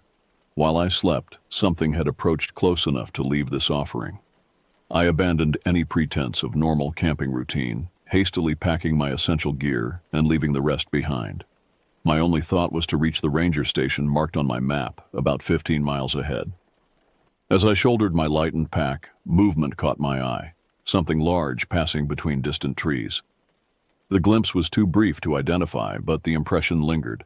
A figure walking upright but moving with animal fluidity, its outline somehow wrong against the morning light. I took one last look at my abandoned campsite and the grotesque gift left for me. Then I ran. The trail descended through stands of ancient hemlock, their massive trunks creating a labyrinth of shadows. I moved as quickly as safety allowed, constantly glancing over my shoulder. The heavy silence of the forest pressed against my ears. No birdsong, no rustling of small creatures. Everything was holding its breath. According to my map, the trail should intersect with a fire road about 7 miles ahead. From there, I might encounter other hikers or forestry workers. The thought spurred me on despite my burning lungs and aching legs. Around noon, I paused beside a small stream to refill my water bottle. As I crouched at the water's edge, something caught my attention, a reflection in the clear surface that didn't match the surroundings. I jerked upright, scanning the opposite bank. Nothing visible, but the sense of being watched intensified. I abandoned the water and pushed on, the back of my neck prickling with awareness of unseen eyes. The forest gradually changed character, the old growth giving way to younger trees with dense undergrowth. The trail narrowed, forcing me to push through shoulder-high ferns that limited visibility to a few feet ahead. Each step became an act of faith, each turn revealing only more green tunnel. I was fighting through a particularly thick section when I found the first trap. A nearly invisible line of braided animal sinew stretched across the path at ankle height. Had I been moving at my earlier pace, I would have tripped directly into a bed of sharpened sticks, positioned to impale whatever fell upon them. My blood turned to ice water. This wasn't some forest predator or territorial animal. This was calculated human malevolence. I carefully stepped over the trap and continued with heightened caution, scanning the ground before each step. 2 more traps appeared in the next mile. One a pit disguised with a covering of branches and leaves, another a deadfall triggered by a tripwire. Who would set such things in a national forest? My mind recalled stories of hermits and isolationists who sometimes claimed wilderness territories as their own, attacking those they considered trespassers. But these traps felt different, not the work of someone trying to keep people away, but of someone herding me in a specific direction. By mid-afternoon, I realized I'd lost the official trail. The path I was following appeared well used but didn't match my map. Had I missed a turn, or had I been deliberately led astray? The canopy had thickened again, making it impossible to get my bearings from the sun. I came to a small clearing and stopped to check my GPS device. Dead. The battery had been nearly full that morning. My phone showed no signal, as expected, but its compass app still functioned. According to the digital needle, I was heading northwest, away from the ranger station. Anxiety threatened to overwhelm me. I forced myself to breathe deeply and think logically. The fire road should lie directly east. I would forge my own path if necessary. As I turned to leave the clearing, I spotted something that froze the breath in my lungs, a crude structure hidden among the trees at the far edge. At first glance, it resembled a hunting blind, but closer inspection revealed something more disturbing. The small shelter was constructed of interwoven branches and animal hides stretched over a frame of lashed-together saplings. Bones hung from the edges, small mammals and birds mostly, but some larger specimens I couldn't identify. The entrance gaped like a black mouth, revealing nothing of the interior. I approached cautiously, every instinct screaming to run in the opposite direction. A nauseating smell emanated from the structure, the metallic scent of blood mixed with something musky and feral. Just outside the entrance lay a collection of items that stopped me cold. A broken compass, the shredded remains of a hiking boot, a twisted frame of what might once have been a backpack, trophies, or warnings. A sound behind me, the snap of a twig, deliberate and close. I spun around to face empty forest, then heard it again, from a different direction. My pursuer was toying with me. I backed away from the shelter, trying to maintain awareness in all directions. Another snap, closer still, then silence, more terrifying than any noise could be. The attack, when it came, was nearly silent. A rush of movement from my left, a dark shape hurtling through the undergrowth. I caught a glimpse of something wearing what looked like animal furs, moving with a terrible, loping speed. I ran blindly, crashing through brush and branches, aware of pursuit behind me. My foot caught on an exposed root, sending me sprawling. As I scrambled to rise, I caught sight of my pursuer for the first time. The figure stood about 20 yards away, partially concealed by a tree trunk. Its form was human-shaped but wrong somehow, too angular, joints bending in unnatural ways. It wore what appeared to be a crudely stitched covering of animal pelts and a headdress that incorporated antlers or bones. The face remained in shadow, but I could feel its gaze with physical intensity. For several heartbeats, neither of us moved. Then it raised one hand in a gesture that might have been greeting or threat. I didn't wait to find out which. I ran again, no longer caring about direction or stealth, driven by pure survival instinct. Branches whipped my face, thorns tore at my clothing. Behind me came sounds of pursuit, not directly behind, but paralleling my course, sometimes drawing closer, sometimes falling back. I realized with growing horror that I was being herded, driven in a specific direction by an intelligence that knew these woods intimately. Each time I tried to veer eastward, the sounds of pursuit intensified, forcing me back on a northerly course. The forest began to thin, and ahead I glimpsed what appeared to be the edge of a cliff or steep drop-off. The pursuing sounds converged from both sides now, leaving me only one direction, forward. I burst from the tree line onto a rocky ledge overlooking a river gorge, perhaps 100 feet below. The water looked distant and unreachable, white rapids threading between sharp rocks. I turned to face the forest, knife in hand, back to the precipice. The trees remained still and silent. Nothing emerged. After long minutes, I began to wonder if I'd imagined the pursuit entirely. As the adrenaline ebbed, rational thought returned. I checked my compass again. The gorge ran roughly east-west. If I could find a way down to the river, it might lead me to civilization. Rivers always do. I moved carefully along the ledge, searching for a descent route. As I did, something caught my eye on a rock near the cliff edge, fresh claw marks, deep and deliberate, forming a crude symbol I didn't recognize, a message or a claim, and the certainty that whatever hunted me was far from finished. The gorge stretched before me with no visible path down. I followed the ridgeline eastward as afternoon light began to fade, hoping to find a break in the cliff face. My pursuer remained hidden, but occasional sounds from the forest confirmed its continuing presence, patient, monitoring, waiting for darkness. After 2 miles of increasingly difficult terrain, I found what I was looking for. A steep but manageable descent, where a landslide had created a rough natural staircase to the river below.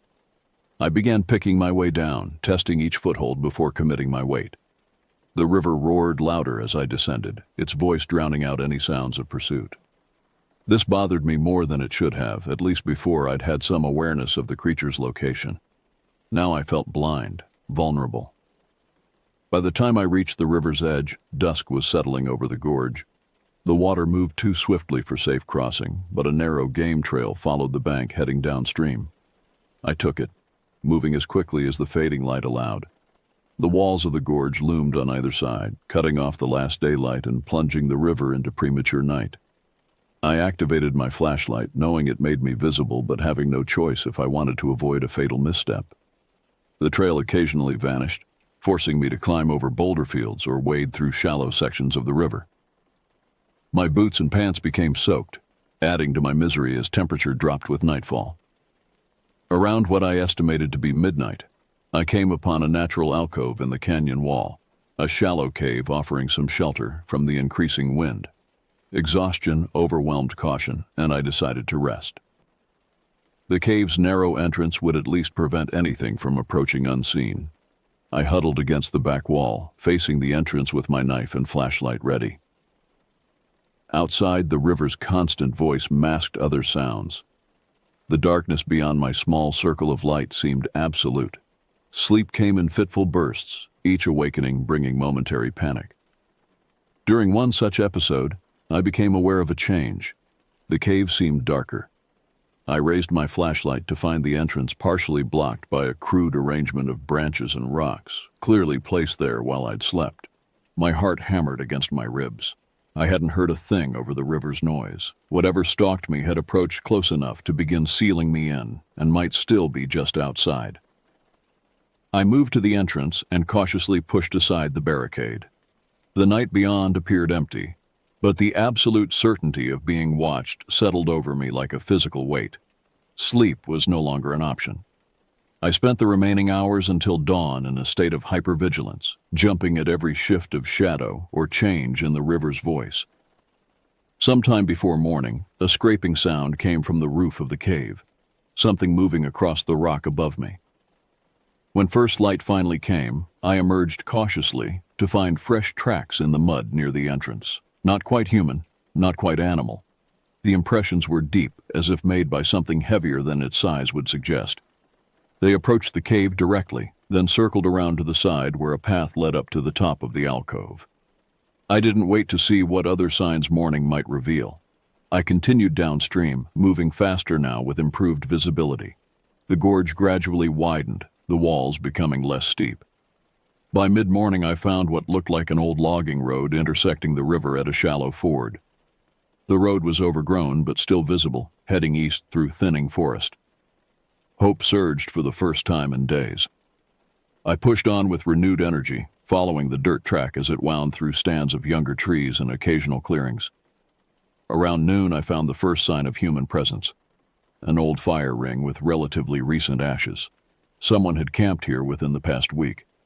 I searched the site thoroughly, finding a discarded energy bar wrapper with part of a manufacturing date still visible. Recent. The road improved as I continued, showing occasional tire tracks and muddy sections. By late afternoon, I spotted a structure through the trees, an old fire lookout tower standing on a cleared hilltop. I approached cautiously, years of wilderness experience warring with desperate need for help. The tower appeared maintained but currently unmanned, its metal stairs leading up to a small cabin perhaps 40 feet above ground. The door at the base of the stairs was unlocked. A sign indicated the tower was open to hikers during daylight hours but not for overnight use.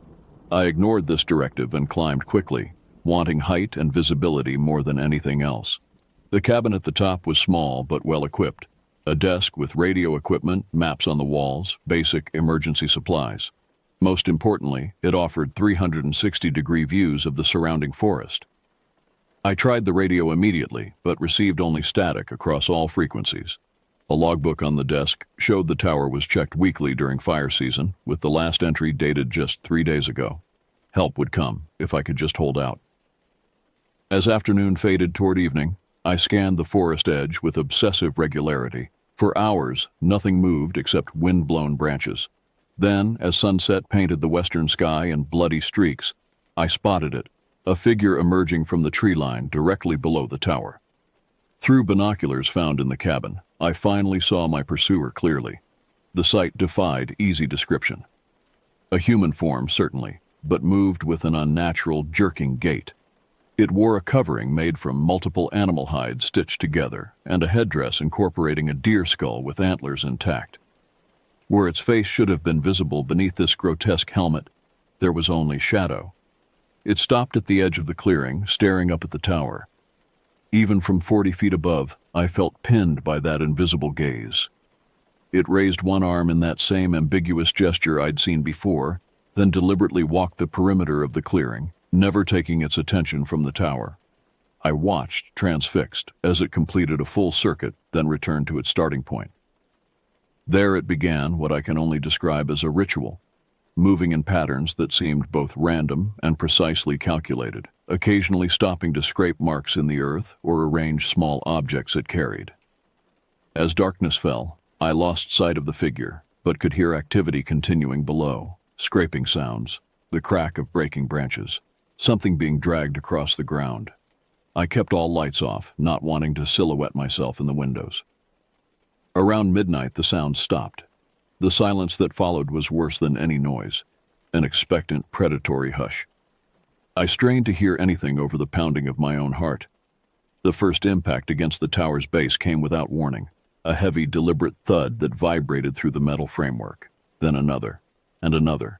Not random attacks, but rhythmic like a slow heartbeat, testing the structure, or sending a message.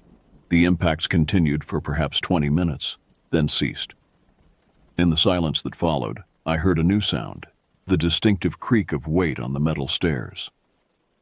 Step by step, methodical and unhurried, something was ascending toward the cabin. I braced a chair against the hatch that served as the cabin's only entrance, then retreated to the far side, knife in hand. The creaking progress continued until it reached the top. The hatch handle turned, found resistance, then stopped. Silence again, stretching interminably. Then a scraping directly against the outside wall of the cabin, something circling the small structure, testing each wall, each window. Occasionally, a shadow would pass across the glass, blocking the faint starlight. This psychological siege continued through the night. Periods of activity, followed by unnerving silence, then renewed attempts to find weakness in my refuge. I remained motionless, conserving energy, mind oscillating between terror and a strange, detached analysis of my situation. As pre-dawn light began to filter through the trees, the presence withdrew. I heard its descent on the metal stairs, then watched through binoculars as it crossed the clearing toward the forest edge. At the tree line, it turned for one final look at the tower. In daylight, what I saw made no logical sense. The figure's proportions seemed to shift as it moved, its silhouette changing subtly against the dark trees. It raised both arms in a gesture that might have been supplication or threat, then slipped into the forest and was gone. But it had left something behind. In the center of the clearing, visible now in growing daylight, was an arrangement that turned my blood to ice. My own discarded gear from the abandoned campsite, arranged in a crude human shape. A message, unmistakable in its intent. You are not escaping. The day passed in tense vigilance. I searched the tower thoroughly, looking for anything that might help my situation. The emergency supplies included water purification tablets, some preserved food, a first aid kit, and a flare gun with 3 rounds. The radio remained stubbornly silent, despite my repeated attempts across all frequencies. Most valuable was a detailed topographical map covering the entire region. I located the tower's position and traced potential routes to civilization. The nearest ranger station was approximately 18 miles east, but the terrain between looked challenging, a series of ridges and valleys with few established trails. More concerning was what I found in the tower's logbook. Between mundane entries about weather conditions and fire risk, I discovered a pattern, references to unusual activity and unexplained sightings, stretching back several seasons. The most recent entry, from just 3 days ago, included a cryptic note.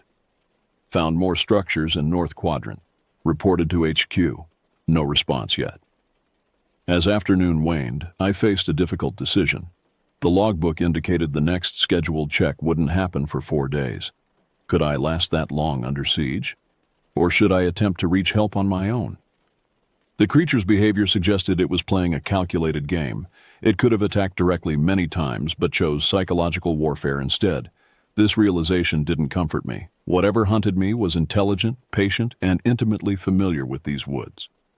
I decided to leave at first light. Remaining meant eventual dehydration or starvation if help didn't arrive. At least movement offered some chance, however slim. That night passed in similar fashion to the previous one. Intermittent testing of the tower's structure, occasional ascents of the staircase, and that same unnerving circling of the cabin. I didn't sleep, but conserved energy and planned my route for morning. Dawn came with unexpected fog, thick white mist that limited visibility to a few dozen yards. It wasn't ideal for navigation, but provided cover I desperately needed. I packed what supplies I could carry from the tower, including the flare gun, and descended cautiously, scanning constantly for movement in the surrounding whiteness. The clearing seemed abandoned, but the arrangement of my gear remained in the center, a grotesque scarecrow marking what felt increasingly like my own grave. I skirted it widely and headed east, compass in hand. The fog muffled sound and distorted distance, transforming the forest into an alien landscape. I moved as quietly as possible, stopping frequently to listen for pursuit.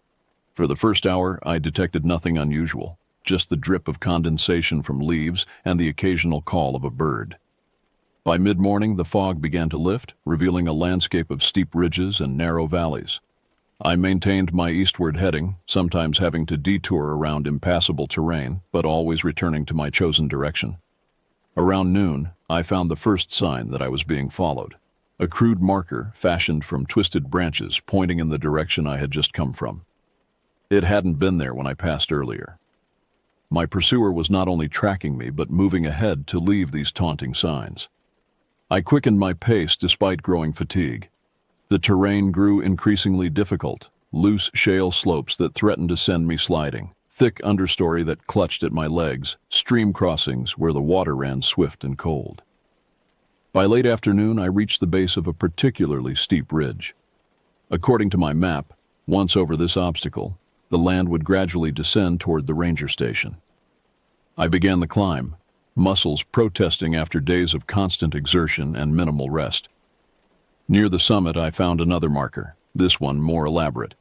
A small collection of bones arranged in a spiral pattern, with a central space containing what looked disturbingly like a human molar.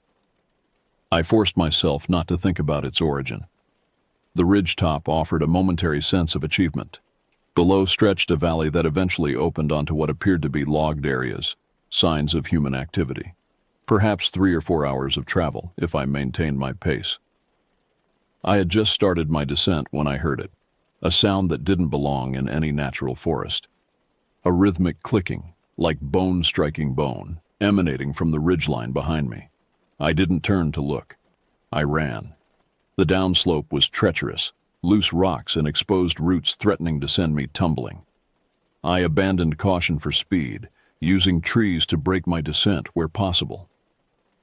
The clicking sound continued, sometimes fading, sometimes growing louder, but always present. At the valley floor, I encountered a small stream and followed it eastward. The banks were overgrown but provided clear direction. As twilight approached, I faced the reality that I wouldn't reach civilization before dark. I needed shelter, somewhere defensible to wait out the night.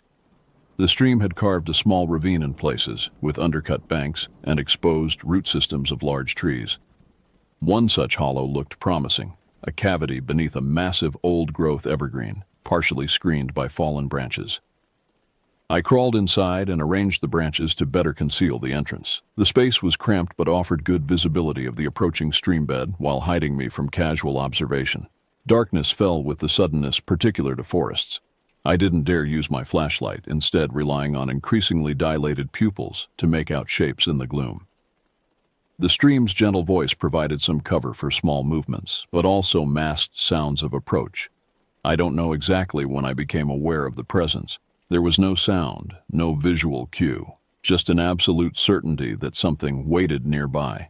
I controlled my breathing, trying not to make the slightest noise while straining to detect movement in the darkness.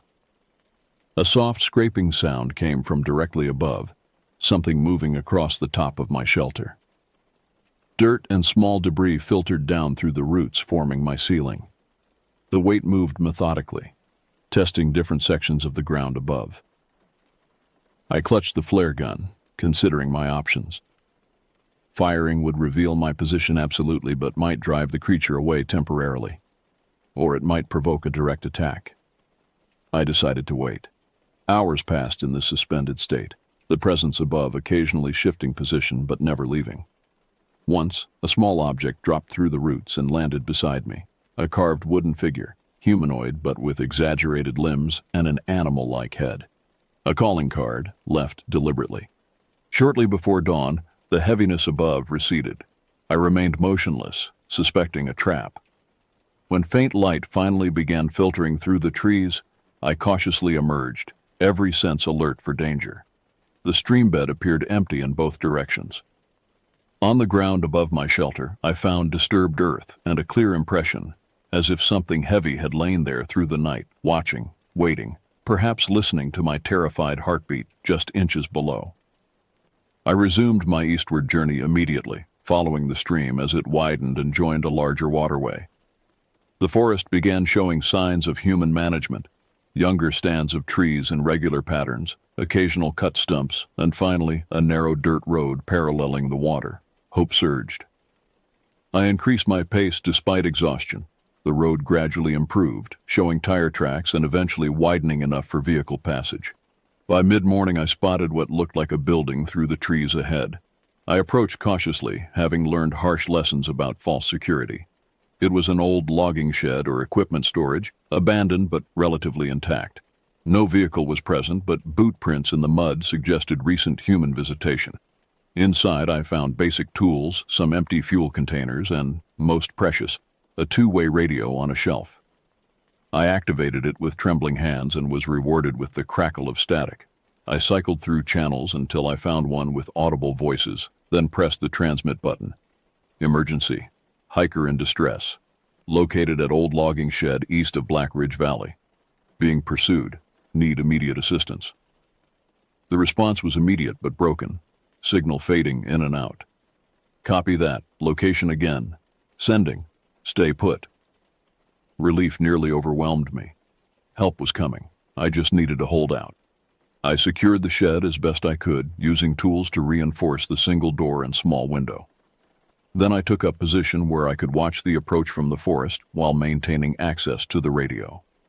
As afternoon stretched toward evening, a new sound reached me, the distant but unmistakable drone of a vehicle engine.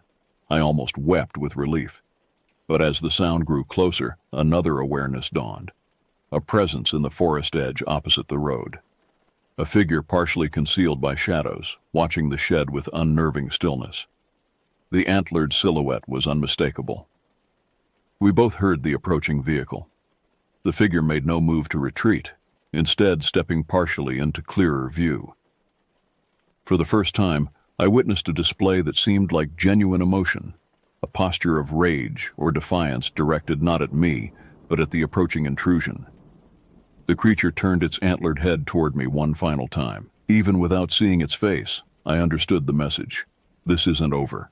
Then it was gone, melting into the forest with unnatural speed just as headlights appeared on the access road. The Forestry Service truck pulled up outside the shed, and two uniformed rangers emerged, looking concerned and confused. I stumbled outside, babbling my story in disconnected fragments. They exchanged glances I couldn't interpret, then helped me into their vehicle. As we drove away, I kept my eyes fixed on the darkening forest edge, certain that somewhere in those shadows, patient yellow eyes were watching, waiting. The threat had retreated, but not disappeared.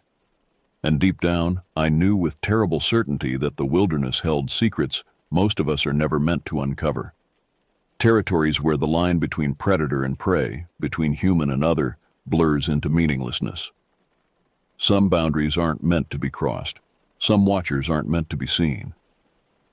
The rangers took me to a small outpost where I gave a formal statement. Their reactions ranged from professional concern to poorly concealed skepticism. They documented my injuries, the condition of my equipment, and took detailed notes about my encounter locations. One of them, an older man with weathered features, asked fewer questions but watched me with unsettling intensity. When I finished my account, the younger ranger left to make some calls. The older one, Ranger Blackburn according to his nameplate, remained behind. "Not the first report we've had," he said quietly once we were alone. "Not even the 10th. I stared at him, processing the implications. Official position is cougar activity, maybe bears, territorial behaviors misinterpreted by exhausted hikers. He shrugged. Paperwork's easier that way. "But you don't believe that," I said. He studied me for a long moment. 26 years in these forests. Seen things that don't fit neat explanations. Tracks that change character mid-stride. Structures no local would build. Hunters gone missing where they shouldn't. Why don't you warn people? About what exactly? Warn them that the most remote sections of wilderness might contain something that doesn't appear in any wildlife manual? He shook his head. Tourism board would love that. The conversation ended when the younger ranger returned. I was transported to the nearest hospital for treatment of dehydration, exposure, and various minor injuries. The doctors were professional but distant, clearly attributing my psychological state to trauma and exhaustion. I was released after 2 days and gave additional statements to local police and Forest Service officials. My account was recorded, filed, and effectively buried. The official report cited an unfortunate combination of poor preparation, navigation errors, and wildlife encounters. I returned home to concerned friends and a backlog of work emails. Superficially, life resumed its normal rhythm. But beneath the surface, everything had changed. Sleep became my enemy. Each night brought dreams of being pursued through endless forests by a patient, calculating presence. I would wake gasping, certain something was watching from the darkened corners of my bedroom. Rational thought provided no defense against these visceral reactions. I researched obsessively, spending hours scouring internet forums and obscure anthropological journals.